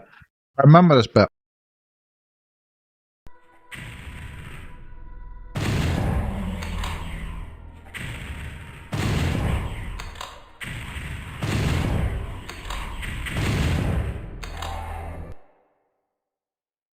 See, on the Nintendo 64, when I played this, I ran into this room, and the floor fell out beneath me, and I died instantly. And then you know what I did? The same again.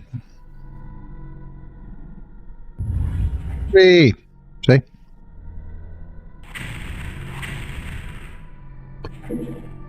Having quick saves makes that a lot less likely to happen.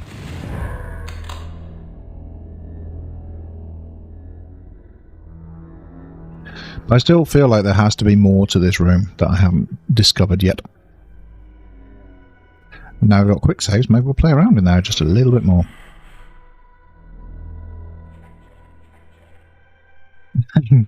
You play Fire Emblem while watching the stream, that's cool.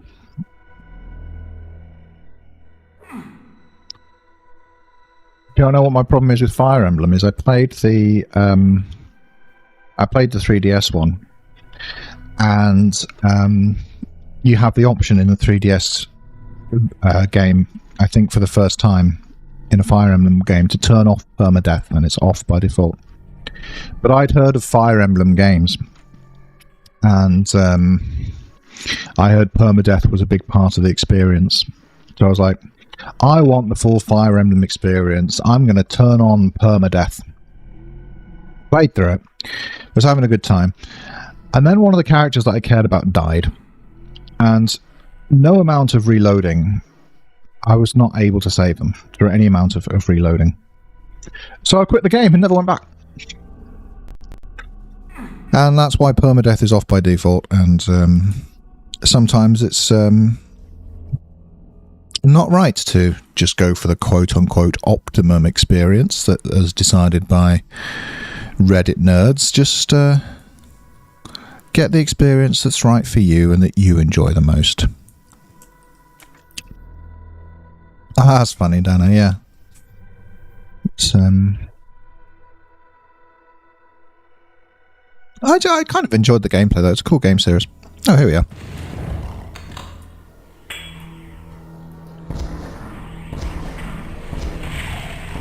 You know what I've been doing recently? I've been getting into watching streams while playing A Link to the Past and Super Metroid Randomizer, which I've streamed a couple of times, the SMZ3 Randomizer. I'm not going to keep doing it because it's not really conducive to anything. Like, not too many people show up for it, and I'm not making any content for the channel about it. I haven't got anything interesting to say about it. I just really like doing it. So what I've been doing in the past, I was having a really good time yesterday. I was watching GDQ while playing SMZ3 Randomizer. It's a great time. Can recommend. Lost my centaur bard person to a meteor and I was done. Yep. You've all been there.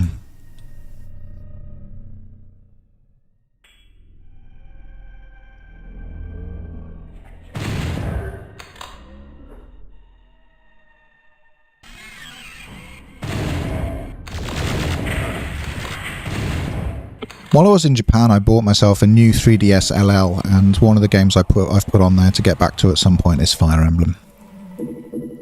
I think it's Awakening on 3DS.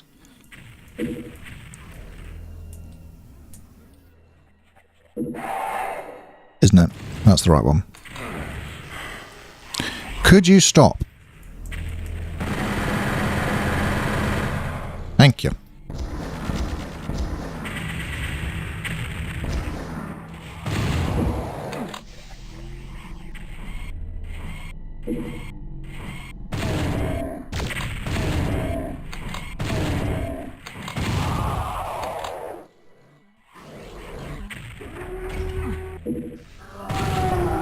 Super shotgun solves all my problems.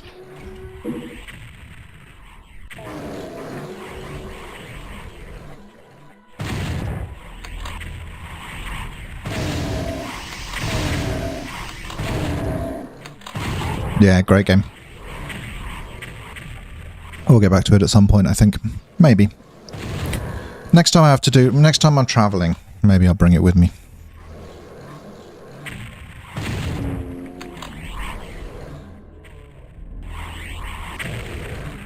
You didn't watch the time and you missed something? What'd you miss?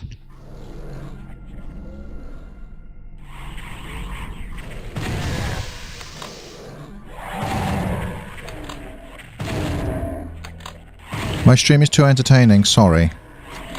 I'll go back to eating biscuits. You're right, it's my fault, really.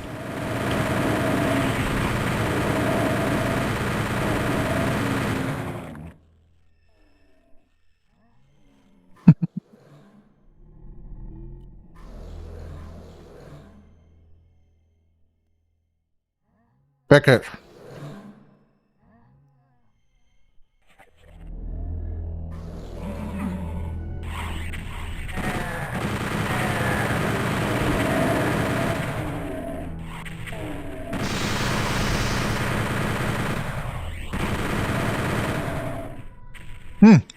Yeah, thanks for sticking around. Appreciate it. See you again next time. It's good fun, this. I quite like streaming at the PC. It's a little bit more casual somehow. A little bit easier than like being at the sofa, like with the laptop and the webcam and stuff on stands surrounding me and whatever. Yay. Don't need it anymore, but yay. Take the opportunity to conserve some ammo with these nightmare imps, I suppose.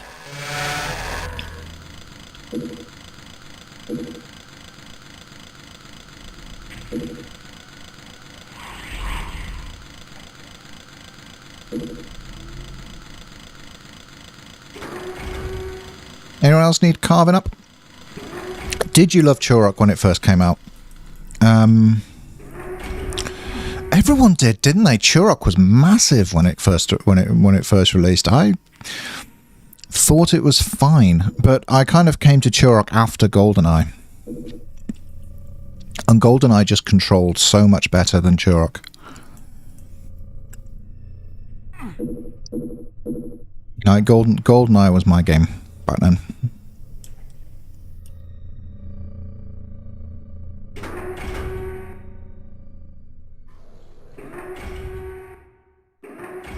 And then Perfect Dark.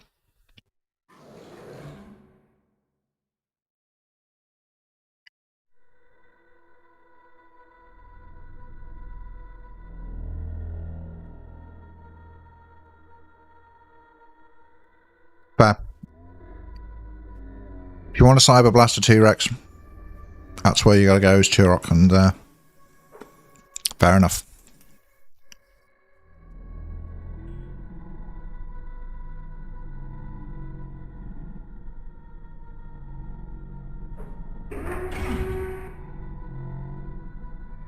I bought all the Turok games fairly recently because I saw them all in a retro game shop, and I'm a sucker for a set. If you've got every Turok game in your shop, then I'm going to leave with every Turok game. Even if there's no way I would have bought any one of them individually. And so I've got every Turok game. Don't know what I'm going to do with them. Might not do anything. Same with Double Dragon on the NES. I saw all 3 Double Dragons in one place and walked out with all of them. Ow. Pointy things.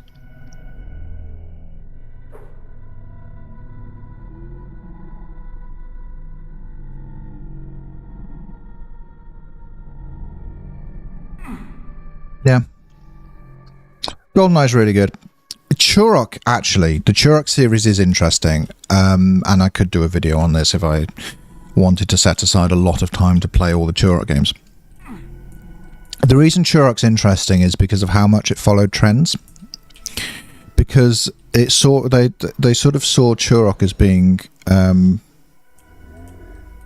Nintendo 64 FPS series that you would have and play if you didn't have a PC, and it was following all the trends that were going on in PC FPS at the time. So Turok 1's fairly straightforward sort of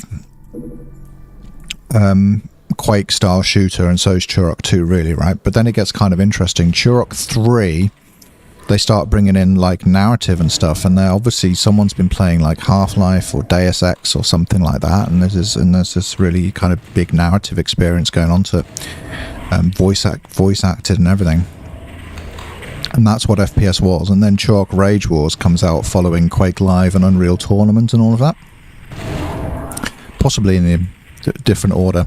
But I find that really interesting that obviously Acclaim was very obviously looking at the PC gaming space, and Turok was their series when they went, okay, that, but with a terrible controller.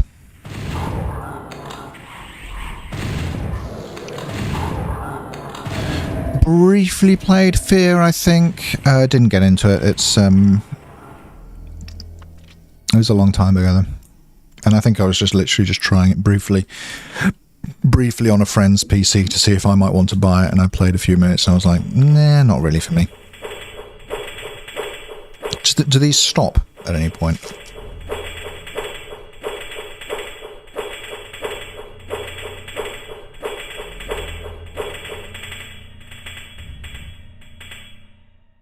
Cool, I can wait.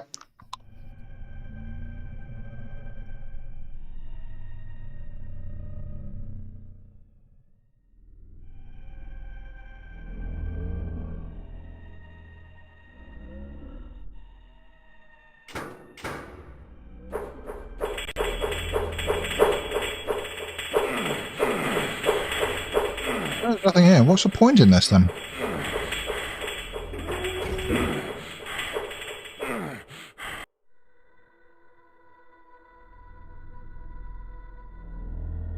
Yeah, I love Blood as well. Played a lot of Blood.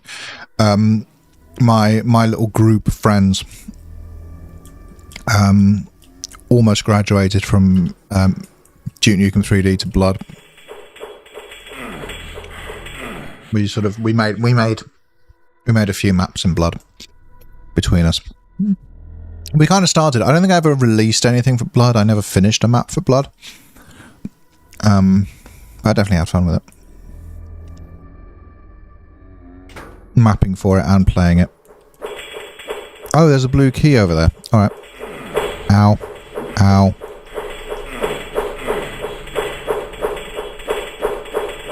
Okay. Well, we got the blue key.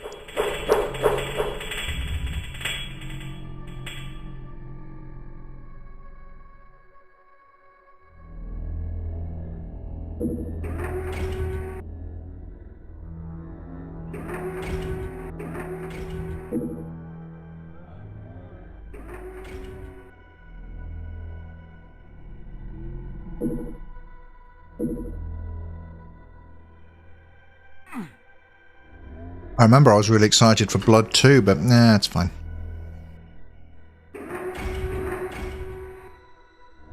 All right.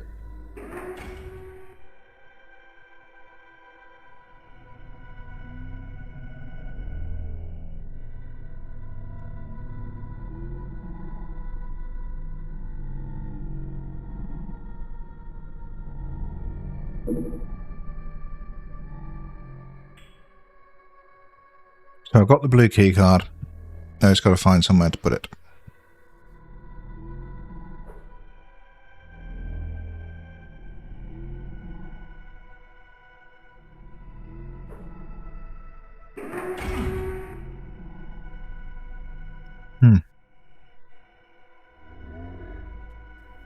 I think I've seen Civi's video on Blood 2.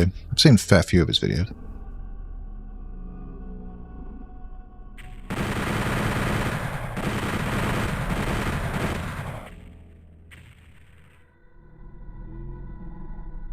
Obviously, I've watched a lot of Civi because he's great at sort of covering of classic FPS.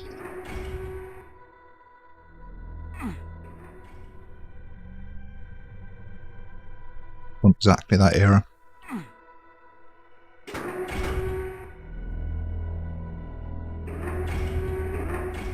Do you mean raw in the sense of like? I don't know. I guess it was kind of janky and sort of almost felt unfinished from what I remember of it. It was a long time ago.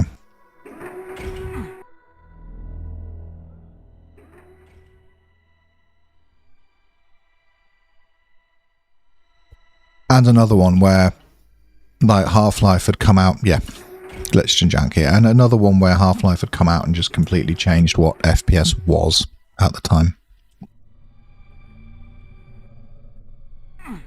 It's very interesting. The FPS genre is one that's been very much determined by what technology was available at the time in terms of how it evolved, but also there's also been very clear game design evolution from one step to the next that hasn't been entirely technology bound. Like Strife is an interesting example of a game that came out, had RPG elements, narrative, stuff like that, but was in the Doom engine. There was, and obviously we had Ultima and stuff like that as well. There was nothing stopping FPS having more narrative, even scripted sequences and stuff, before Half-Life came and did it. But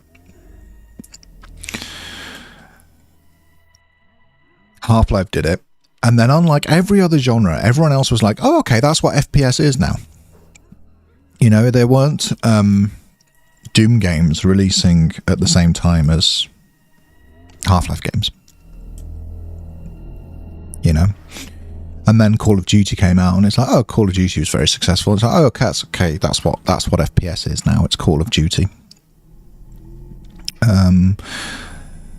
I like that we've got more variety again now. Because some stuff came out. We mentioned Painkiller, kind of, because there were a few attempts to kind of bring back Doom for the modern age. Painkiller was one of them in 2004. Do you all remember Kiss Psycho Circus? That was a cool game. Again, same sort of issues. That another Doom style fast-paced shooter that had kind of similar issues, I think, to what Painkiller had. Like the enemies were kind of unimaginative, and there's the blue key door, of course it is. The enemies were kind of unimaginative and repetitive, and you know, they didn't construct the levels as well as Doom did. There was an art to Doom that people didn't understand. The developers didn't understand back then, and they just thought it was like throw lots of monsters at the player and give them cool guns, tick, done, we've done Doom. But it's not, you know, and we know that. But Painkiller and Kiss Psycho Circus were trying to do that. I think we've kind of settled now. I think people know, right? We've got Doom-style shooters. We've got Call of Duty-style shooters. We've got Half-Life-style shooters around now. Not so many Half-Life ones, I guess. These days, I don't think. Is anyone doing Half-Life anymore? I think so. Maybe that's the next one that we've got to bring back, you know? In the Half-Life era, we were all or just after the Half-Life era, we were all like, ooh, switch. We were all like, bring back Doom. And now we're done with that, we need to resurrect Half-Life. For the new generation.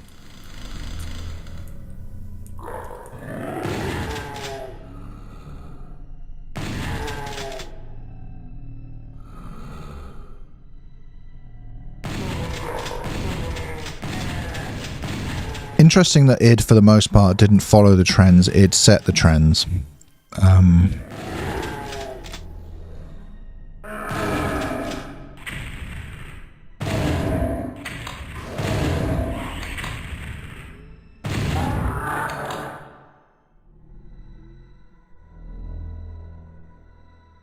Except for Half-Life, they completely missed out on that one.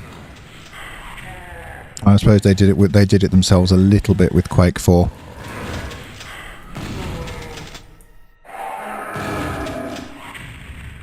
I liked Quake 4. Not Quake 4 was good.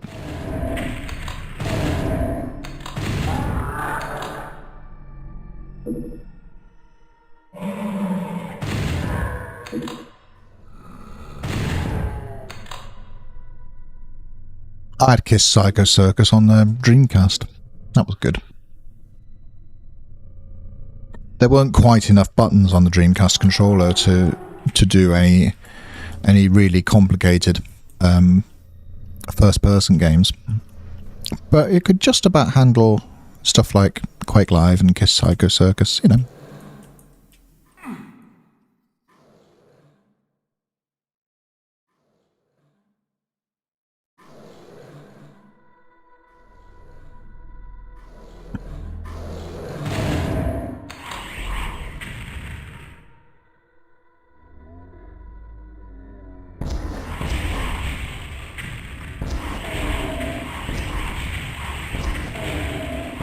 Sega made a whole bunch of mistakes with the Dreamcast, but the controller was definitely one of them.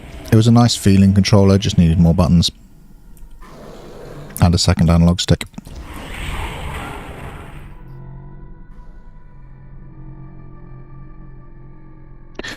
Like, the DualShock was out by then, you know, controllers were quote-unquote solved. And Dreamcast was like, nope.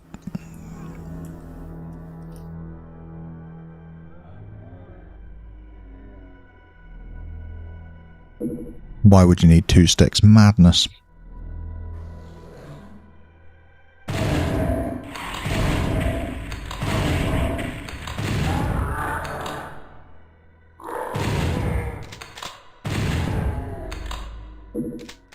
Analog triggers, though. They had analog triggers.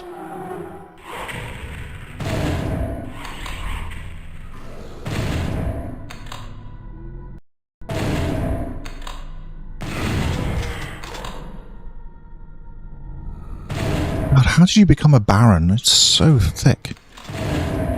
It's an inherited title, I suppose, isn't it? Not like you get promoted.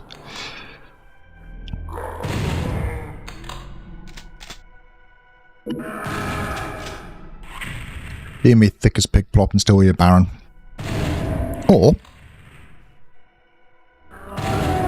owner of Tesla.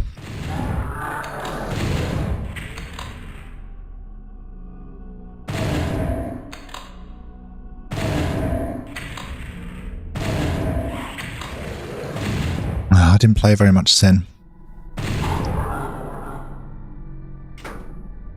That's another trend that came and went very quickly in the in the FPS world. That was one where the Nintendo 64 kind of had it first with GoldenEye, even, wasn't it? Objective-based gameplay, and like Quake 2 did it like a little bit, but not really. And on the PC, and you had No One Lives Forever. And obviously without GoldenEye you don't have No One Lives Forever. And we all knew it.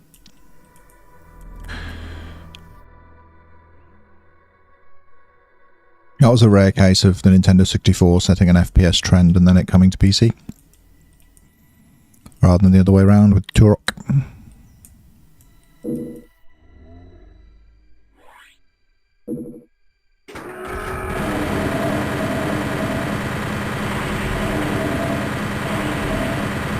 Although I was never big on PC, it was pretty much just Nolf and I guess Sin as well, right?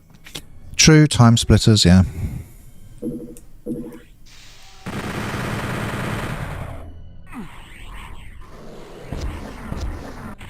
Man, I wish I had an invulnerability power up right about now. Nah, I'm fine. And this is quite a lot of barons though, isn't it? Almost like the title's meaningless.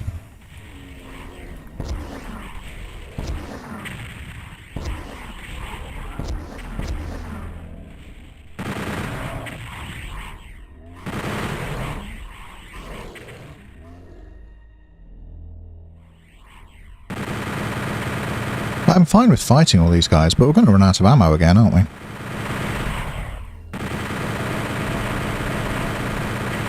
Come on, you big lads.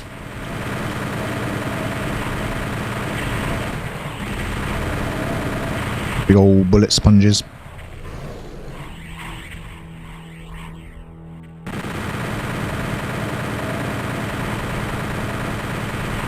Time Splitters was one where I did kind of think, okay, it's been done.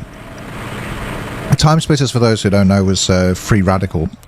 They split off from the original developers of GoldenEye who worked at Rare, and they split off before Perfect Dark. So a lot of the innovations that happened in Perfect Dark didn't follow on to Time Splitters. They were effectively following GoldenEye on PlayStation 2 and Xbox, right? Hello, Depression Sadness. And yeah, Time Splitters, it's cool. It's like kind of like GoldenEye, but it's an original IP and it's got time travel, and it's been done. It's very much, hey Josh, it's very much, if I may call you Josh, it's very much a follow on from sort of spiritual successor kind of deal from GoldenEye. And I really remember at the time the fatigue I felt playing it. It really was like, oh, it's been done. You know?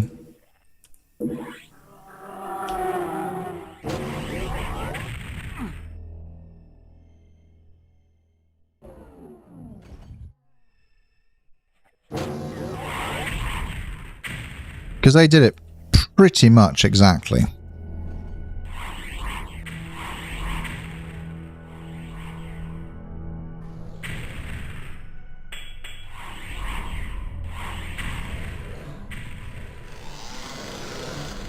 Let's go for it.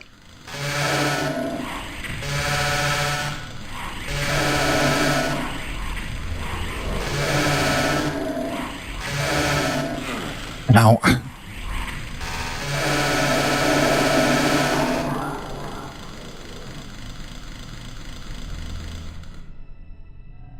oh, that's not my fault. Pew pew.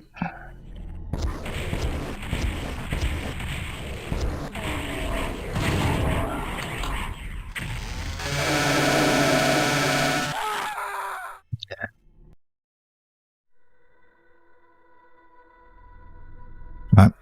I saved. I didn't quick save after we ran out of ammo, basically, because I figured that might be a problem.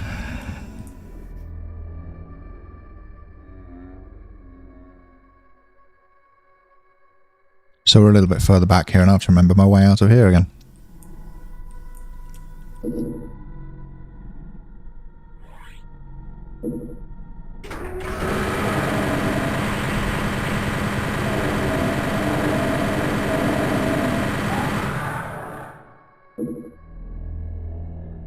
Ah. Maybe that's it, Joshua. Okay, you'll do your thing. You'll have a good time. Doom Guy's going to peace out of this room. It's not even challenging, it's just expensive.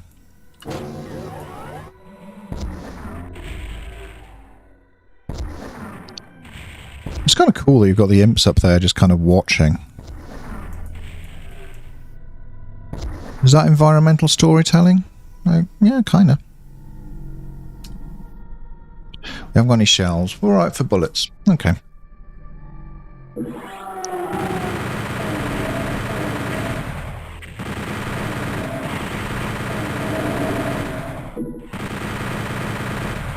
I think the pickups are quite hard to pick up in this game. That's something I've noticed.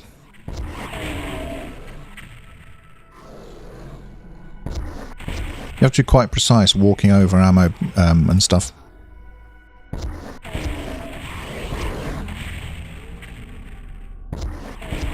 Which is part why it took so many attempts when we played this on Nintendo 64 to finish the final boss.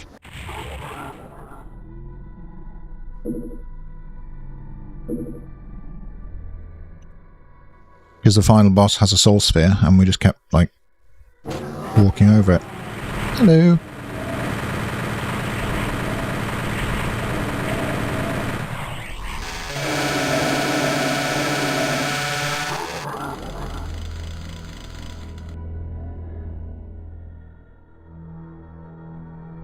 Was there some health in here, or did I dream it? No, doesn't matter. We're good. Let's go.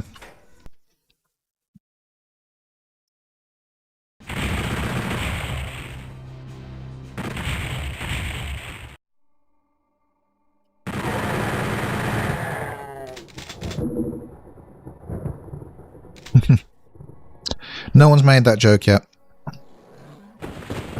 So you're alright.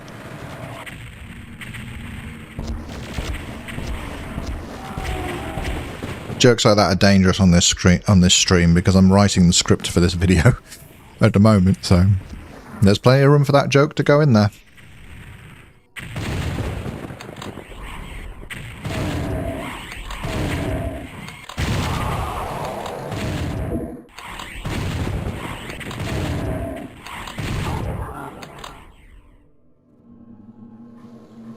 I don't think so. I'll try my best for it not to. I'll try my best not to put that joke in the script. Can't make promises, though.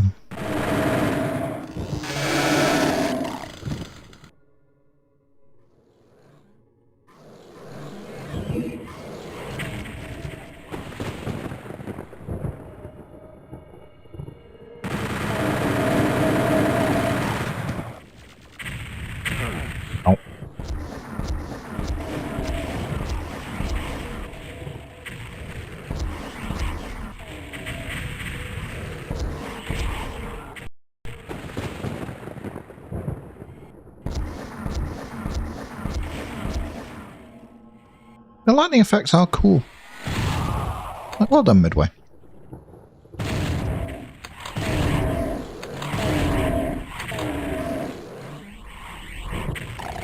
Thank you.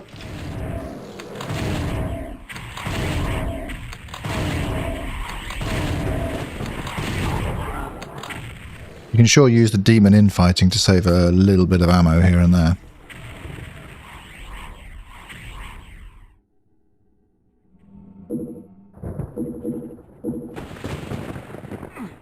Yeah, okay. Alright. I vaguely remember this level. Let's see if we can make some progress.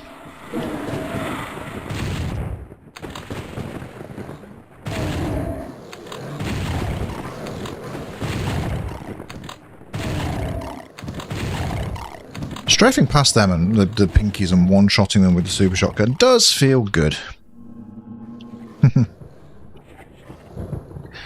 Mega Man has multiple different numbered series, some of them with way too many numbers. Is the new one just called Mega Man then? Or has that not been announced yet?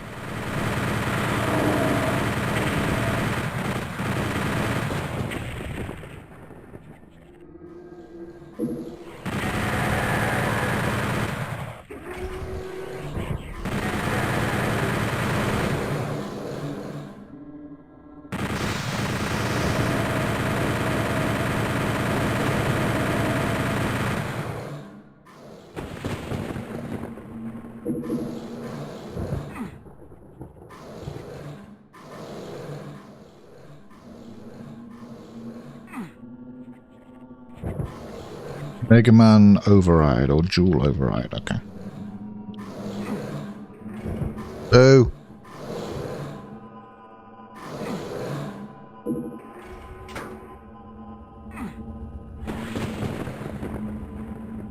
Okay. Oh, we've got the blue key, of course. So we can do this.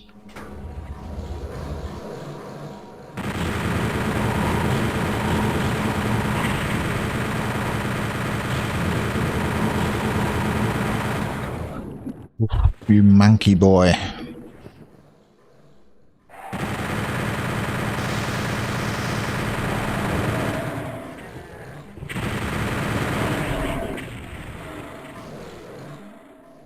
Hello, I'm Robot Monkey.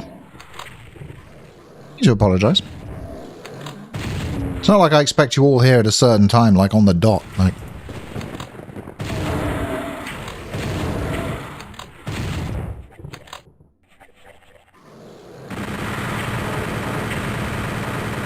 Think of my streams more like a bar, just, you know, come in and out as you fancy.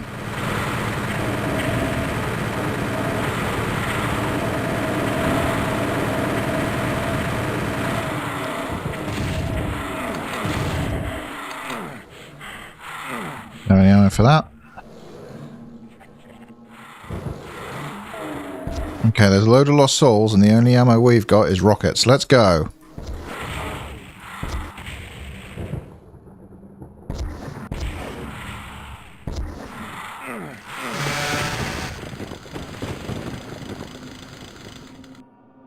We did it!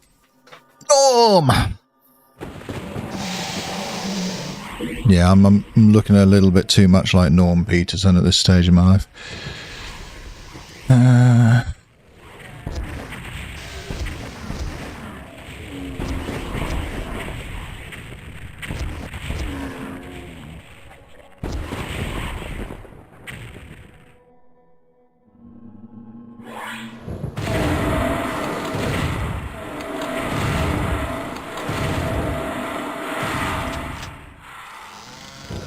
Sometimes you wanna go.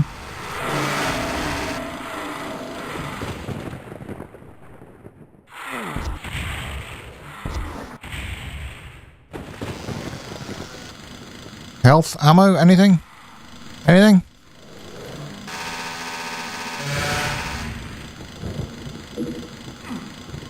And there's a med kit that I really need.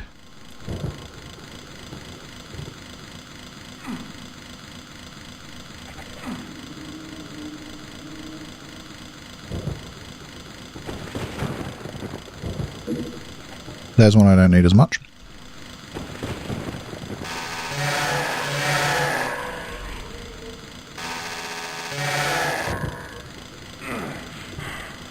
That's a room full of hit scanners.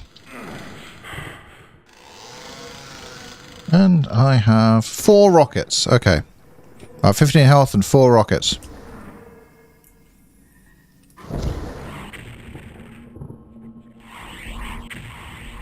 It's sunny out and we're wearing shades. Hit it.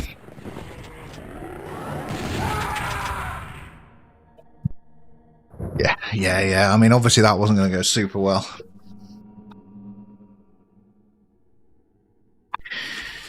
Damn.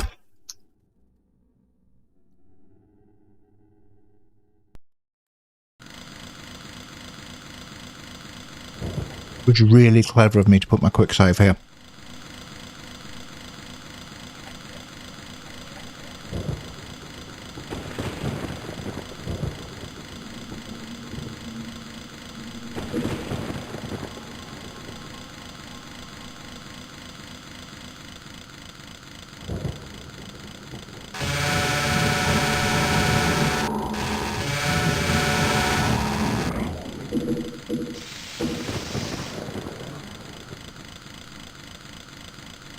Barely any health, barely any ammo. Perfect. Let's go.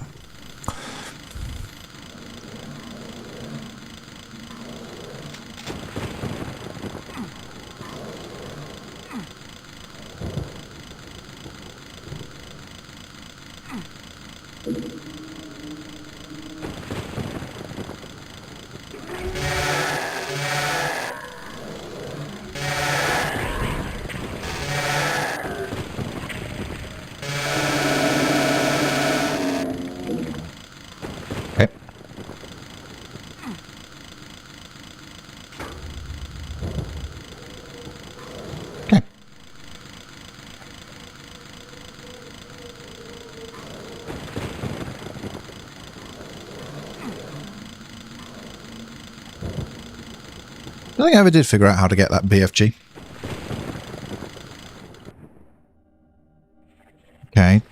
Okay, 50 bullets, 11 rockets, no cells. It's still not great, is it?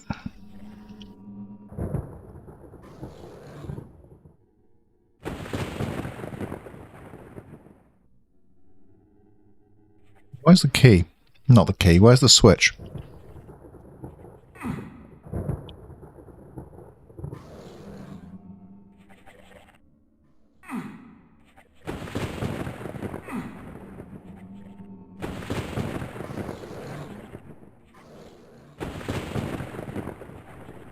I know somewhere around here a switch is supposed to spawn to open this door. Where is it? Oh, it spawns when you go up to the door. Alright.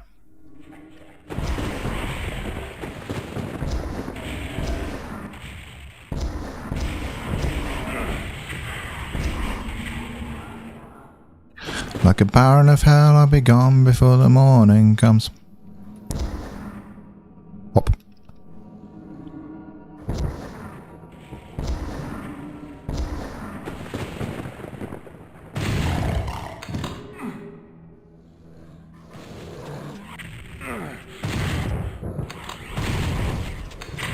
Ow.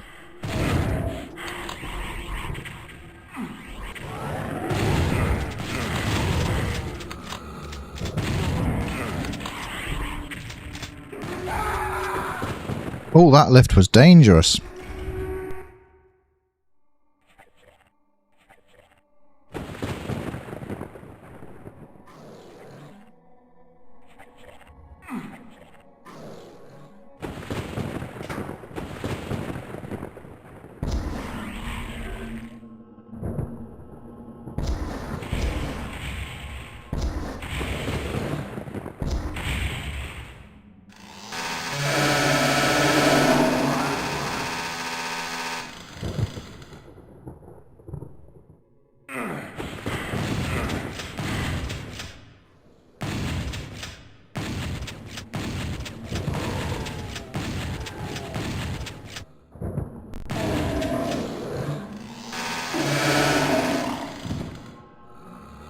It's really hard to switch to the shotgun in this game. If you double tap 3, it keeps you on the super shotgun for some reason. So you've got 2 barrels, why would you want one?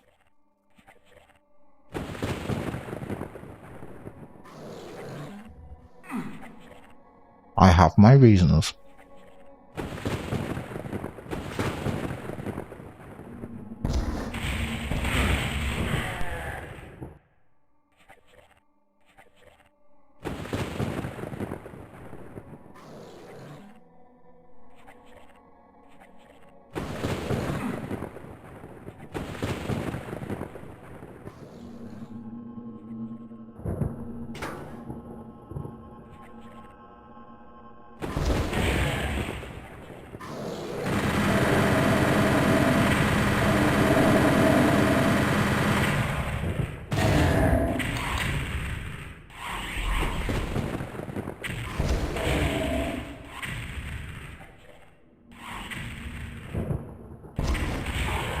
What's it in Hexham? Could well be the same sound, couldn't it? Although this game's made by Midway, but there were such things as sound libraries.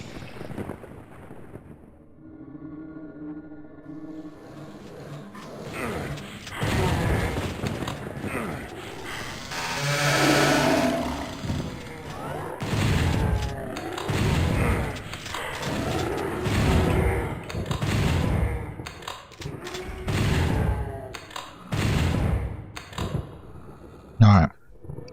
Progress. Ow.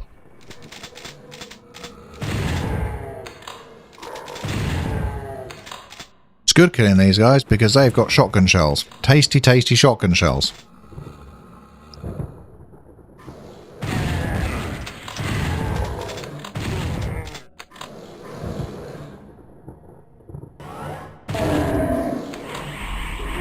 Nope.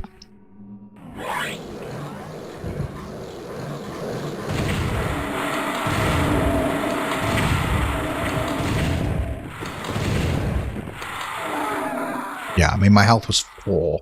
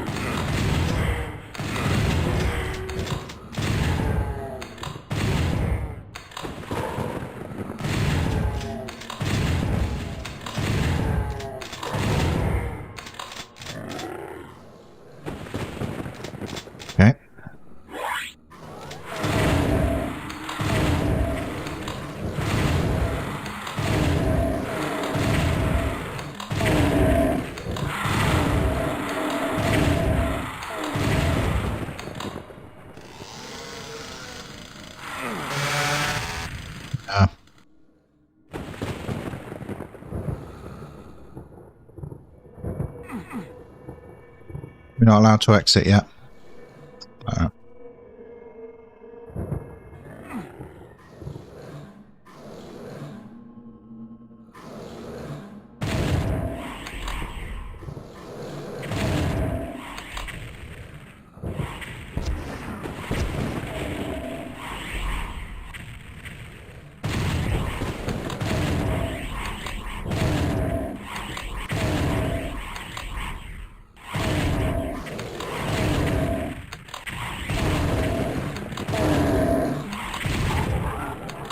We have to kill these lads and then we're allowed to exit.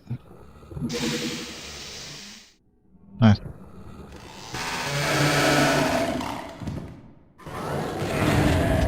Where'd you come from?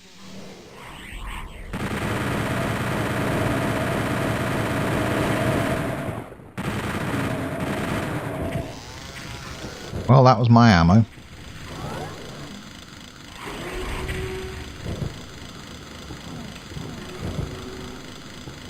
Still can't leave, I guess.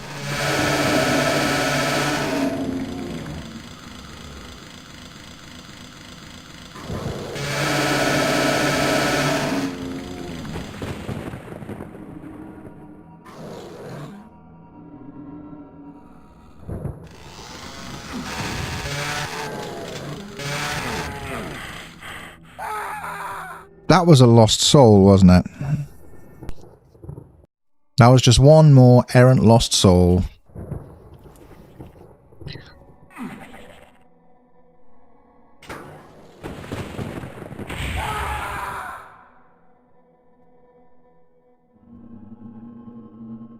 Alright.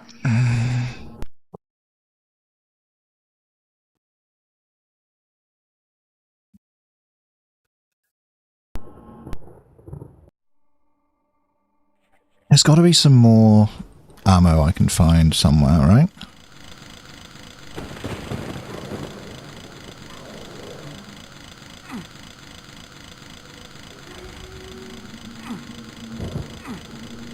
I can get that.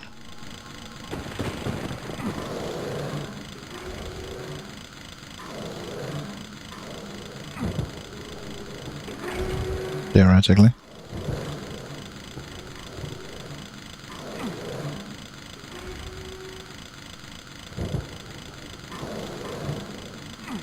Just missed it.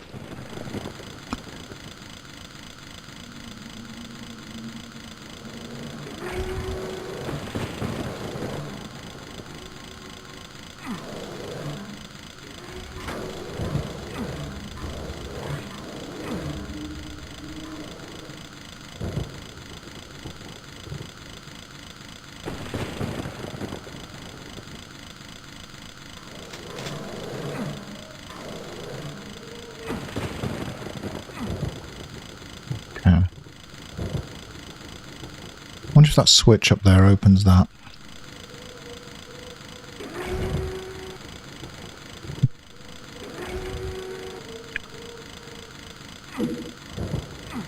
Back. Should help. Just trying to find resources so that we can get to the end of this level.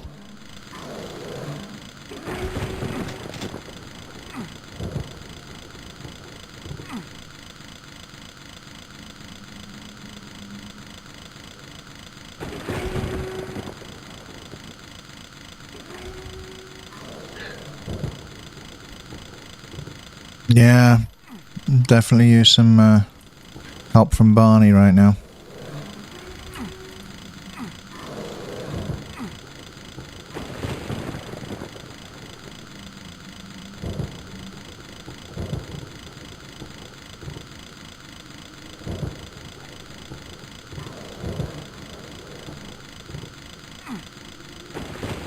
So we've pulled those switches.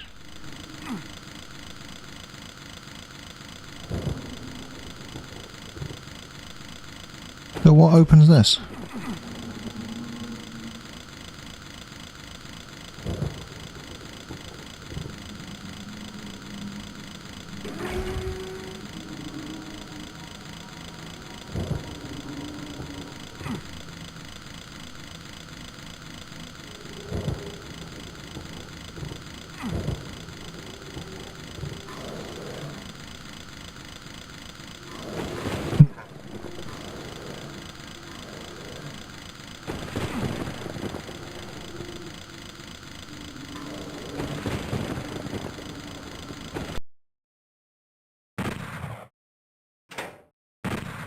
or 14. All right. Look this up. Or you can look this up.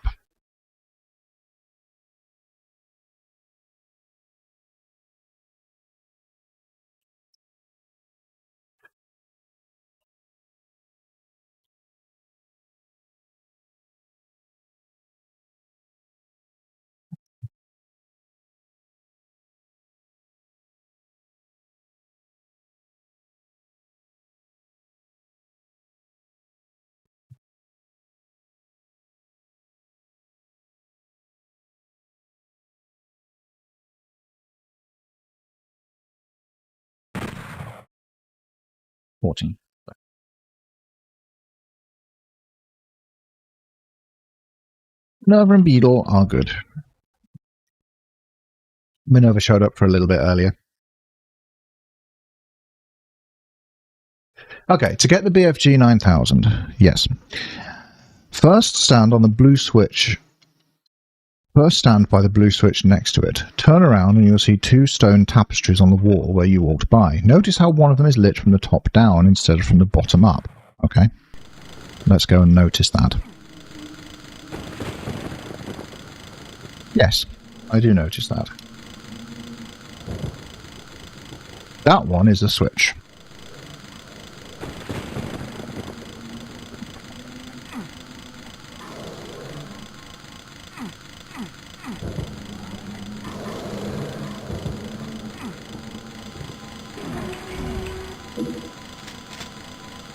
You've got the BFG 9000. Oh, yes. All right. Surely now we can do it.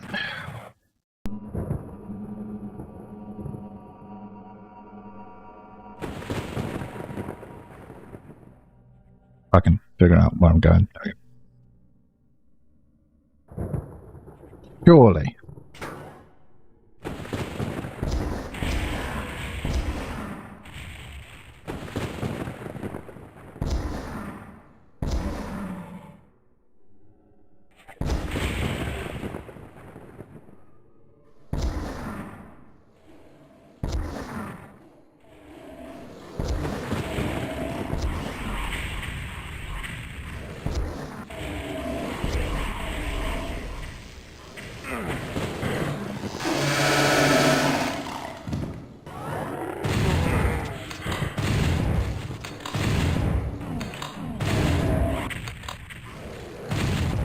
Sit scanners are nasty.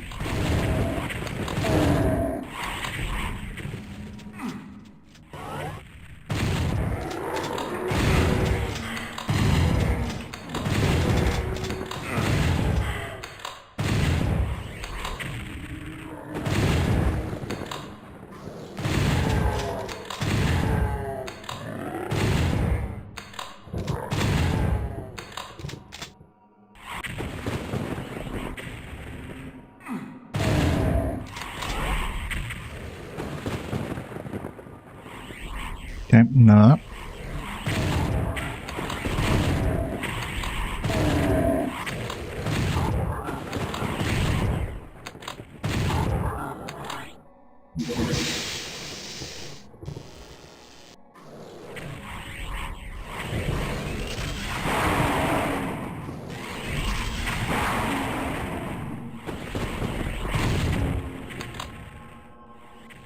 Okay.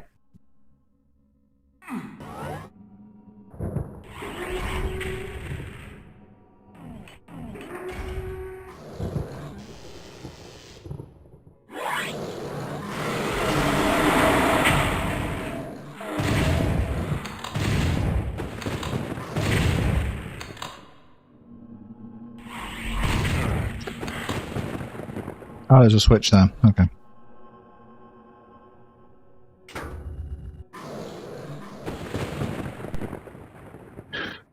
So long, Bowser.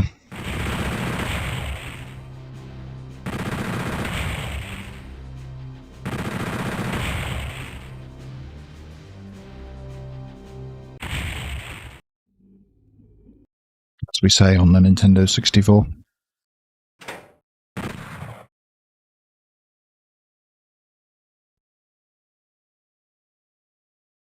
I want to uncrop myself, let me.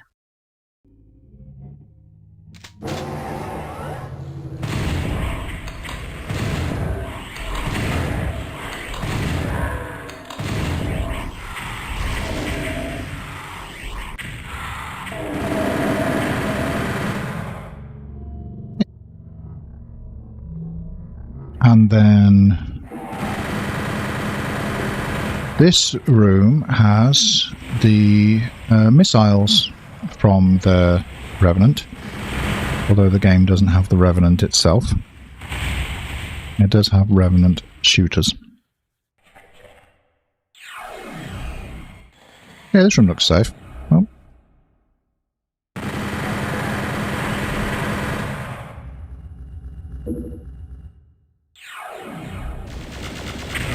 Ow, ow, ow, ow, ow, ow, ow, ow.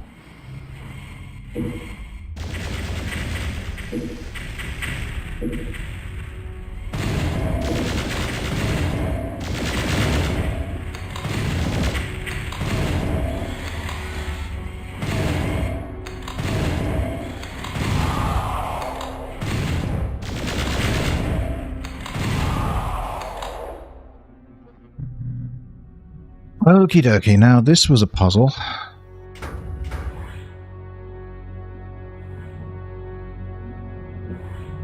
One, 4, 2, 5, 3, 1.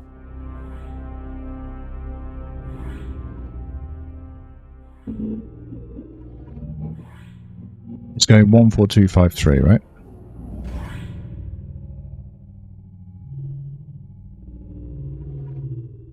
One. And then we just get it.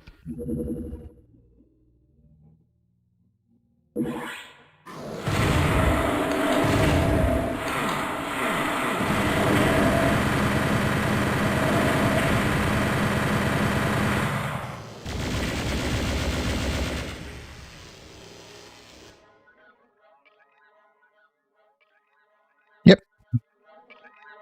You remember that room, Jedi.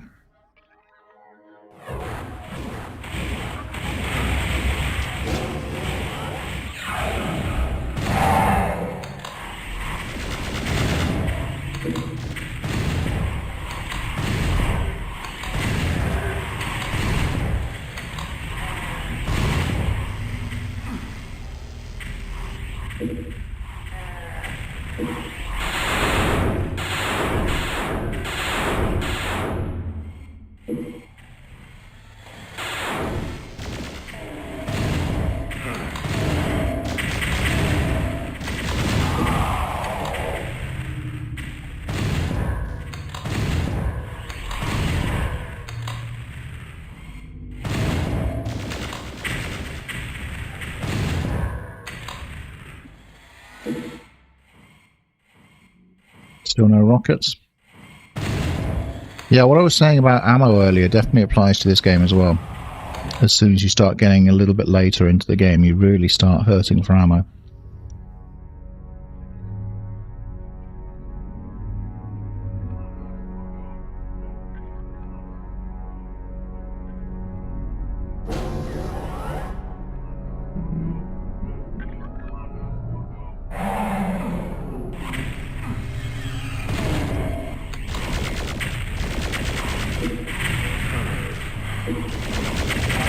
I mean, what do we even do here, you know?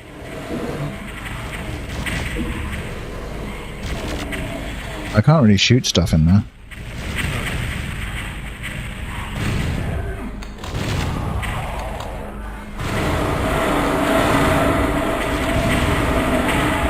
Yeah, and then this room opens up.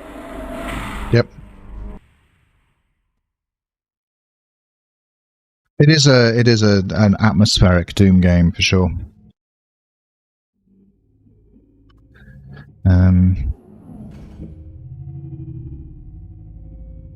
But yeah, got that big arena bit coming up. Got no ammo.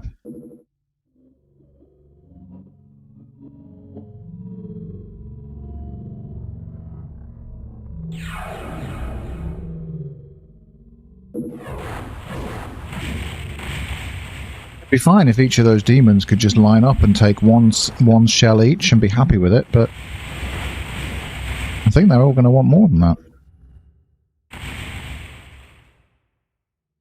The issue.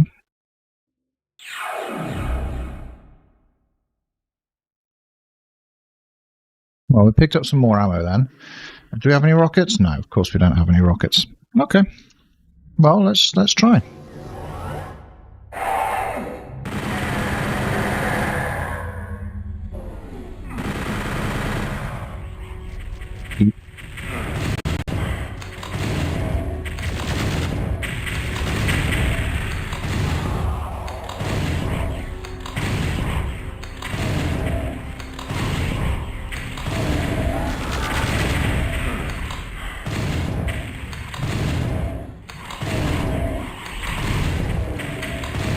Yep.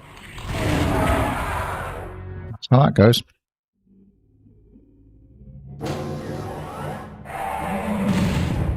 Oops, missed. Alright, let's try this.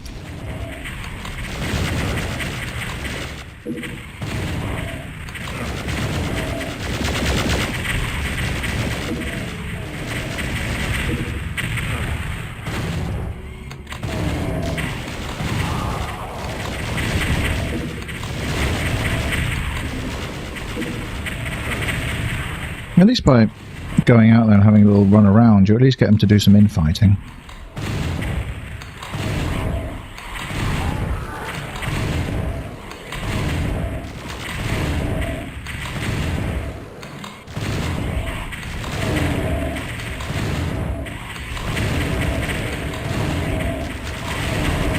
This is silly. What's happening right now?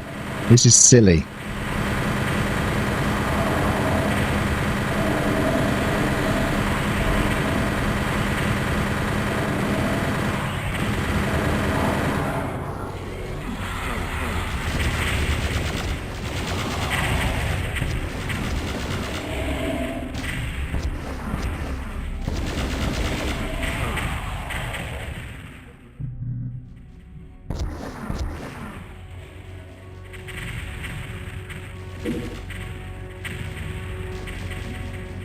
Those two are just busy with each other, that's fine.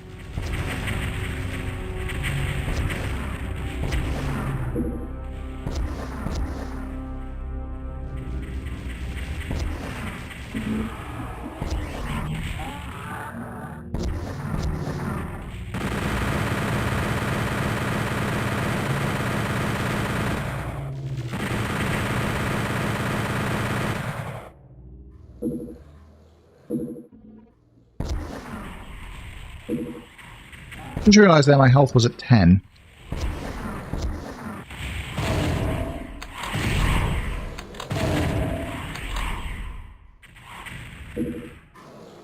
See, that's not... I don't feel that gets to, like, really need territory.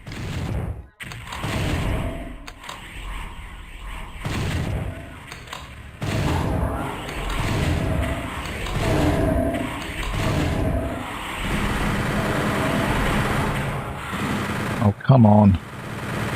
See, I'm fine handling the Baron of Hell, and then as soon as a lost soul turns up, I get wrecked.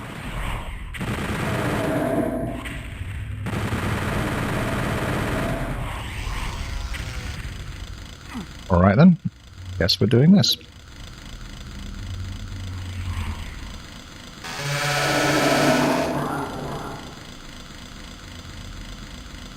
Yeah.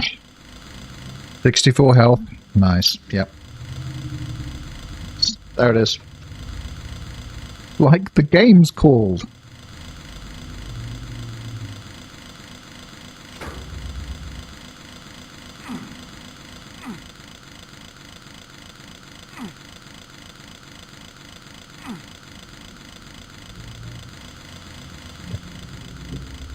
Now what?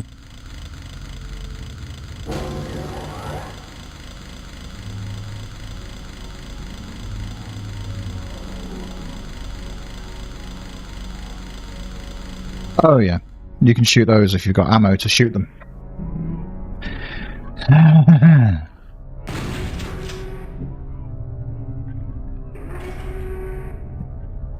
I see. We have to figure it out first and then do it.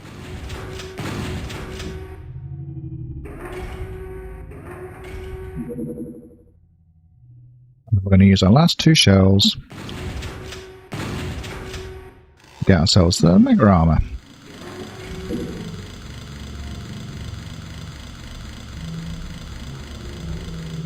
Now we have literally no ammo, so cool. That's why switch shooting puzzles are bad.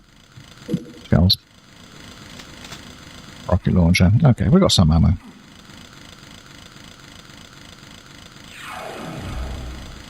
Okay. Now that's come down. Hopefully there's nothing up here that needs shooting.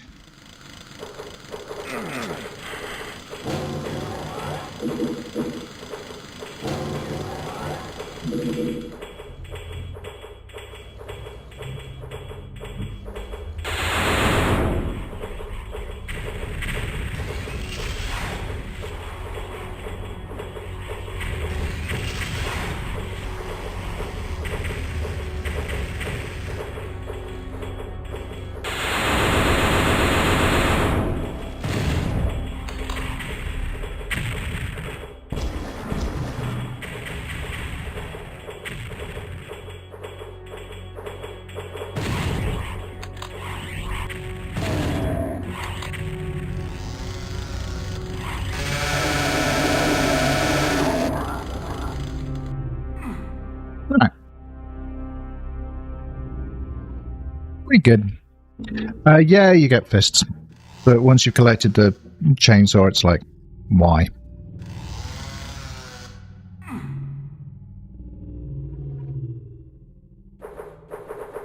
Oh, I don't need to go up across here. Why am I doing that?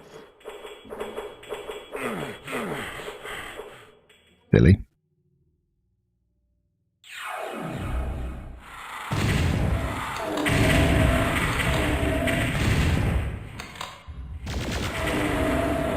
Excuse me. Excuse me.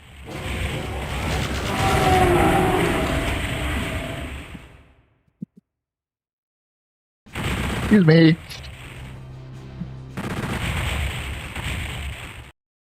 Coming through.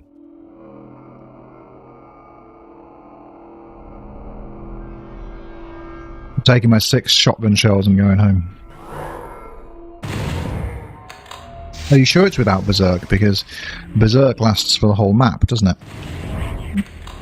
And you do find Berserk quite a lot in this game.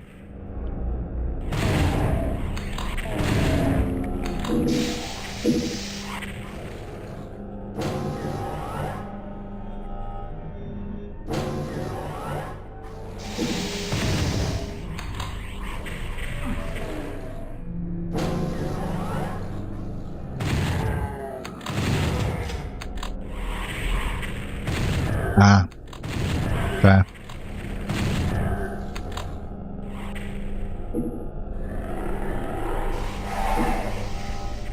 Also, you can, with the using the fists, you can like pop in, do a hit, get out again. Obviously, the chainsaw doesn't really let you do.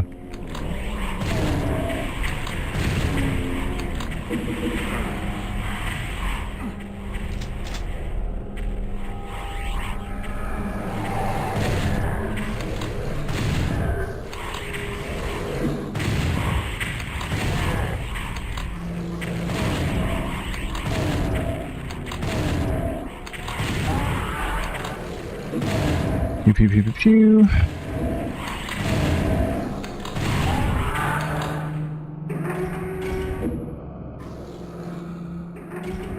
Yeah, it doesn't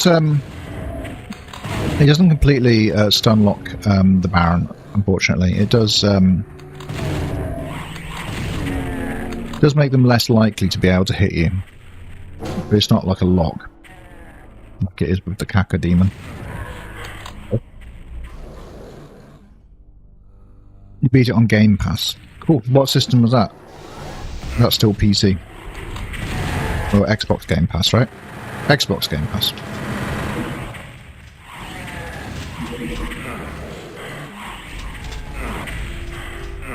Can't punch it if it's up there.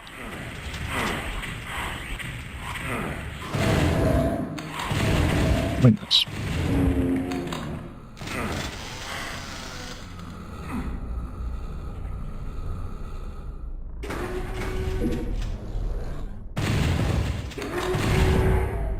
Pew pew pew. Yeah.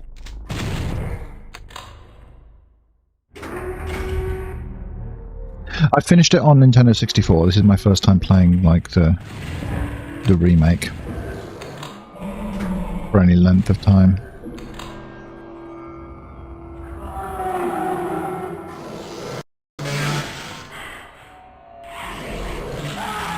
Yeah, see, punching them didn't work. Oh, you mean the sort of the ooh, clack? Yeah.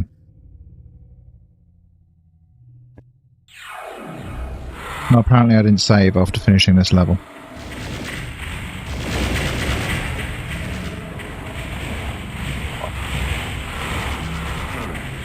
Well, there's some chaos happening quite close to me, but not involving me.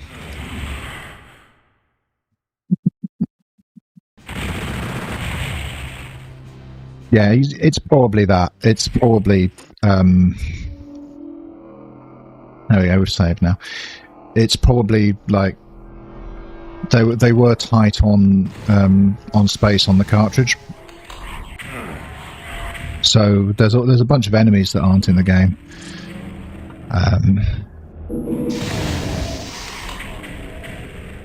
I can imagine wanting to cut shotgun animations as well. Efficient.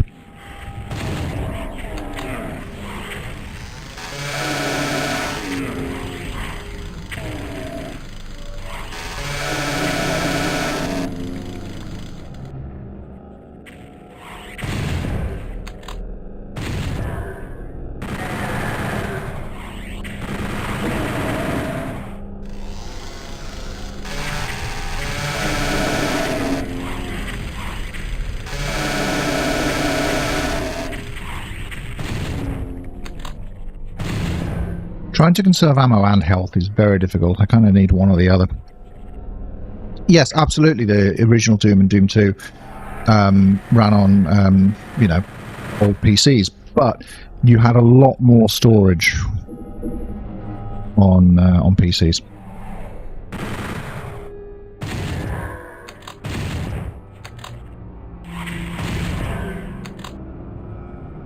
Chain gun is cool. All the weapons on this look really cool. The chain gun's probably my favourite, though, in terms of what Midway's done with it. It just feels really meaty.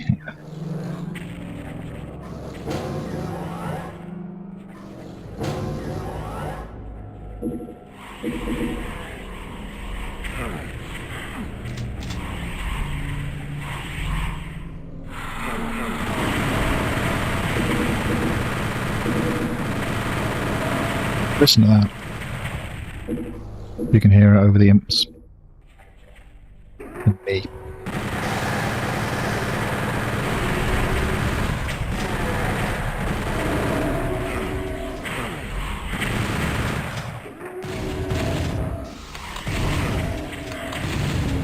All weapon redesigns are really cool. The super shotgun does... I do miss the clack-clack of the reload on the super shotgun. For sure, but otherwise, all the weapons are really nicely done.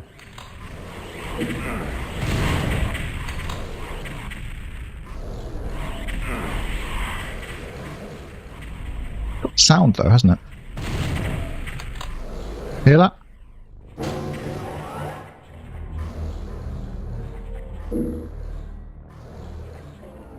In fact, the double chainsaw is actually twice as metal as a single chainsaw. Twice as much metal.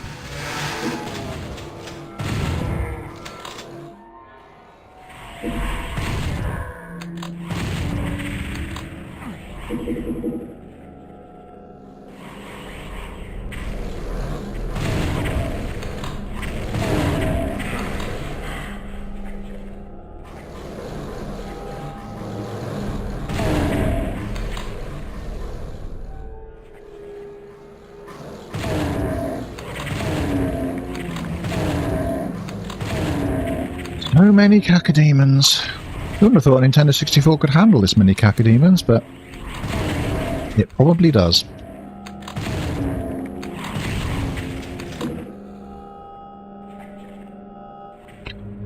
Keeping the enemies as sprites allowed them to do that. There were other games on the Nintendo 64 that used sprites for their graphics, right? They're like Mario Kart 64, quite obviously. But none of them have aged as well, I think, as Doom 64.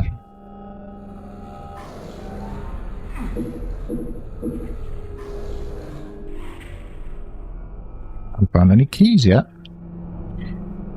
Rare.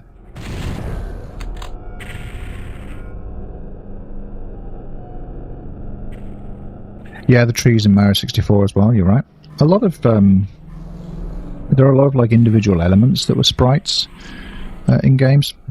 But in Mario 64, all of the races were sprites.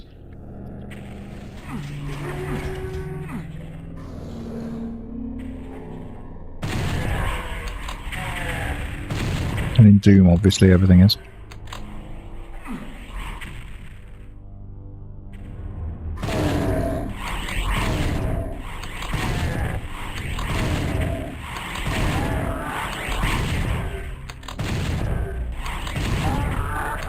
Yeah, sure. There were sprites there were individual sprites in otherwise polygonal games. I know that, but what other games were there that were like all sprites or nearly all sprites?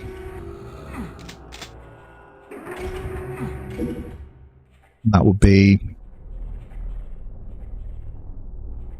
what Mario Kart 64, and Doom have in common.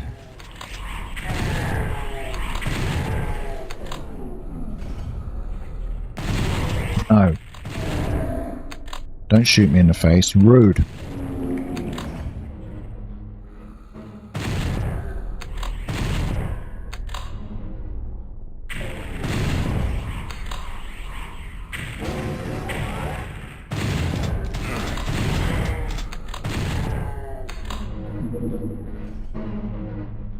Yeah. Obviously, there were purely 2D games, because we all know that the old trope that like early 3D hasn't aged very well. Doom has.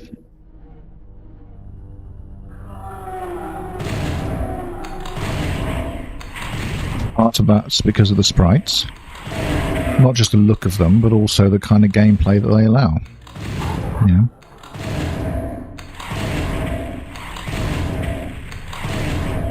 Sprites aren't as taxing on the system, so you could have a lot of cacodemons on the Nintendo 64.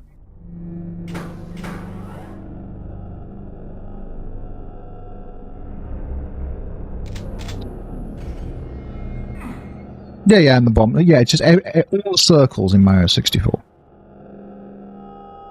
64 has a lot of circles.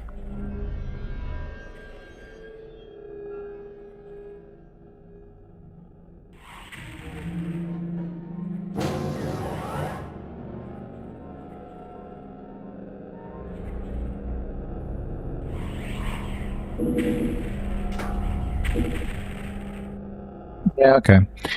The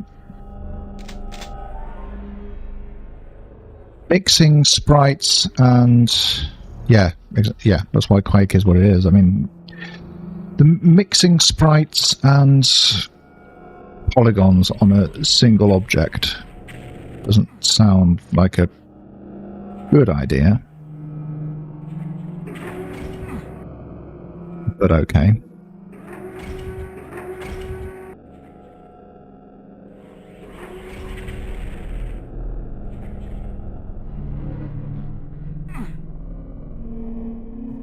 Okay.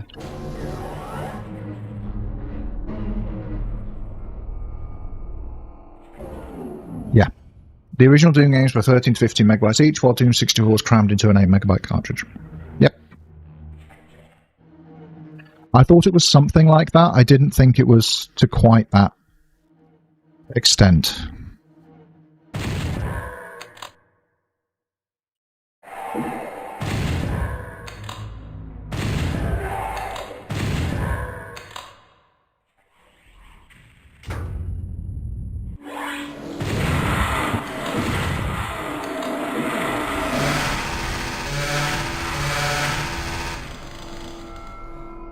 Don't like Lost Souls.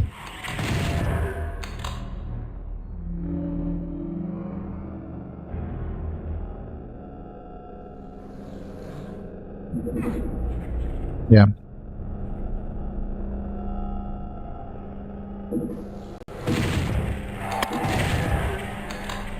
Because not only was Doom 64 obviously a Nintendo 64 game with all the limitations that Nintendo 64 games always had, but it was going to be a launch Nintendo 64 game. This was incredibly early in the console's life.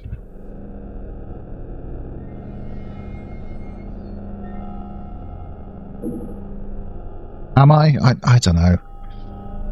I'm sitting here till I get tired, which is...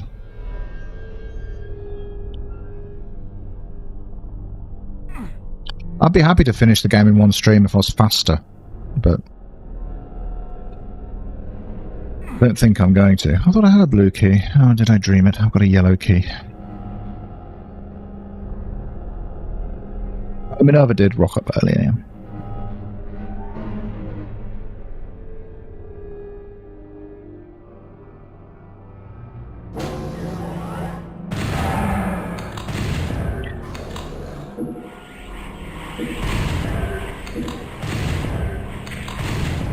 She's since been fed, which makes her a little bit less needy. Ow. Oh, we're doing so well.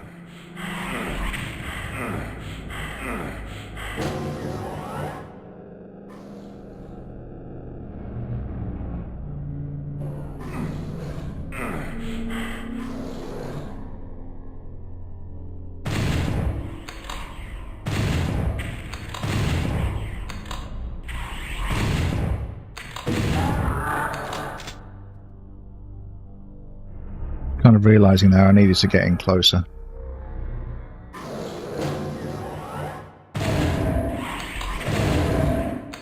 Not waste all my ammo.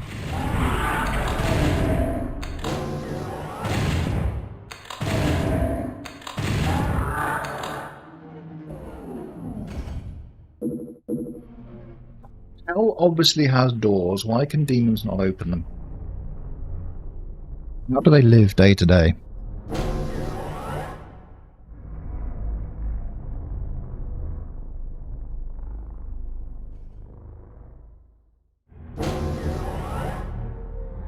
Nope. Since I played more of the SMZ3, it's hard look. Since I played more of the SMZ3 randomizer, I'm back into it big time, and it's pretty much the only game I've played recently. Apart from this is SMZ3. That's the Super Metroid and Link to the Past randomizer. I was unaware.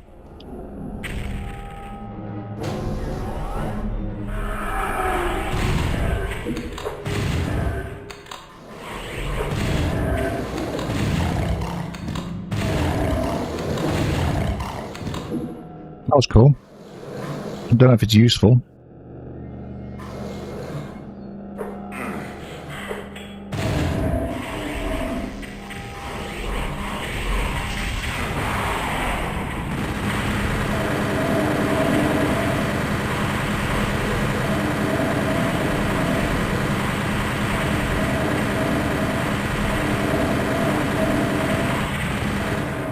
They are such bullet sponges, aren't they?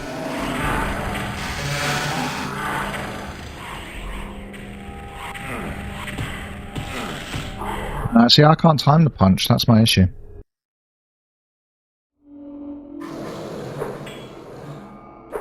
Maybe I'll just stay up here.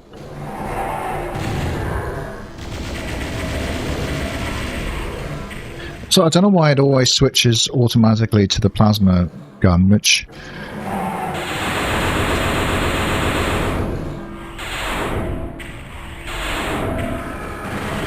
the Unmaker does pretty much supersede the plasma gun, doesn't it?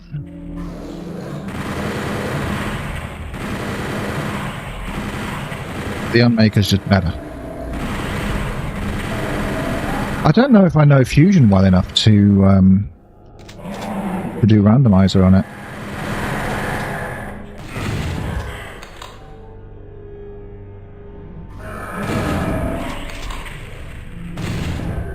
I've finished fusion, but like once.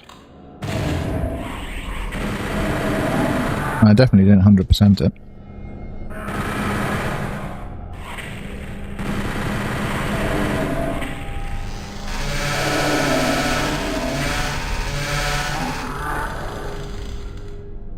Yeah, they're not stun locked.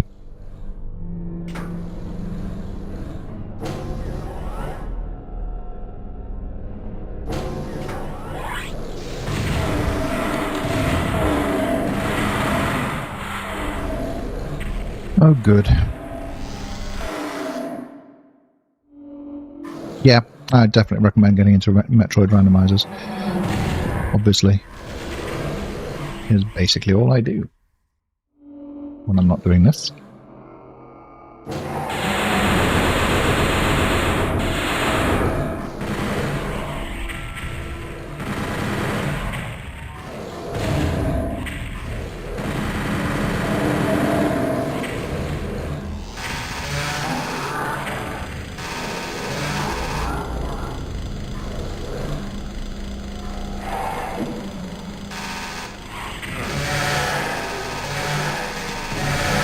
I presume the fusion random makes it like a lot less linear.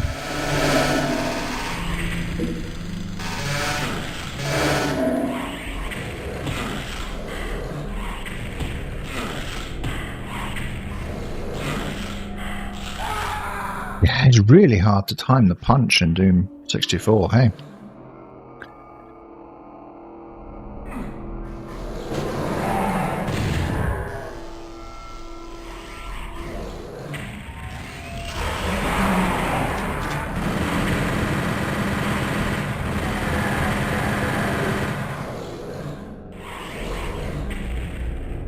Okay, 35 rockets, that's how we figure this out.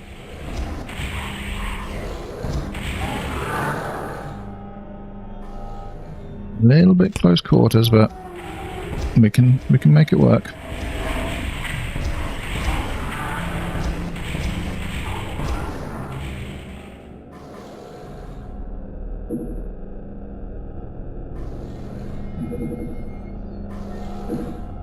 Ooh. Yeah, that's okay. Happy with that. Yeah, no, quite right.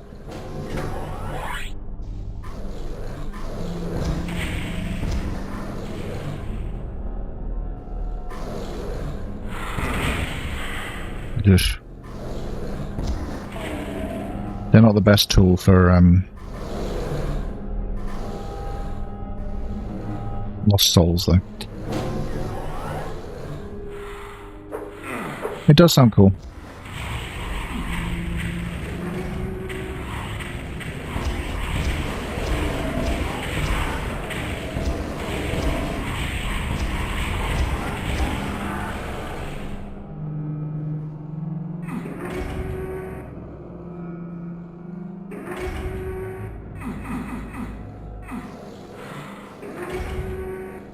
I get that.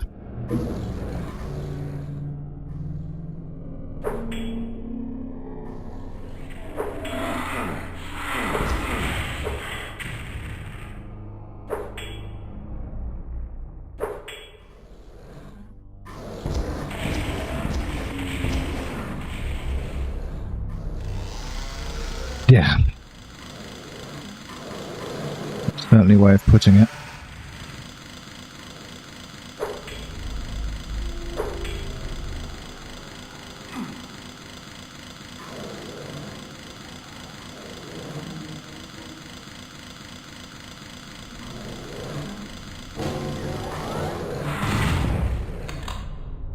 Oh, we've got some shells now anyway.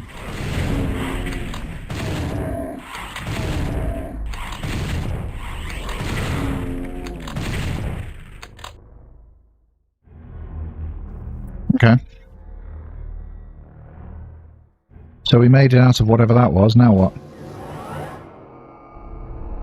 Sorry.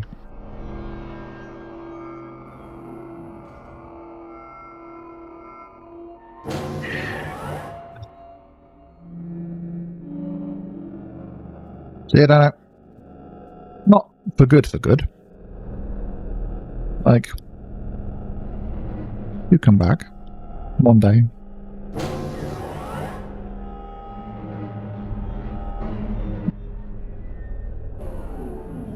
Okay, they're separating speed boost and screw up vulnerability progression. Okay. That's interesting.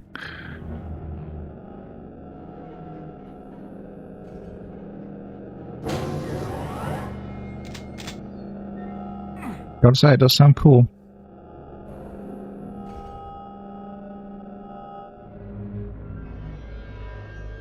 This is another one of those big maps where I've pressed a button, something's happened, and I've just got to figure out where the game wants me to be. I guess it's in there. 2 rockets, that's not enough rockets. Alright.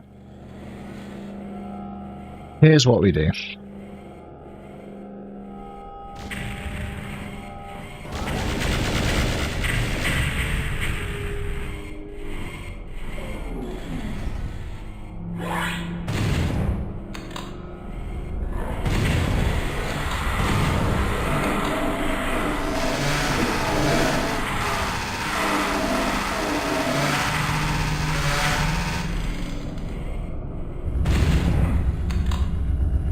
Fine health. We're gonna die, aren't we?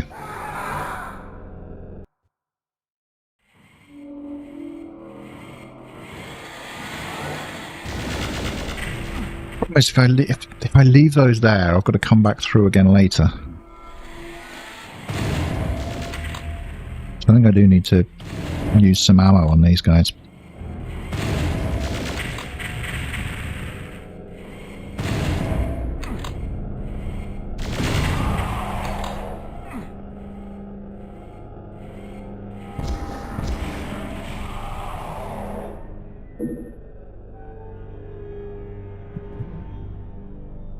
Okay, we can do this, surely.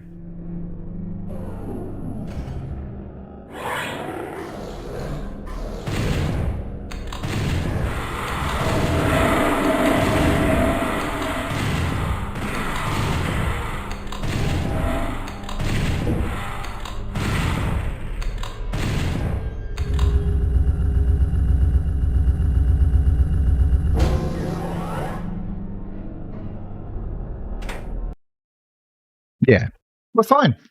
We're fine. Absolutely fine. 0% secrets.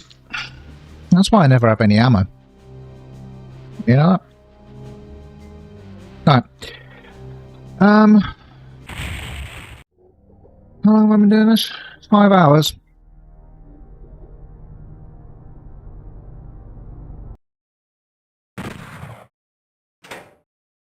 It's probably enough hours to play Doom 64 in one go. Good game, though. I'm going to quit there, chap. Thanks everyone for coming along and hanging out while we play some Doom 64. This is just mainly about getting like game footage in it. And we did that. We got some game footage. So, alright. Thanks everyone. See you next time. And yes, I will have a look at Metroid Fusion Randomizer. It's a good idea. Yeah.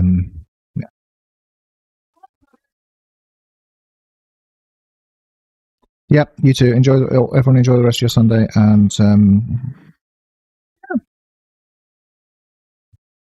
Fun for me too. Bye bye.